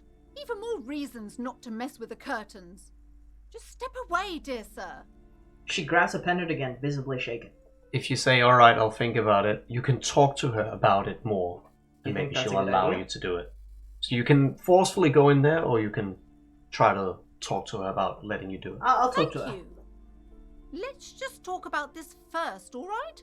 There's no reason for you to venture into the unknown. Talking is always good. Go see what she has to say. That's true, she might give There out. is something mysterious about the curtains. Be careful. She might give out some information. The curtains, tattered with age and covered in dust. Rip them apart! For you. Okay, now I'll go talk to her first. Hello again, esteemed officer, and welcome to Crime, Romance, and Biographies of Famous People. Why are you so uptight about those curtains? I just want to know what's on the other side. I already told you, it's just a storage room for employees. I don't understand why it's so important to you. Just let it go, officer. Go buy some goddamn books. You're supposed to be drawn to the books. If it's just a storage room, why does it have a 70s ward protecting it? It's just for decoration. She wavers under your gaze, mouth pressed in a tight-lipped smile, then something breaks. Okay, fine. It's because this place is cursed. Just like Annette said, they don't call it the doomed commercial area for nothing. Are you happy now, officer? Happy that you've ruined everything? She closes her eyes and starts mumbling something to a pendant. How does this curse manifest itself? The curse is so much worse than you could imagine. It's a disease, eating at the very foundation. A shiver runs through the woman as she looks around the dimly lit store. It's the curse of financial distress, of ruin and bankruptcy. She peers at the curtains again. Didn't that curtain just move?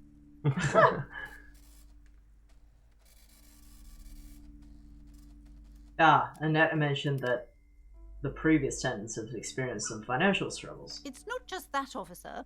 We're dealing with something supernatural here. It's the cacodemons feeding off bad business practices and disappointing income statements. There's something wrong with this building, I can tell you. Ever since I arrived, I've sensed an eerie lingering presence, as if I was unwanted here. Sounds familiar. Strange, I feel I wanted to. What does it mean? Truly so? Perhaps the dark energies are leeching off you. You shouldn't stay in the store too long. It may be dangerous.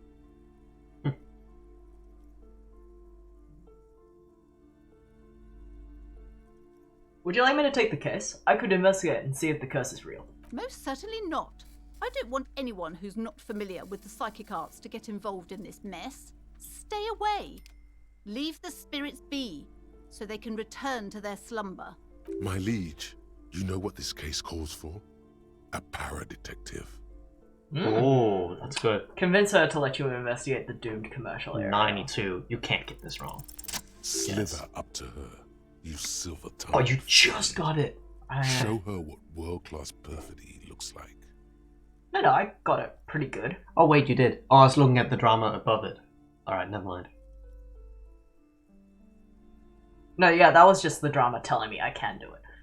Slither up to her, you silver-tongued fiend. Ma'am, I came here to help. I've handled paranatural situations before. Are you sure?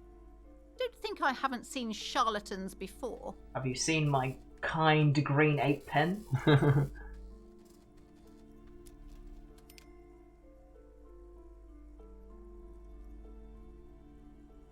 I've returned from the void, a para-detective from a long line of para-detectives. You're no para-detective.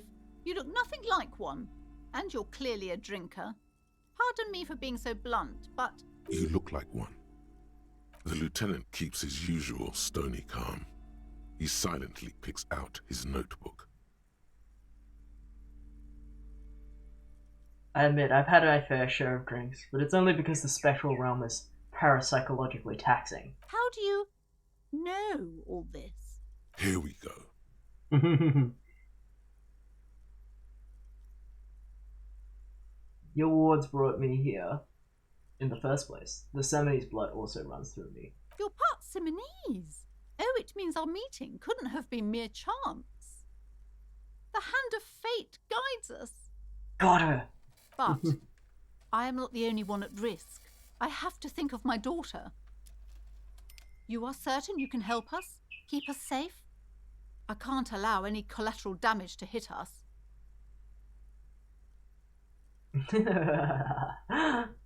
No problem whatsoever. Your family is safe and the phantoms are no match for me.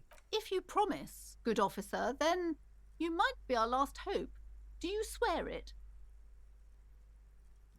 Hand on your heart. On my honor. Thank you, sir. There's one more thing I haven't told you about yet. The entity.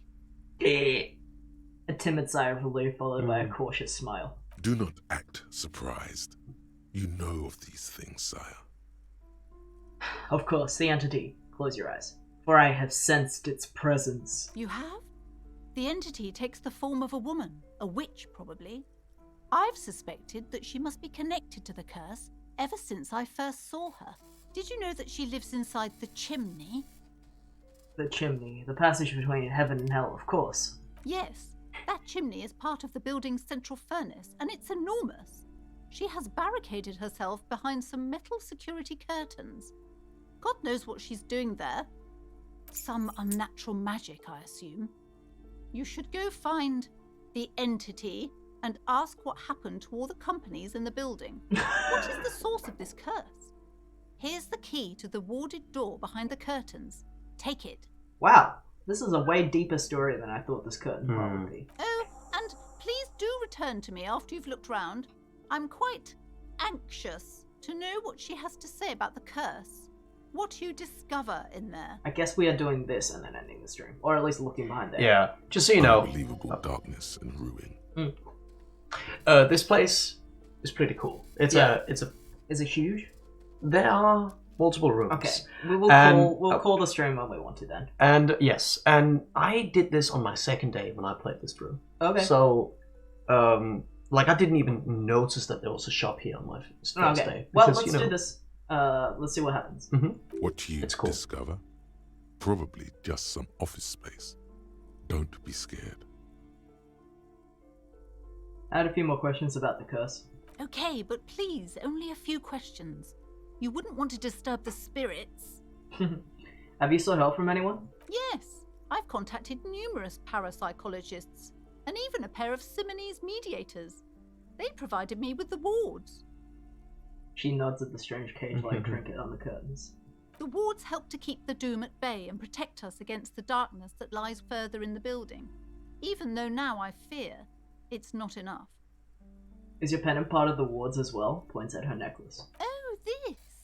No, it's a special Himian amulet, blessed by desert pygmy shamans, with a spell of compulsion. It's to compel people to buy books. Okay. There are numerous spells cast throughout the store. I had the books anointed with a different inducement spell, for example. It's guaranteed to boost sales 15%. All right. Desert pygmy shamans. That sounds like a rather questionable way to describe a group of people.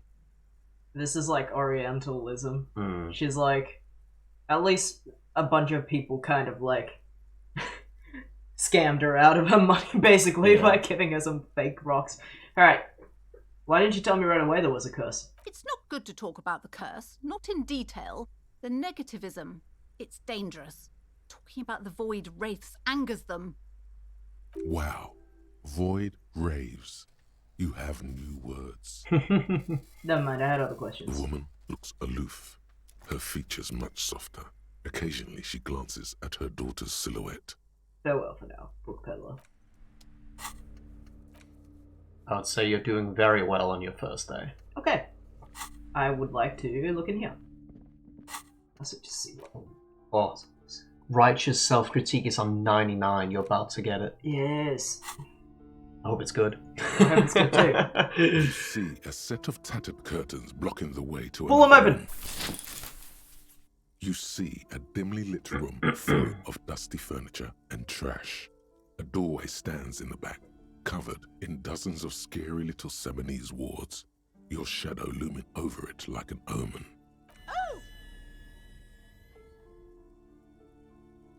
A small, terrified "Oh!" escapes from places as she tries her best to look away, a round face buried in her hands. Rigorous self-critique. Oh! Here it is. Hard facts from the man you are. You once jerked off in the locker room and were caught. You held a young woman by the arm and kept her in your apartment for 20 minutes against her will. That's right. These are not flights of fancy. These are real deeds, Harry, emerging from the darkness of your past. You tried shooting a fleeing suspect in the foot, but hit him in the pelvis, crippling him for life. And, above all, you let life defeat you. All the gifts your parents gave you, all the love and patience of your friends, you drowned in a neurotoxin. You let misery win, and it will keep on winning till you die, or overcome it. That's intense, but that's really cool. Intelligence and psi red check failures will heal 1 morale. Physical and motoristic red check failures will heal 1 health. So you Learning now... cap for so I can now heal every time I fail. If I have either morale or health loss. On red checks. Huh? On red checks only, but yes. That's kind of cool. Learning cap for pain threshold. So you're learning from your mistakes. Yeah, basically. That's sick. That was worth it.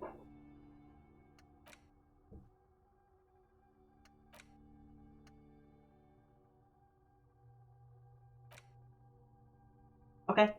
Sick.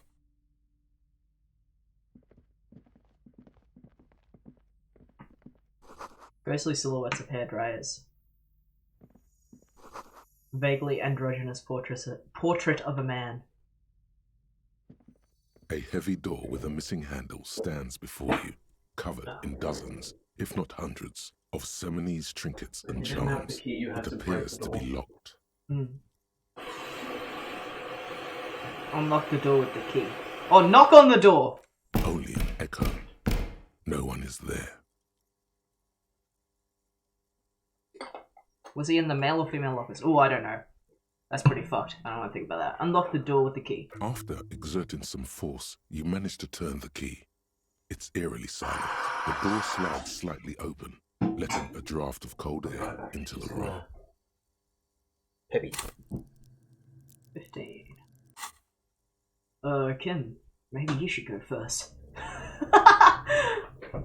No, I just opened the door.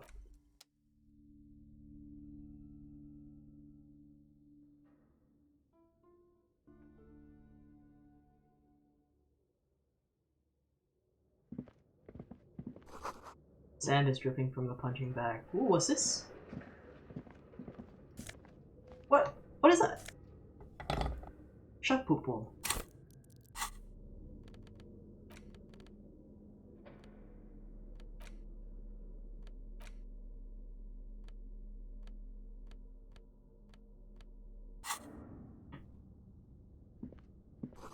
Poster says Citius, Fortius, the rest is worn off. Worn out wall bars, they look unsafe. Wait, what's this? I can talk to Kim? Let's do this first. A barbell lies on the floor.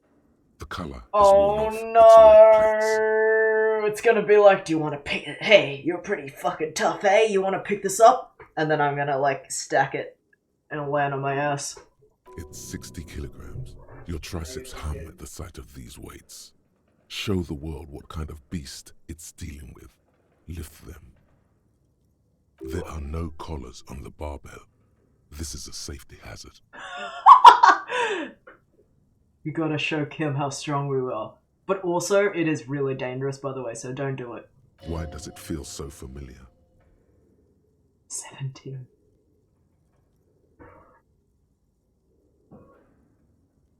Is this familiar because I'm a weightlifter? No, it's not that. It's the stale smell of rubber, the squeaky sound of sneakers, your bruised knee against the mat, and a whistle. Then the feeling is gone. It's just a memory. What's your stats on it? Very bad. A memory from another life. When you were young and fit. Look, Kim, it's a trap. There's no collars on the barbell. You're right. The weight may fall off. Better not touch it then. What kind of bastard would just remove the collars? It should be a felony. It would be a violation of EPIS safety regulations if the gym was still operating, but it isn't. No one's supposed to come here anymore. 17. You noticed that the thing was off, so you got a little bonus. I know. But I don't think I can do it. I'll come back later. Remember, tap. Or you can talk to Ken. What is this place? The lieutenant stares at the dusty training equipment. Looks like a gym to me. Yes, but no one's been here in ages. He draws a stripe on the dusty floor with his foot. I doubt the electricity still works. Good thing we have a flashlight on us. Don't forget to take it out of your bag before we move on. Good point! An eerie feeling rises in your chest. What if there's a reason no one's been here for ages? Yes, because it's closed.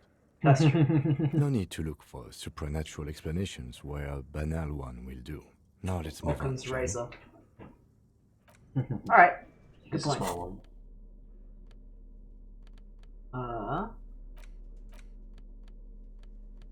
Maybe instead of that, yeah.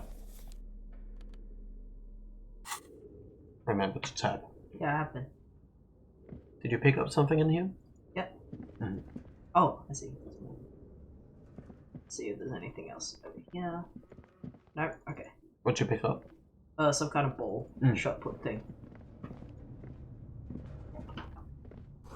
Always blocked by old window pane and debris.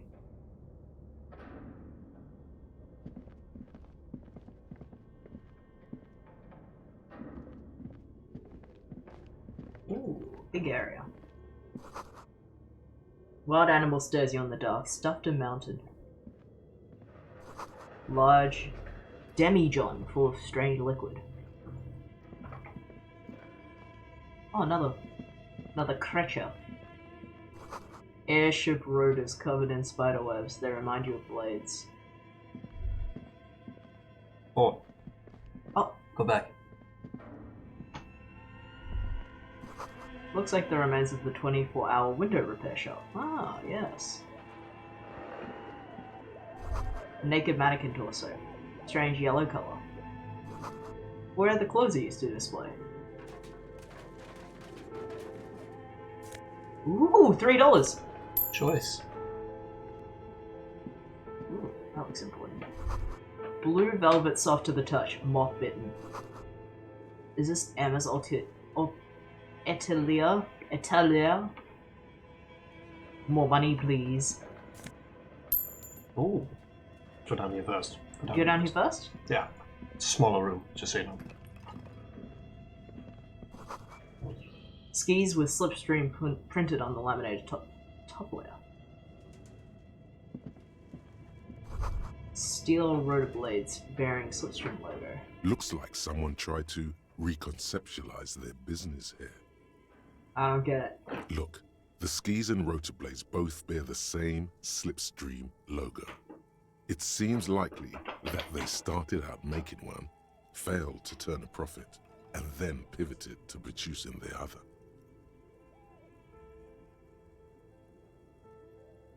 The question is, which one did they start with and which one did they pivot to? That's a good question.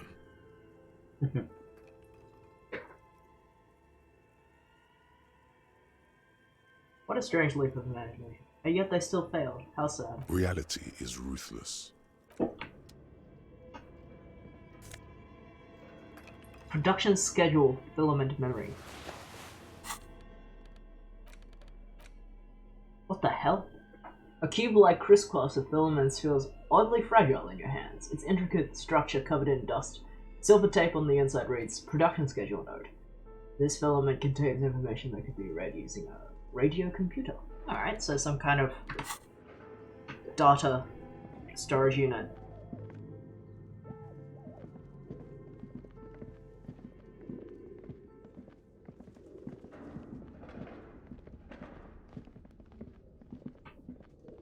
Oh, is it this? Appears to be some kind of machine with a cube-shaped heart and a wired framework.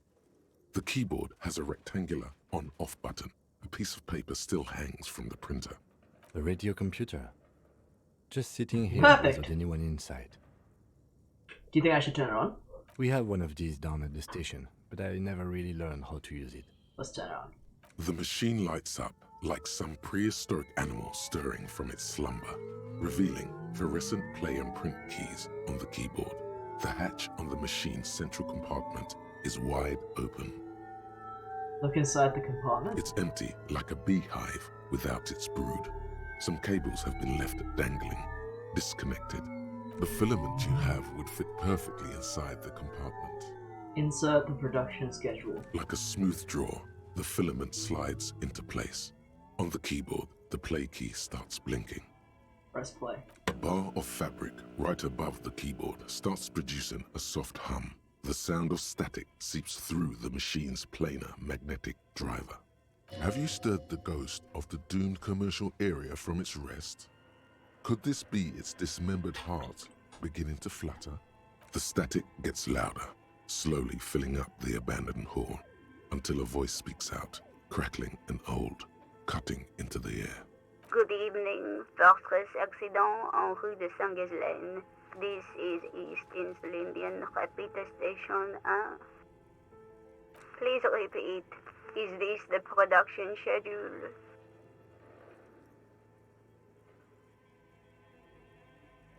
What is the production schedule? The filament you have inserted into the reader. You mean the glowing thing I put inside? Yes.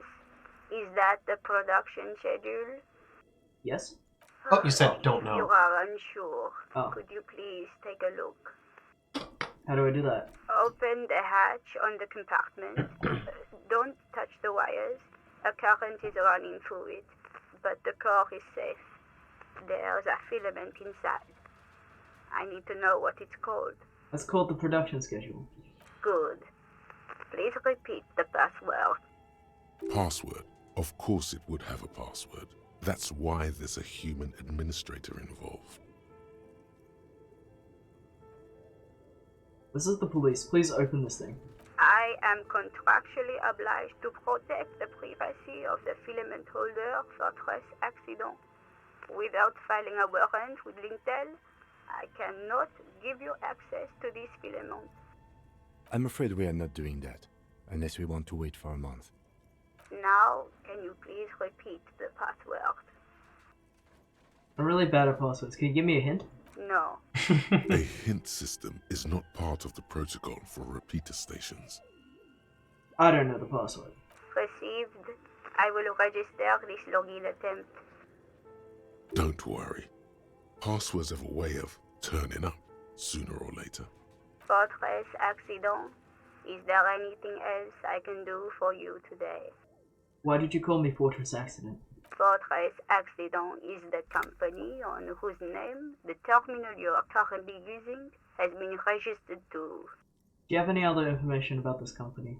One moment. You hear her flip through the catalogs before she reads out with strenuous care.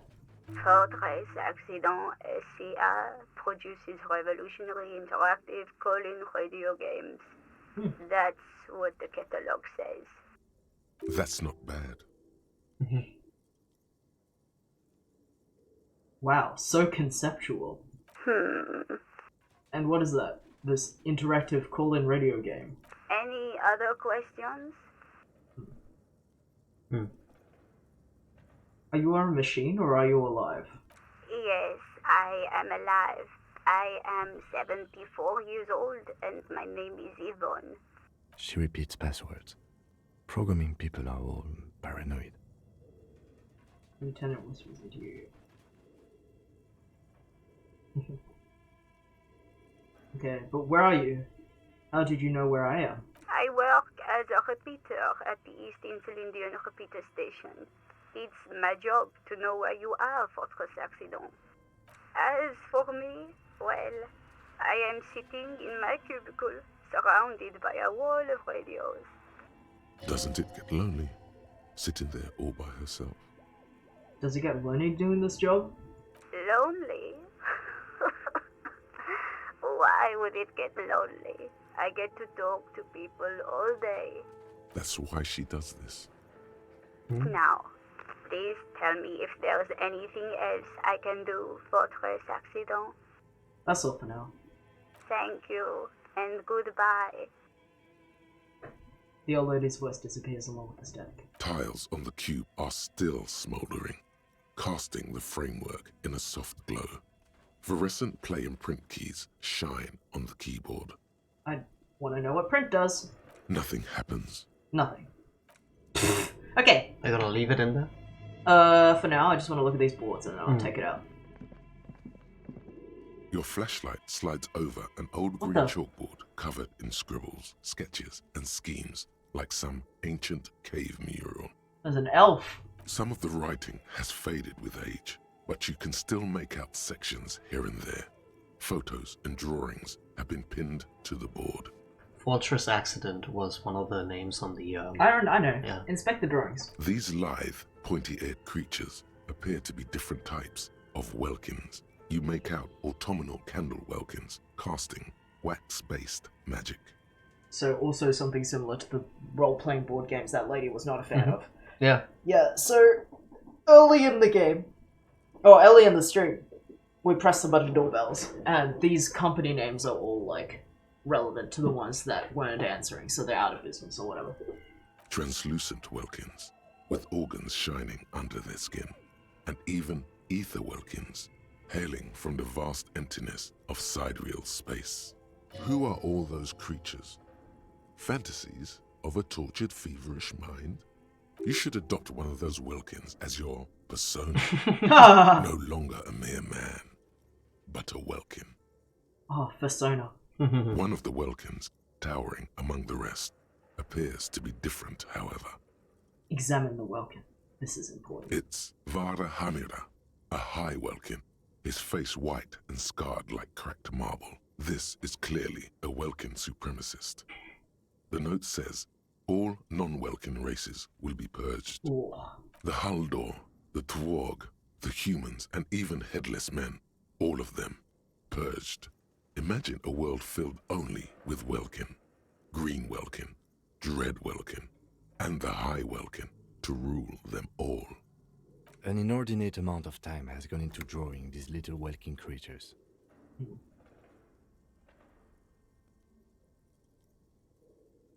One of them is a welkin supremacist. Political commentary. That one has a great beard, too. The lieutenant nods at the weapons picture. Why would anyone spend so much time on this? Some people really like building a world, I think. Even if it's just for a game. Very meta. Who are these creatures? Who drew them? Are they real? I have so many questions. This looks like concept art for a project. It's not really real. Well, this has been educational. Let's move on from the world. Just look at those details. So much effort. And for what? All gone. Inspect the photos. The photo collage depicts barren, icy landscapes wrapped in perpetual night. You see permafrost and glacial landforms, dead trees grown in under the snow. Entire oceans have been frozen from shore to shore. There are pictures of settlements on dried up riverbeds, abandoned in a storm. Animal corpses in the dark, carcasses and bones. You see primitive oil rigs built into glaciers, boreal dvorg, yurts under the snow, great mammoth-like beasts of burden. Albeit dark and cold, this vision also feels cozy in its own way, like eggnog or morphine, a much-needed respite from our own world. A pinned postcard reads, "The heat death scenario, a desperate fight for geothermal energy engulfs the world as Wirral becomes untethered from its sun, drifting through the universe." Inspect the schedule. This is a monthly calendar from the year 50. Cryptic words like sprint, daily minimi, and GPI span the marker-drawn grid, the grand scheme of production and money. Minimi stands for a mini-meeting. It's part of a bigger framework for managing work called RUN. Station 41 tried to implement it a few years ago, but failed. What happened? As time goes on, the numbers in the boxes grow rarer and rarer. The board becomes an empty snowfield in the final days. Only failure and regret dwell in this region. Looks like they didn't make it. The lieutenant looks at the frigid ice fields and nothing. A note in the bottom left corner of the chalkboard says, "See the prod schedule filament for details." Inspect the notes. The handwriting is only partly legible, but you can still make out 3 slogans: "Call in, tune out," "Wirral untethered," and "Heat death of the universe." One of those might be the password. This old fireplace is covered in lines drawn in blue and red marker, the mesh spreading over the stone like blood vessels on alabaster skin. It looks ghostly and strangely ancient. This is a fireplace? The whole thing resembles Kadran mosaic tiles. Very pedantic. How do I know what Kadron mosaic tiles are supposed to look like? History classes, students with their textbooks open, studying the roots of our civilization. Those aquarelle blue tiles looked beautiful in the sun. What am I looking at? Radio frequencies, it seems. UKV 123.6, UKV 123.7, UKV 123.9. Some written notes, too. Sparse and cryptic. I bet it's for the radio game. Radio frequencies for what? Unclear. It looks like a cardiovascular system split into veins and capillaries. Very advanced. This must be an elaborate piece of art. You think so? The web is comprised of radio stations, all lead back to one red heart, titled the Game Master Frequency. A note says, this one can listen in on any station it wants. Who's the Game Master? Someone very important. A conductor for the hundreds of story threads that pass through the Game Master's frequency. If it's a game, then who's playing? Whoever decides to call in to a call-in station, it looks like. All of this is gone, left unrealized. There's no way a little basement studio working here could pull anything like this off. My God. It's as if the less money they had, the more ambitious their project became. The lieutenant leans in closer, his finger tracking the maddening room zone. That's funny. Because Disco Elysium is also an indie game. I think this is a very self-aware part of Yeah, I would say so. Plus, it's true, because, like, the less money you have, aka the less, like, influenced by sponsors and companies and greater, like, publishers and shit, the more creative you get to be, so the more ambitious you are. Why do you say that? The schedule. I know doom when I see it. The company was running out of funding. What else? Went up the lines. Nothing. It's just lines on marble. An echo from times long gone. No one has used the fireplace in ages. I think I can try this thing again. I'll also look at this. Oh, you can talk to Kim. There's something to Scribbled say. across the notebook. Developers of the most advanced RPG in the universe. Okay. What do you think is going on with that computer, chalkboard, and fireplace?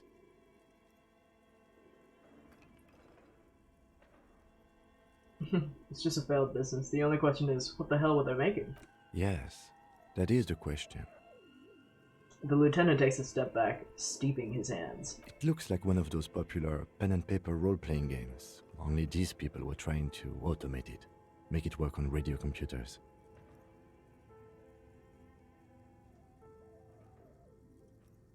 What do you think happened to the company? No idea. They stopped filling out the schedule on the chalkboard. How are they planning to do it? Through call-in stations. None of the players have to be physically present. Anyone in the world can participate in the game, as long as they have a two-way radio. Like Discord. Then there's the Game Master frequency that listens in on the smaller call-in stations. I think that was supposed to coordinate the stories, functioning as a master of ceremonies of sorts. Has anyone done this before? Not to my knowledge. They make automated games in Grad, Messina, Königstein. You know, places with industry. Not in Revachol West, among the ruins. But I don't think anyone has attempted to create an interisolary game before. We just don't have the technology. This was a role-playing game. Indeed. Those Welkins are a dead giveaway. Role-playing people love that stuff. The world looks like a modified version of the WeWorld board game, with heat death thrown in. He points to the chalkboard. Super cool. Someone should give them millions of real immediately. This game is too good to be left unfinished. Wow. Sad. Indeed, it's ambitious and untethered from reality, but... The lieutenant tilts his head, thinking.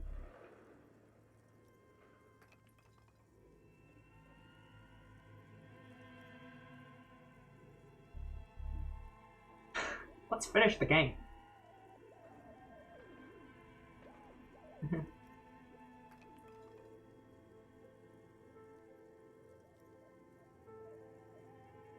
The world is cold and lonely. This would keep you company. Let's finish it. It's too late for that, I'm afraid. A half smile breaks out on his face. Looking around at the derelict room, the pipes howl and a rat crosses the floor. Okay, let's keep moving. I want to try this box again. I love these moments because you just get a little closer to Kim. Yeah. Tiles on the cube are still smoldering, casting the framework in a soft glow. Okay. Fluorescent play and print keys shine on the keyboard. I've decided that after we break into this box, hopefully with the password, we will end the stream and then we'll play again on Tuesday. The speaker comes to life. Static seeps through the machine's planar magnetic driver. An old lady greets you. Her voice sounds 100 years old. Good evening, Fortress Accident en rue de Saint-Ghislaine. This is East Insulindian Repeater Station 1. Please repeat. Is this the production schedule? Let's try the password for the production schedule. Good. Please repeat the password. Oh shit. You don't have it? No. Is it my birthday? Still no. I don't know the password. Received. I will register this login attempt. Don't worry. Fortress Accident. Thank you. Tiles on the cube are still... Dip. Should we take it? Yeah. Okay. You can always put it back in. The filament slides out of its glowing nest. I was hoping That's one of the those thing you didn't three... check earlier. What's oh it yeah. I was hoping it was one of those 3 taglines. Hmm. It didn't give me that option.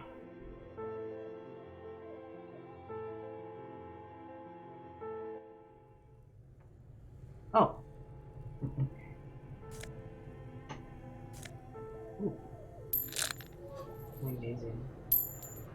$2? Oh yeah. That's quite a lot of dollars. A bear! A bear! A bear. You see a terrifying ice bear with a strange compartment in its belly. The door is covered in frost and the bear's eyes are glowing red. The bear looks oddly realistic. Is it taxidermy? What is this thing? It looks like a giant ice bear. The lieutenant doesn't answer. His eyes are glued to the animal. A sharp slice of light shines out from its mysterious belly door. Crack open the door. A gust of freezing cold air rushes to greet you.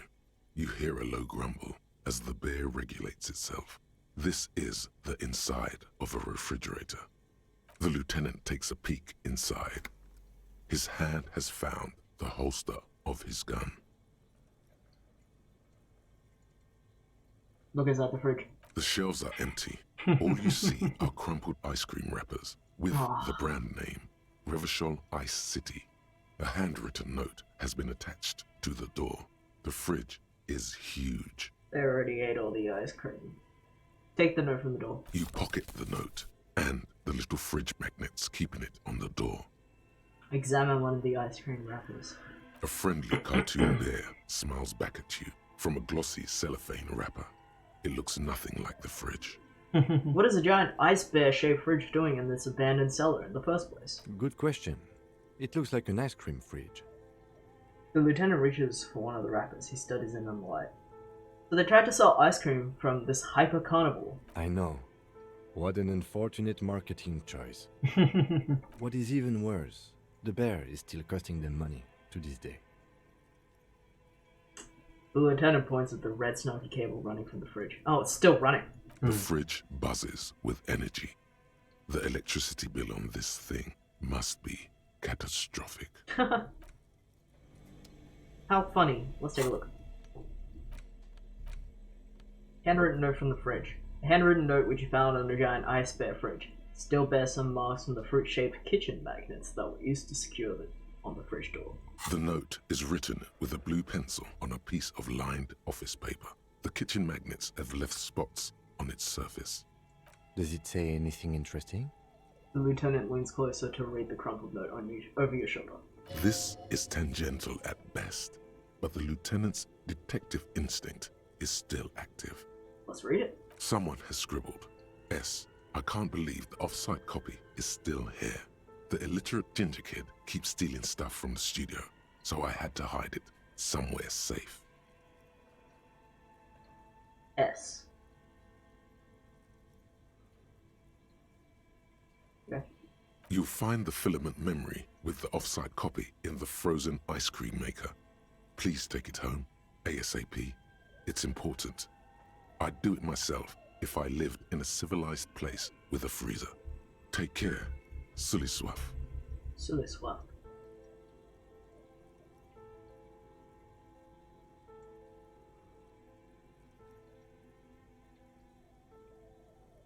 Wonder who wrote that note. Looks like someone from that radio game company upstairs. I'm a little surprised they just left their property lying here. Maybe they left in a hurry. That's a plausible hypothesis. You have any idea where this frozen ice cream maker could be? I don't know. I assume it's somewhere close to the ice bear fridge. Remind me again, what's a filament memory? It belongs inside a radio computer, storing its memory. It's like a tape. You listen to disco tapes, right? It's like one of your disco tapes, only for a computer. It's like the production schedule you found. This a raid! Oh my melody. god. 10-party raid. Oh my god, we can't Thanks stop for the 10 now. rats. We're just kind of finishing off this area because it keeps going down. I didn't think this building would be so big. It's a really cool building. Oh, we got follow. Ah, Darling Demon Eclipse, thank you for the follow. So Welcome. Alright. Oh, so many follows. Even more Hello? followers. Oh my god. Okay, they're all gonna roll in. let's name them all. Alright. It was Melody Burst rated us. Yes, Sarah Murphy. Murphy. Thank you. Darling. Derek. I said that one already. Oh yeah. Darling Demon Eclipse. Oh yeah. Oh howdy. Strawberry Mouse, Plastic Flowers, Remtaro, and the howdy from Translators of the Day. And Thank howdy. you everyone for the follows and the howdy. And howdy to everyone. There's some concern I get spoiled, but thankfully you're Keeps coming. Plastic Flowers. Welcome to the stream. D-Pub. D-Pub Sister. Welcome to the stream. Oh, thank you for the follow. I hope when you get closer to day 2. It's non-linear though, right? So I'm doing something that Johnny didn't do on the first day. So I did this on my day 2 in the game. I didn't even discover the bookshop. So, oh my god, the sounds. Yeah, they're all coming in. Thank you. But I would say it's really cool that you found it this early and succeeded in getting access to this place. Because you get a lot of information, you get a lot of experience, and you get a lot of world building, and it's just great. I love this area. Thank you for joining, and thank you for the raid melody. And for everyone who is hasn't played Disco Elysium or watched Disco Elysium with the Twitch integration, you can click the buttons on the left to show my stats and my journal without disrupting our gameplay. And Okay. a quick introduction. My name's Johnny. I use he, him pronouns. And I'm Jesse, I use they, them pronouns. And, I got into day 1 and got stuff, so I stopped playing. Oh, Melody, Okay. it's such a good game. Who's the if you can illiterate get through ginger it. kid? But it's- Really? You don't have a single guess? I do know, but I thought I'd get some information. The corner is my cousin. Yeah, you mean Kuno? I'm placing my bets on a You certain clicked the word wrong that button. miscreants Oh, well, I will got be- 5. I have 5 Probably experience try to for turn it. it for speed, based on our encounter. Alright, I clicked the wrong one. Put the note away. Let's finish this area. We were actually going to finish up soonish, but I wanted to check out this entire area, but I let's didn't at know least- it would be so big. Yeah, The let's wall end collapsed. this area and give the people who joined a little bit of content before we leave. And Yeah, the integration's sick. it's so cool. It's in the options. Cold dust covers the furnace, coloring it pitch black. Looks like this furnace has a face, and it's a face of agony. And what is this thing? Is it a furnace? Looks like it. Looks like an old central furnace used to heat the building. It's connected to the chimney. He opens the door and gingerly peeks inside. No one has used it in ages. No signs of any recent fire. Only dead rats. Look inside the furnace. It's dark and grimy here. In the darkness you can hear chatter. It's coming from above. A voice, or several voices, talking to each other. Near the smoke chamber, upstairs. Yeah, So Kim. this is- Oh, I was just gonna say, because Darling Demon is that I adore Kim, and Kim is just the best character in games. Period. I think PC Gamer gave this character the reward of like being the best character of the year as well in Okay. 19. But yeah, So these voices could be what the bookstore lady is mischaracterizing as a ghost. maybe so. What are you doing? Lieutenant asks if when he sees you climb halfway inside the furnace.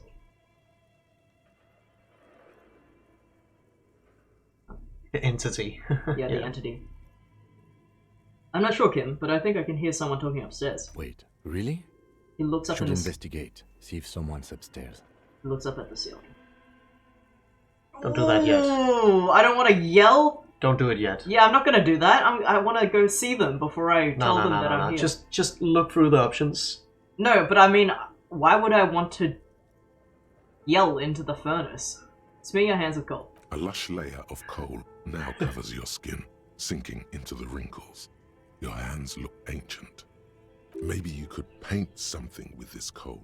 Leave a cave painting for future archaeologists. No, that would be stupid. That's funny. Those voices I heard. Maybe it's a malign entity. Elysium said it lives in the chimney. You're right. The rooms do look like they're connected. But malignant entities don't exist. At least not the supernatural kind. Always has to be the skeptic, this man. Kick it? Kick it. It'll be funny. A hollow ring echoes through the furnace. Your toe hurts. Well, now I've alerted them that I'm here. I'd say heal. Heal before you do anything. Because you only have 1 health. Okay. You just click it. But, that just got better. Why do I want to yell at them? Don't I just want to go upstairs and see them? Just yell. I don't understand why I want to do that, though. Just do it. Okay. What, no? But, like, don't I want to, like, catch these people by surprise instead of just being, hey, who's up there? And then the murderers run away? An ice cream maker. Let me look inside.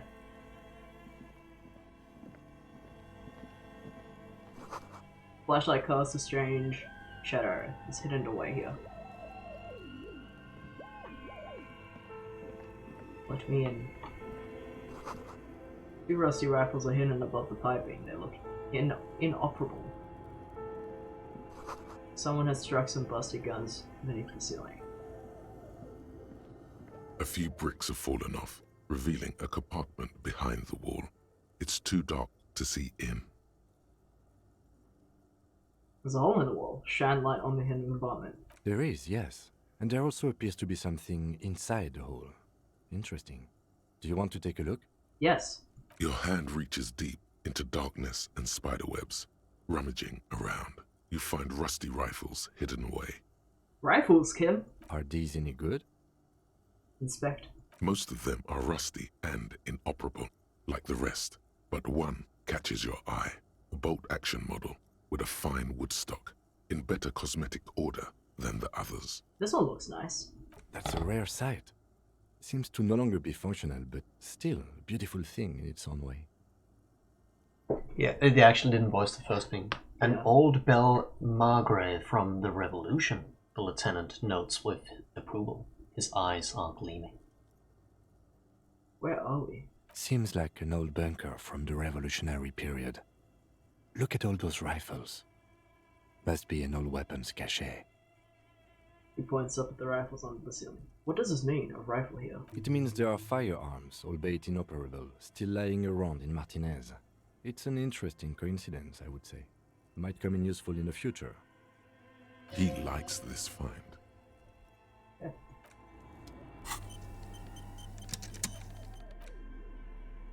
You found a rifle. Broken gun.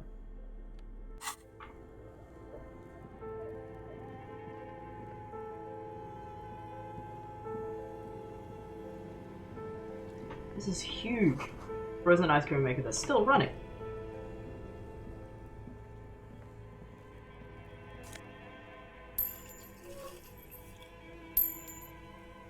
Found another nose spray. Yeah. I think you could interact with it, could you not? This orange machine is buzzing like an old submarine.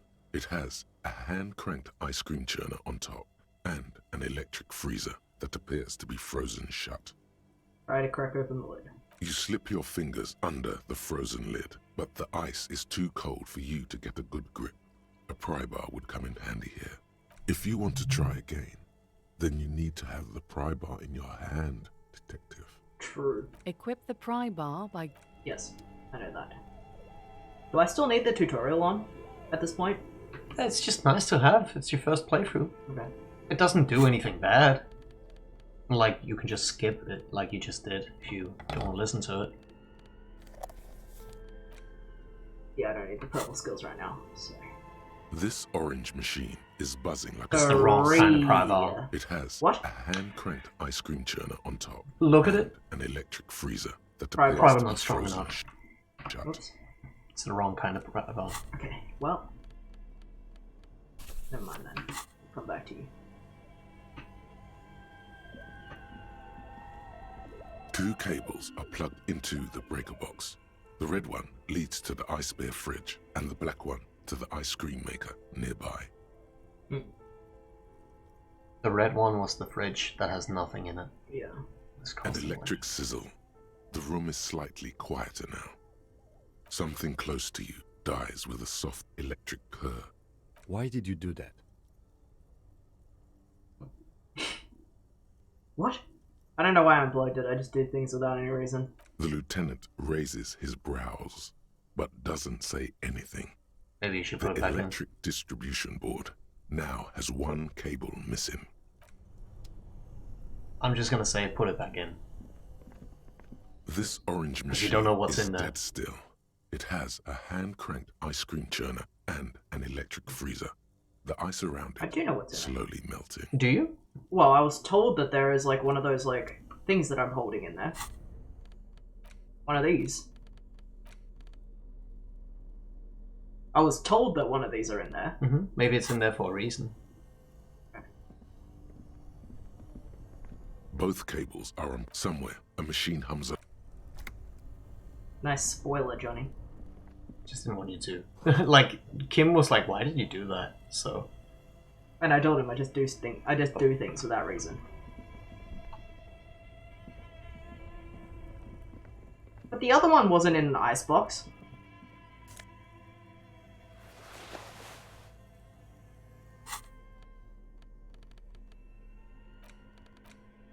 Drama.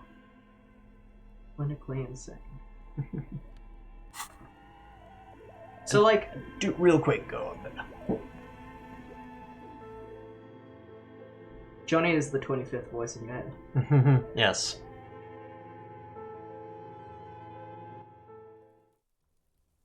Oh. Yeah, I just wanted you to have that door unlocked. I see. That's good. Wait, so there's a dead body in that. So there's a dead body in there then. That's what you're saying. I'm not saying anything. Well, you're saying that I need to keep the ice machine on. And there's no other reason for me to keep the ice machine on because the other thing's like a USB. Think of it rather that there was no reason for you to turn the ice off. Well, not really, but there's no reason for me to turn off the ice bear either. So should I turn that back on? Well, maybe you want some ice cream. There's none in the bear. What are you talking about? Okay, so the bear was implied that it was costing the electricity bill of this building a lot. And this is not? It was only mentioned for the bear. Yeah, I know, but like, okay, that was my logic. For do turning it whatever. off. Do whatever. Well, you're it was just metagaming Kim. me, so I want to know why. Okay, like, you're implying there's something that needs to be refrigerated. In there. Kim interrupted what you were doing when you did it for the black one, but not for the red one. I know. Like, okay, at least when I encountered that, I thought, okay, maybe I shouldn't have done that. Okay, but that's not what I got out of it. Okay, sure. Well, you can do whatever. Well, but now you're kind of telling me that there's probably like a fucking like dead carcass or some like body part in there that needs to be refrigerated, so I need to keep that on. And also, you're telling me there's no consequence to yelling up this thing, even though I thought there would be. Okay, do whatever you want. A thick layer of coal dust covers the furnace. Coloring it, you muster all your strength and yell. Your dehydrated, hungover throat can produce little more than a dry croak. Okay, well, that did nothing. A lifetime of smoking and drinking will do that to you. The chatter from the chimney continues on as before. You seem to have made no impression on whatever's up there. Okay. Then again, maybe it's worth actually trying something up there. That's what I was gonna do! Maybe you should let your voice rest, officer. That's true. Try again later. I was just gonna go up there and check who was up there. That's fine. Because if it was potentially a witness or a murderer, I wouldn't want to be like, hey, it's the police, who's up there? Like, I thought that was the reason why Darling says, I'll offer alternatively that opted to let the ice cream maker melt, and I still don't know what's in there. I mean, yeah, you could do that too. Like, it was just my instinct. I'm not going to say it had any consequence. Do you know what's in there? I'm not going to say if it had any consequence or not, because I don't know. You can actually go through there. There's a door. You may have missed it. Because, you know, I let it in, and it didn't seem to have any consequence for me. That I Let what in? It kept the cable in. I don't know if there's a consequence to leaving it out, and I shouldn't have said anything. You're right. Okay, because it sounds like the only reason you would encourage me to do it is because Jesse, it's refrigerating something. Okay, I don't know if there's a consequence from taking the cable out or in because I didn't do it myself. You can keep it out if you want. Okay, what's this? Another postcard.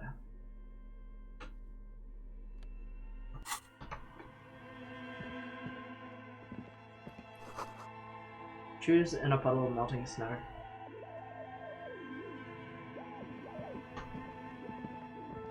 An iron safety curtain curves before your eyes, folded like a bellows. It covers half the room, blocking the way into a colossal industrial chimney.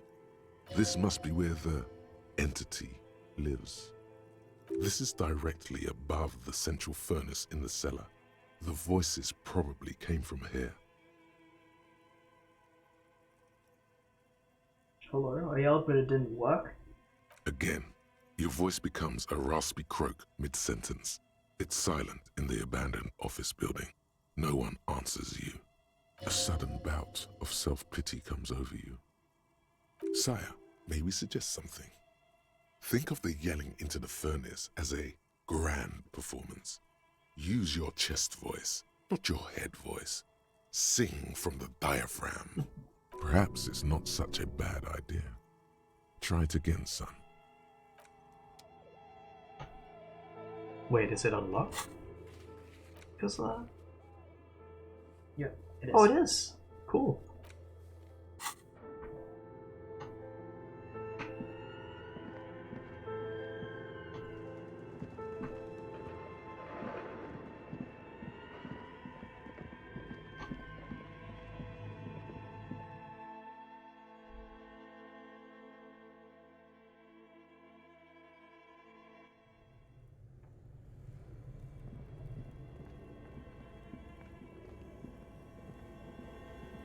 A thick layer of coal dust covers the furnace, coloring it pitch black. Something breaks loose in you. A mighty bellow echoes throughout the chimney's depths. The chatter of tiny voices above suddenly cease. Then... Oh, hello? You hear a woman's voice answer? You've awakened the entity. Hello, are you there? Speak to me.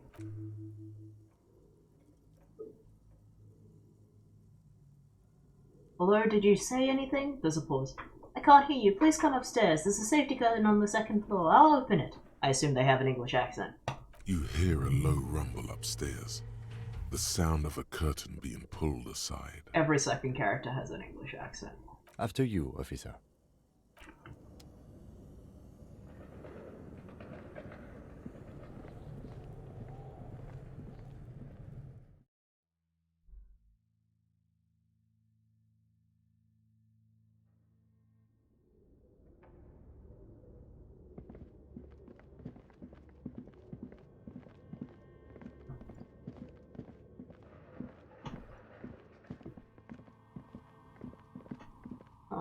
That's it.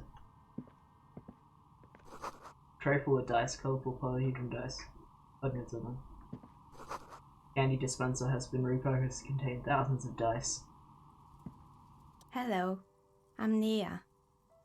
A bird-like woman is sitting on a throne of tools with emerald light shining through her hair. Did you try knocking on my window? I must have missed you. I've been listening to my Milius. She taps on her headphones. So what kind of die are you looking for? Could this be the malicious entity? Perhaps it's wise to go along with this masquerade for now. She's got a direct view to the backyard. You should interrogate her about the lynching.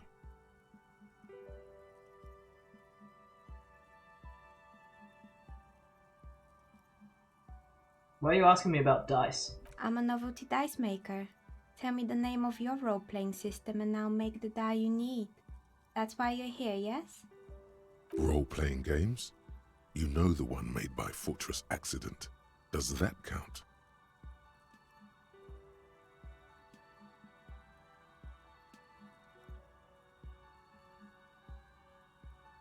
I was looking for something else. Squints your eyes mysteriously. Answers. Answers? How strange. These days people only come to me for dice and role-playing games. I'm not sure how helpful I'll be, but go ahead and ask. The walls around her are covered with rows of precious stones and materials. It almost looks as if the stones and dice are a natural part of the room, growing out of the shelves like stalagmites. No falsehoods are present. She's a novelty dice maker and doesn't have anything to hide.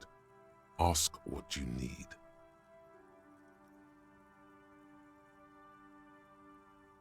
What do you know about the man who was lynched behind the well in rags? Nothing really. I didn't know him.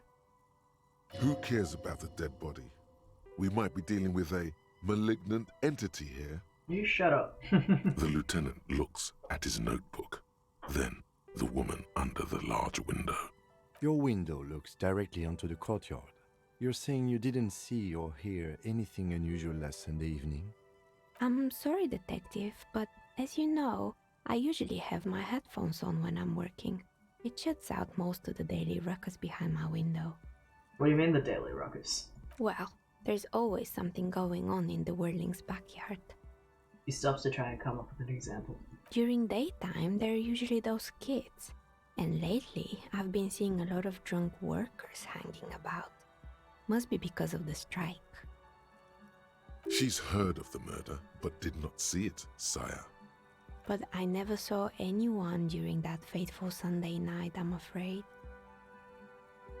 You never took your eyes off the work and looked out the window? I might have, but in this case, all I would have seen is my own reflection staring back from the darkness. It's light here, but dark in the yard at night. It's really hard to make anything out in the yard when it's dark outside. Besides, I rarely get up to look out the window when I'm in the zone. Do you often work Sunday nights? It's an odd profession, making dice for people. But I like it, and I prefer doing this to sitting at home. I see. Thank you for your answers. She nods. Anything else, officer?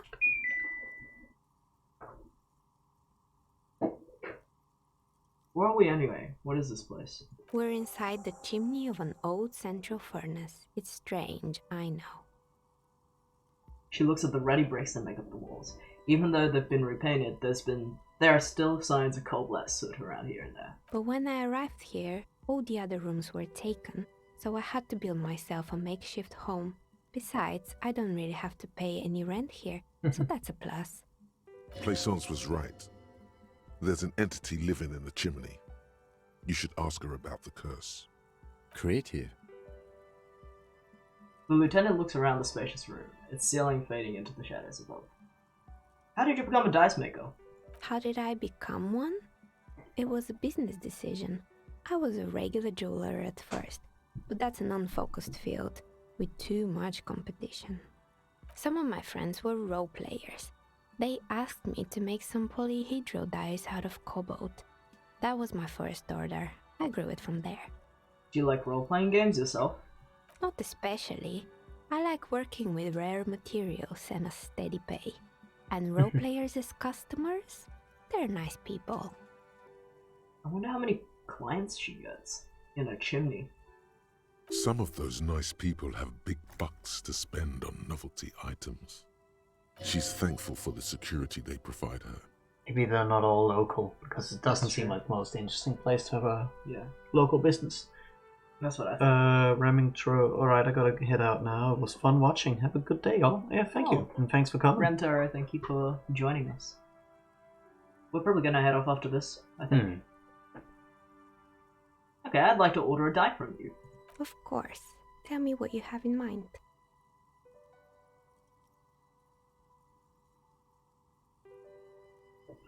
Tell me about your most extraordinary die. A star that fell from the firmament? Those cost more than 7 real. Are you sure? That might be fun. Yes, I think I'll spend $7 on a die. I'm a star myself, a superstar, and superstars don't care about money. Yes, you definitely have the proper attitude. How about a pair of 100-sided dice? Made of ivory and inlaid with lodestone, a naturally occurring magnet, to complement your magnetic personality. Pieces of lodestone were used as the first magnetic compasses, from which they derived their other name, coarse stones. 10 real, and I can get these ready in 8 hours. But do magnetic die even roll properly? It's true, magnetic dice are definitely different. When rolled together, the magnetic fields of the pips interact with each other to push and pull on each other as they're rolled, just like all magnetic personalities do. It's a deal. Great, see you in 8 hours then. Was there anything else? She's really interesting to talk to. I've heard this place is cursed. Did you know that people call it the Doom commercial area? I've heard the stories, but I don't think those stories are true. She nods as the wind howls through the furnace shop above. Plaisance is the one who sent me. She's convinced this place is swarming with malicious energies. Plaisance, the bookshop lady? I've heard that her business is doing rather well. Have the energies spared her somehow?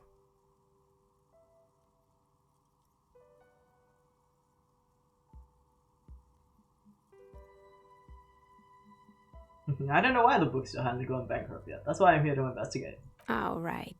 But it's not just the bookstore that's still up and running. What about the whirling in rags? Some people say it's part of the building complex.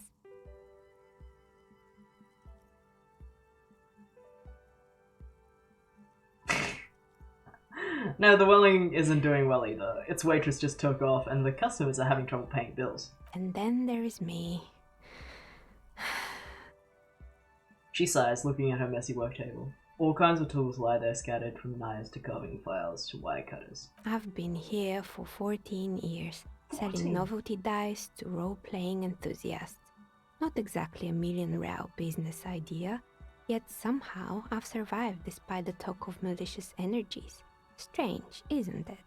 Maybe it's just because she's so talented that she's been able to woo the curse.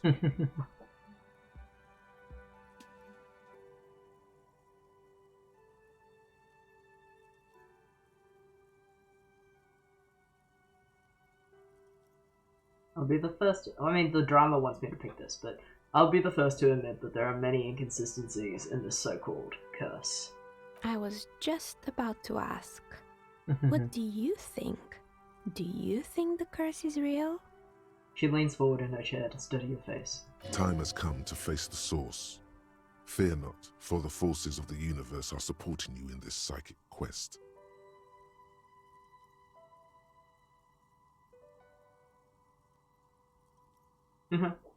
Starting to see there's no real curse, only business decisions and natural market fluctuation. Exactly.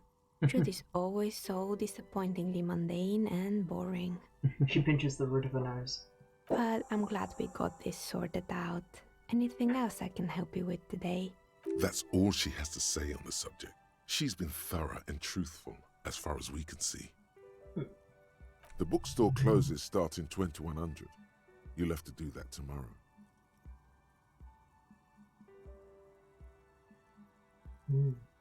Shivers. I don't have that. I don't have much of that.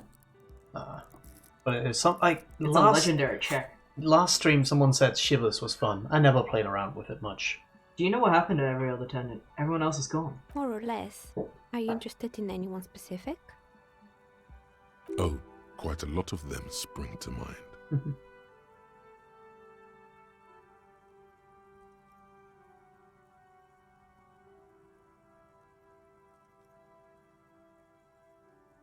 I found the building's intercom. Actually, let's get chat to vote. You could probably pick all of these, but chat, this is how the integration works if you're still around. I'm going to press this button on the right of my screen, and then you get to vote on which option you would like me to press. So when I do that... 10 seconds. Click on your screen. Ready? Here you go.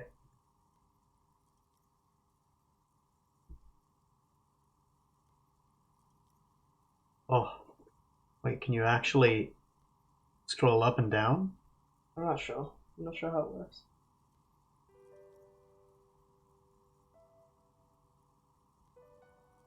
No votes. No votes. Oh well, I will that's pick. okay. I found the building's intercom, but it's not actually working. Oh, No right. scrolling on my end. I hope you Okay. didn't try to ring me. She scrubs her forehead. Her scarf has left a faint line on her dusty skin. I think none of those doorbells work, including mine. I'm still in the middle of connecting the wires. Sorry about the confusion. I couldn't read them in the text. Yeah, to be honest, there was a lot of text. The doorbell with the empty name card must belong to her then. So you're telling me the doorbell with the empty name card was yours? That's right. I haven't even written my name there. As I said, it's quite useless right now. It doesn't work yet. Ooh, I want to do this one. A strange thing happened when I tried calling a company named Slipstream SCA. Someone answered. It can't be true. They don't work here anymore. They've been gone for years. She looked like she doesn't really believe you. Are you sure it was Slipstream SCA? Was it a woman? Maybe it was Plaisance from the bookstore.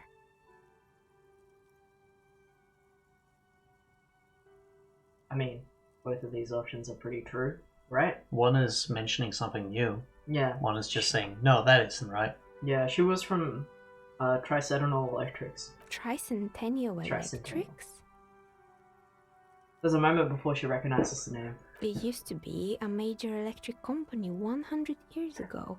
Are you sure it wasn't just some kids playing a prank on you? It was a ghost woman.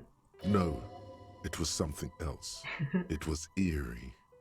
It was too real to be just a prank. Either we're dealing with a professional actress, or whatever happened, keep your cool. It's probably better to admit that it was a harmless prank. So all three are successes, so. Yeah. It's true that it felt uncomfortable. It's true that the person was very genuine on the other side of the phone. And it's true that we should probably not be like, oh, it was a ghost right after we told her we don't believe in curses, basically. So, oh, that's like kind of middling. Yeah. This time chat can vote, I think. So basically what happened, at the start of the stream, we pressed a bunch of doorbells, and one of them gave a very, like, echoey woman's voice. It kind of sounded ethereal, but it was, like, it could have also just been, like, a weird, like, it had static as well. So it could have been an electrical anomaly, but I think it was made, like, in-game to sound a little bit like ethereal, like a ghost, sort of. And she said she recognized your Recognized voice us. and called you Michael, but just not your name. No. We know that now, because we found out our name is Harry as well. Mhm. So, and the woman was, like, crying over the phone. So it was just a weird, freaky situation. I think there was also watery, like sounds of like a beach or something. There was seagulls. Seagulls, yeah. So it could have been some kind of old recording, which is why this lady is suggesting it could have been a prank. So now your options are: you're right, I probably just got made fun of. No, it was something else, something eerie, narrows your eyes. Or it may have been some kind of rare electrical anomaly. Michael, it's your birthday today. Alright, I'm gonna let you vote. Let's go. Cake and ice cream is on its way. Alright, you got 10 seconds.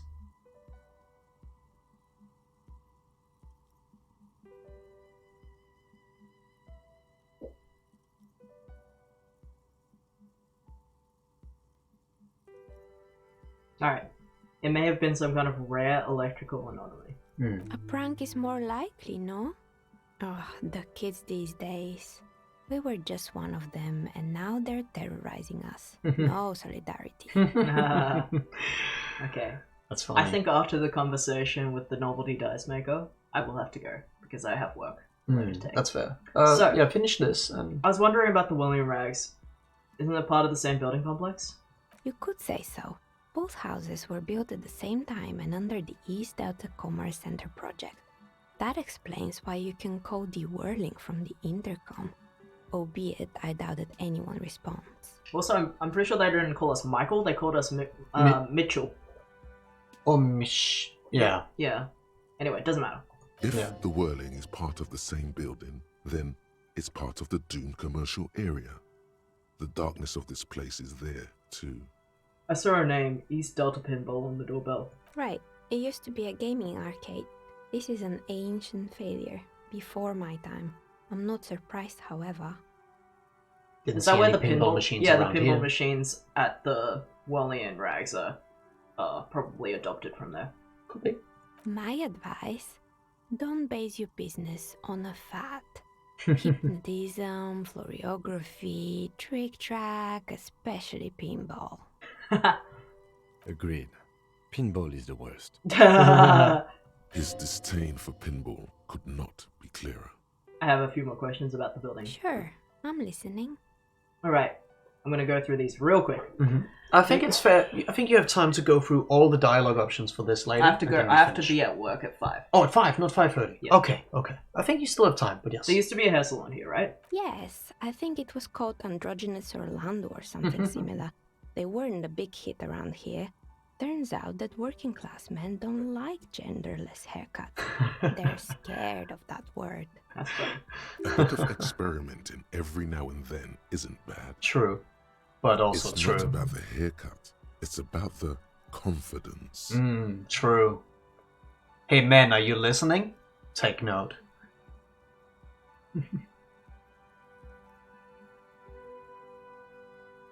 What's wrong with a bit of experimenting? The customers should have been more open-minded. I guess it just wasn't the time yet. She tucks a strand of her hair under her headscarf. What happened to the gym? It wasn't merely a gym, it was Artemitep's boxing club. A community project created to steer at-risk youth away from drugs and crime. Maybe that's what Kuno needs, a community-centric boxing club. Kuno? Who's Kuno? There's a little ginger gremlin who likes to defile dead bodies. Oh, you mean the kid with the sailor's mouth? Yes, I've heard him yelling profanities in the backyard. She looks at the window, her face reflecting back in the dark. I think it would take more than a gym to help that kid. And who was Artemitep? Artemitep. A kind man from Zemsk. I heard he had some trouble with the law when he was younger, and that's why he wanted to start the gym, as his way of giving back. That's cute. How did the community project work out? It didn't. If anything, it made the youth situation in Martinez even worse. At some point, someone started a rumor that the punching bag downstairs was full of amphetamines. Oh, I bet our electrochemistry has something to say to that. It's not really full of that. No one would store their drugs like that. Eventually, the coalition took away the funding and the club went bankrupt. This was a few years ago. It's gotten much more peaceful around the plaza ever since. Sad. Yeah. I feel like if our like intellect wasn't stronger than our physique, our electrochemistry Yeah, would I'd have be like, chimed in. "Oh, check you should that." check them. Yeah. What's up with the broken windows? Oh, this one's a mess. There used to be a company that promised to repair windows 24 hours a day. What could go wrong with this one, right? Turns out, the business was actually set up as a front for an illicit group that was producing snuff milieu. Who would have guessed? What's the snuff milieu? And they never cleaned up the debris either. Now it's just littering the hallway and I have no idea how to get rid of it on my own. Cool, very cool about the debris, but what is a snuff milieu? It's a sub-Rosa radio station that broadcasts real murders with real victims. Some people pay good money to get off on it. That's fucked. Nothing changes in her tone as she says that, as if it's just another piece of information to lay out for the world. That's pretty rough. Don't worry, the ACP has a separate division that deals exclusively with unlicensed sub-roses. This isn't our problem. The lieutenant tells you. Good luck with that. It's not easy catching those perpetrators. To someone who makes stuffed animals, I saw some lying around. You mean Mr. Fabron, the taxidermist? No, he mostly just did drugs. Anything else? About creepy mannequins. There used to be a fashion atelier here, but I have forgotten the head designer's name. They were doing well for a couple of years, until the insect rights activists came. Insect rights activists? What in the name of... The atelier produced a certain collection that used chitin among the materials. Apparently chitin is made in the Occident, where it's extracted from beetle wings. And you know how all kinds of political movements are big in the Occident. The activists shut down the biggest chitin supplier, which of course caused the price to skyrocket. And, naturally, all the most fashionable tastemakers refused to be seen in chitin from then on. The atelier went bankrupt before they could finish the collection.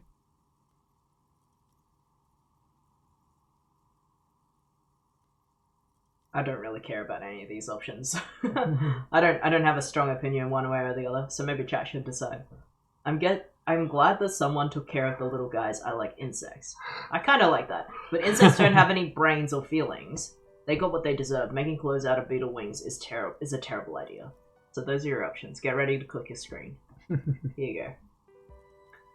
I love how like all these things just give you a little bit of context to why all these businesses failed, either because culture, politics, or just bad ideas or fads. Yeah.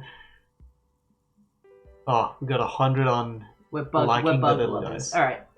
I like insects. Really? Anyway. She looks at the windowsill where a dead fly is laying on its back, legs curled up in a bow tie. Poor guy. Suddenly, you get a feeling that insects are important to the case somehow. It's hard to say why. What's with the rotorblades on the skis? They were made by a company called Slipstream. After they pivoted from making rotor blades to skis, their chief executive took off on a vacation with all their money. She rests her chin on her hand with an impish smile. Honestly, I think it's quite funny. I think he's still sending out holiday transmissions from Tulula or Tiumotiri or Hashtkor or wherever he is. Interesting. What do these transmissions say? The usual, I imagine. That he's been thinking up all kinds of new business plans and can't wait to get started on them just as soon as he returns. Her smile widens before she sees the lieutenant's face behind you. Men like that are a curse. The lieutenant is stern. Sure, but Slipstream is history now. All their remaining assets got seized by the bailiffs in 47. I have no idea why those skis and blades are still lying around in the house. Not much use now, I guess. They were just props. Why return them? I found a strange machine. Fortress Accident, the radio game studio. She closed her eyes as some remnant of her memory lights up in her face. She liked them. They were an interesting bunch. We talked about role-playing systems every now and then. Once, I even saw two of them get into fisticuffs over Wirral.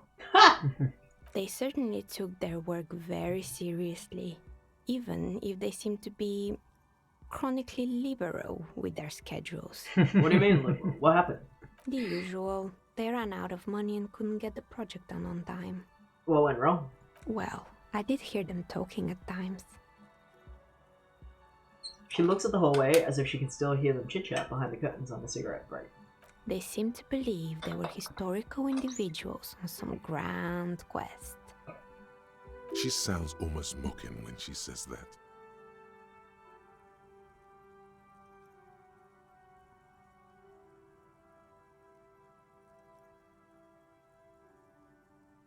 Well, did look impressive. It did. Talked but about she it with kind of Kim. sounds like she doesn't. Yeah, but I think they mean, would ever do it. that doesn't disagree with it. Yeah, from what I've seen, it did look quite impressive. Yes, but when the money started to run out, they just began to complain a lot about capitalism. You know, how the markets are rigged to keep out new businesses and so on. In the end, they just didn't get it done. They didn't have enough willpower to produce something truly historic, and to show up to work on time.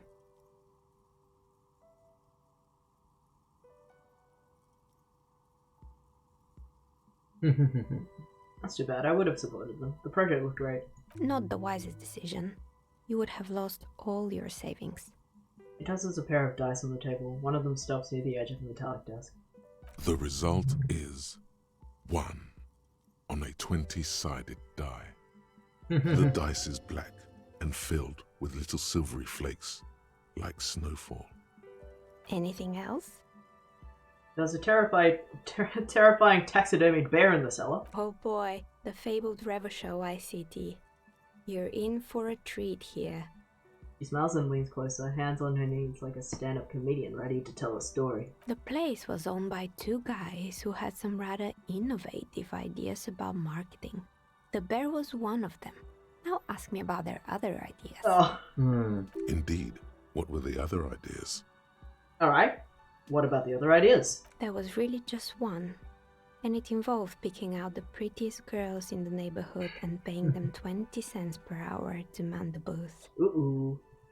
And by man the booth, I mean slump behind the counter with a face that could maim you if you ever dared to disturb their bored magazine browsing.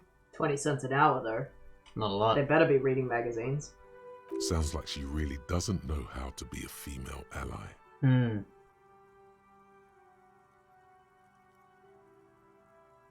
This one is specific for the feminist attribute, but this one is more true.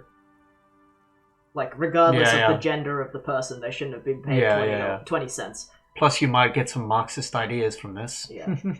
I think I would more pick this one because I don't... Like, I agree with this, but I think this is more important. Yeah. What do they expect? 20 cents per hour is dog's pay. I'm surprised they showed up to work at all. Oh, but they did. They did show up to work, and not alone. There were also acne-ridden girlfriends and gorilla-like boyfriends loitering near the ice cream stand. And they already had the bear. She closes her eyes as if remembering something painful. What about the bear? The bear. She repeats, pressing thumbs into a temple like she's trying to suppress a headache. It didn't work out. Of course not. The bear was terrifying. No one wants ice cream guarded by a hostile apex predator.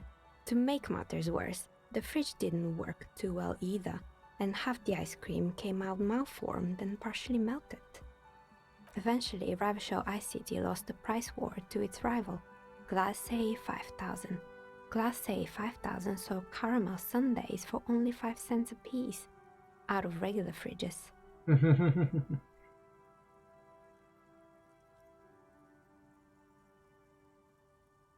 I killed the bear. You did what? She rolled her swivel chair and an inch closer to you, unsure what she had. I unplugged the fridge to help Revachol Ice City cut their losses. Ugh, of course they left it plugged in. Even in death, the bear is costing them money. The taxidermist who made it said it was his vision beast. He said he met his vision beast while high on desiccants. He called it Megatherian. That's epic. Sounds cool. Yes. Very Does cool. sound cool. Oh. Megatherian? Megatherion, a mega wild beast. What's a mega wild beast? It's an imaginary beast that guides you through life by telling you to do more drugs, mostly. I don't have a comment on drugs. Understandable. You shouldn't do them. You're a police officer after all. Yes. Yes. Anyway, now you know the story of the fallen ice cream empire. She seems almost sad finishing the story. Anything else? Another failed business, perhaps? I've been here for a long time. I have questions about the intercom. I'm pretty sure it still doesn't work. Oh, But wait, sure. What do you want to know? The building. Okay. Sure. Then I'm I've asked listening. everything. And go back to the main menu. Good. I hope it clarified things. I'm gonna say go What back to the else? dice making. Or can I order another die? And just say that you're not sure what you want. I'm sorry. I'm a bit overloaded just now, so I Okay. can only How did I become one? Never mind. It was a business. Some of my friends were. I've grown crafty over It's the nothing. years. Yeah. You Alright, like do your that when dice. she is I'm done sure with of the it. die she's waiting for you. Okay. And I'm not going to do that one. Yeah. That's too low. It's just a cool little thing. As you turn, a bright light catches your eye, making you squint. Cool. Where's it coming from? From a distant sunset, a stage light, flash photography, no one in particular. It's just what superstar law officers do. They squint at lights and they solve shit. Cool. Actually, now that I hear superstar and law official in the same sentence, they sound weird together. What are you, deaf? They're perfect, like rockstar politician and drug addict teacher. Embrace the superstardom you've worked so hard to establish. You did just buy a superstar die for 10 real. That's pretty fucking cool. Yes. I've been establishing my superstardom hard lately. Yeah, you have.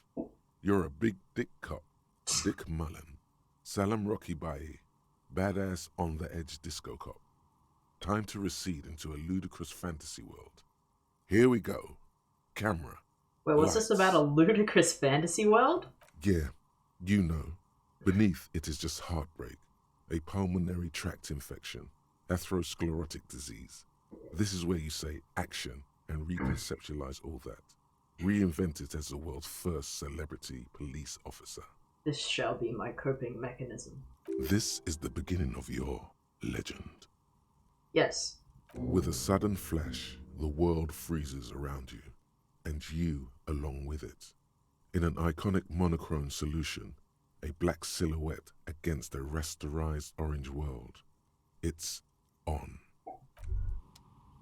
Hey. Psst. Oh, who, me? Yes, you. Word on the street is you're ready to start building communism again. Oh, again? Yes, you're ready to start building communism again. You've built it before. They've built it before. Hasn't really worked out yet. But neither has love.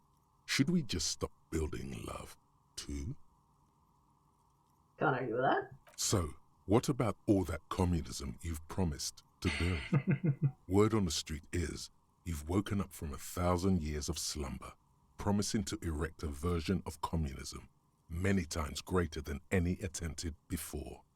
Is that true? How come there's a word on the street?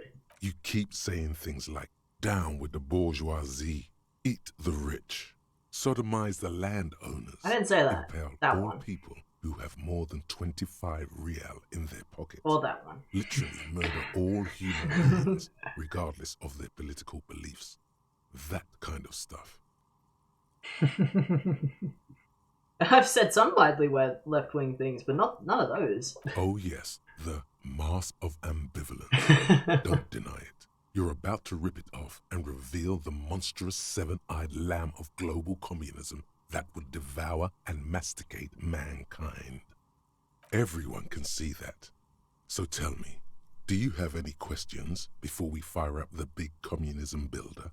Or do we get right down to it? I think we get it right down. Do you want to say... Okay. Get the firing squads and the animal wagons ready. Alright.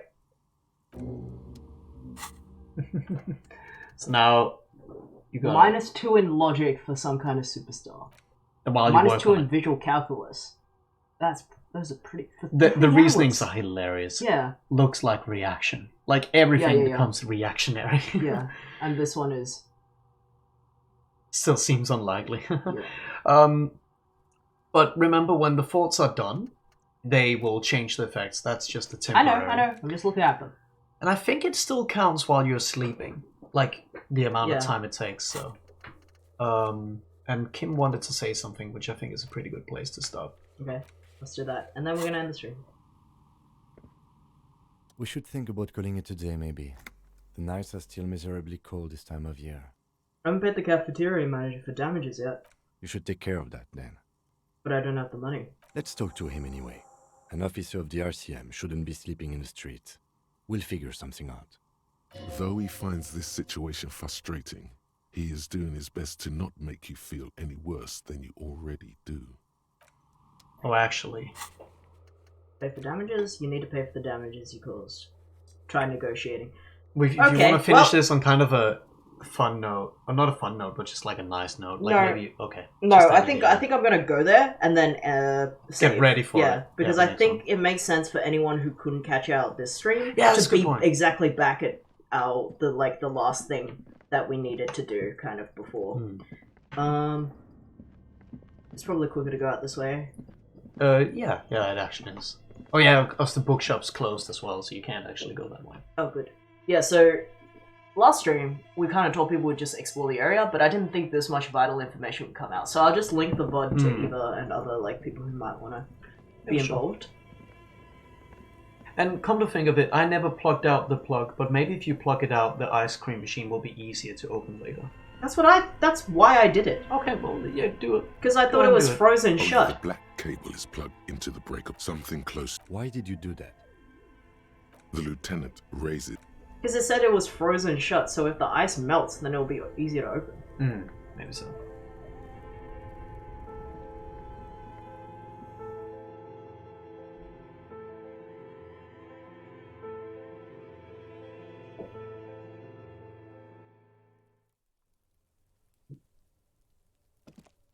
The way you warned me for not doing it made me feel like there was something that needed to be refrigerated in there, and it definitely wasn't the USB.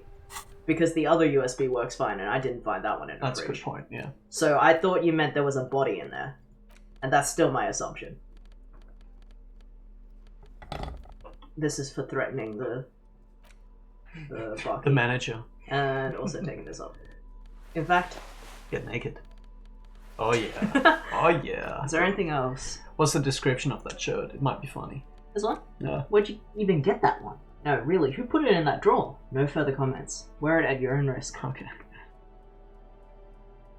I think I would probably do better without this one. Because you this look- one is... And I look stupid. You look real horny. Yeah. Nothing else really has an effect. I mean, the authority maybe, but I don't know if we're gonna use authority to convince because that guy doesn't take us seriously anyway. Yeah. Alright, so I'm gonna save it here. Yes. Save.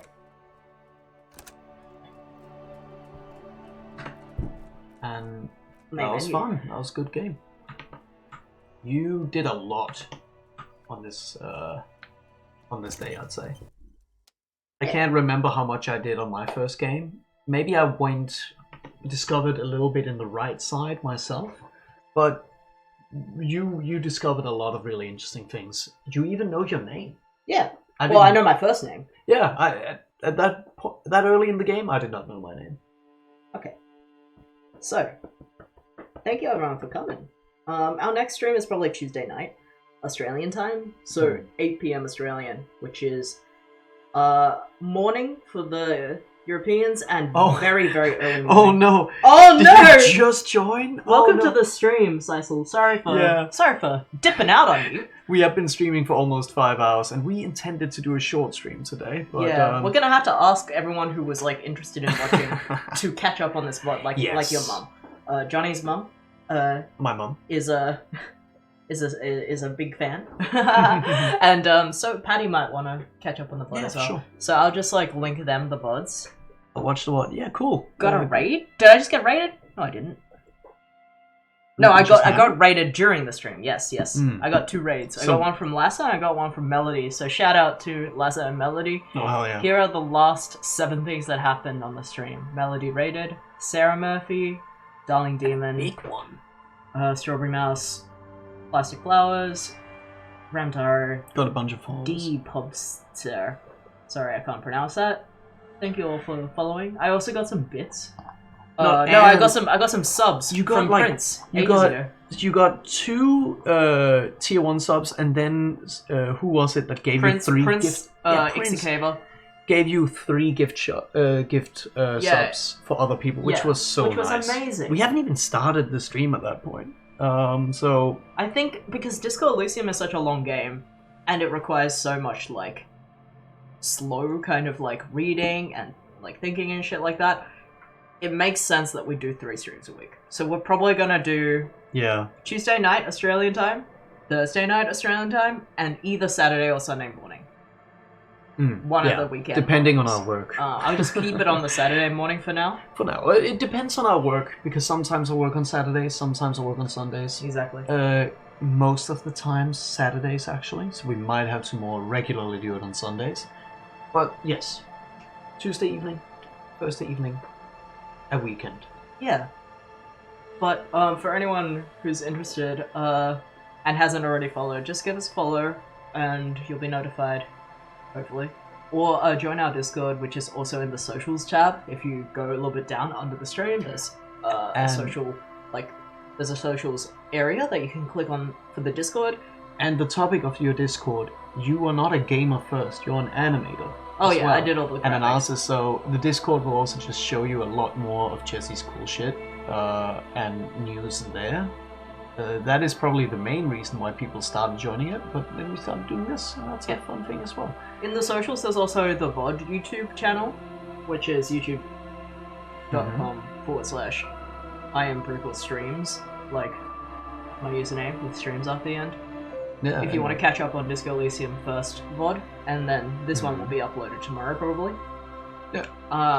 We might at some point get them edited for a shorter, more condensed version as well. But, I think I'm gonna wait until a lot of this is done, so we can feel out exactly how much time is needed for each. Yeah, it's not gonna happen soon because we're gonna be busy and stuff like that. Yeah. But yeah, well, I gotta go to work in about half an hour, so I better head off. And thank you everyone for joining us. It was a really lovely stream, and we should definitely do some more weekend streams because I feel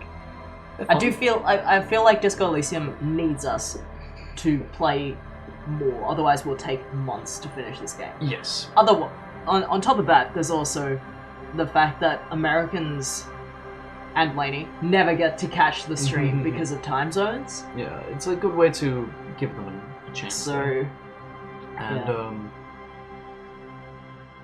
plus, it's such a cool game. We want to play it. Yeah. It's a lot of fun to watch you play it, that's for sure. And right now, not a lot of new content has happened, but I'm assuming it's going to, from what I've seen. Okay. And I'm very excited for that. Alright. Well, we're gonna head off. Thank you so much for coming around, everyone. We'll be back on Tuesday. You can check out the stream schedule in the description as well. Alright. Have a lovely day or night wherever you are. Stay safe and stay hydrated.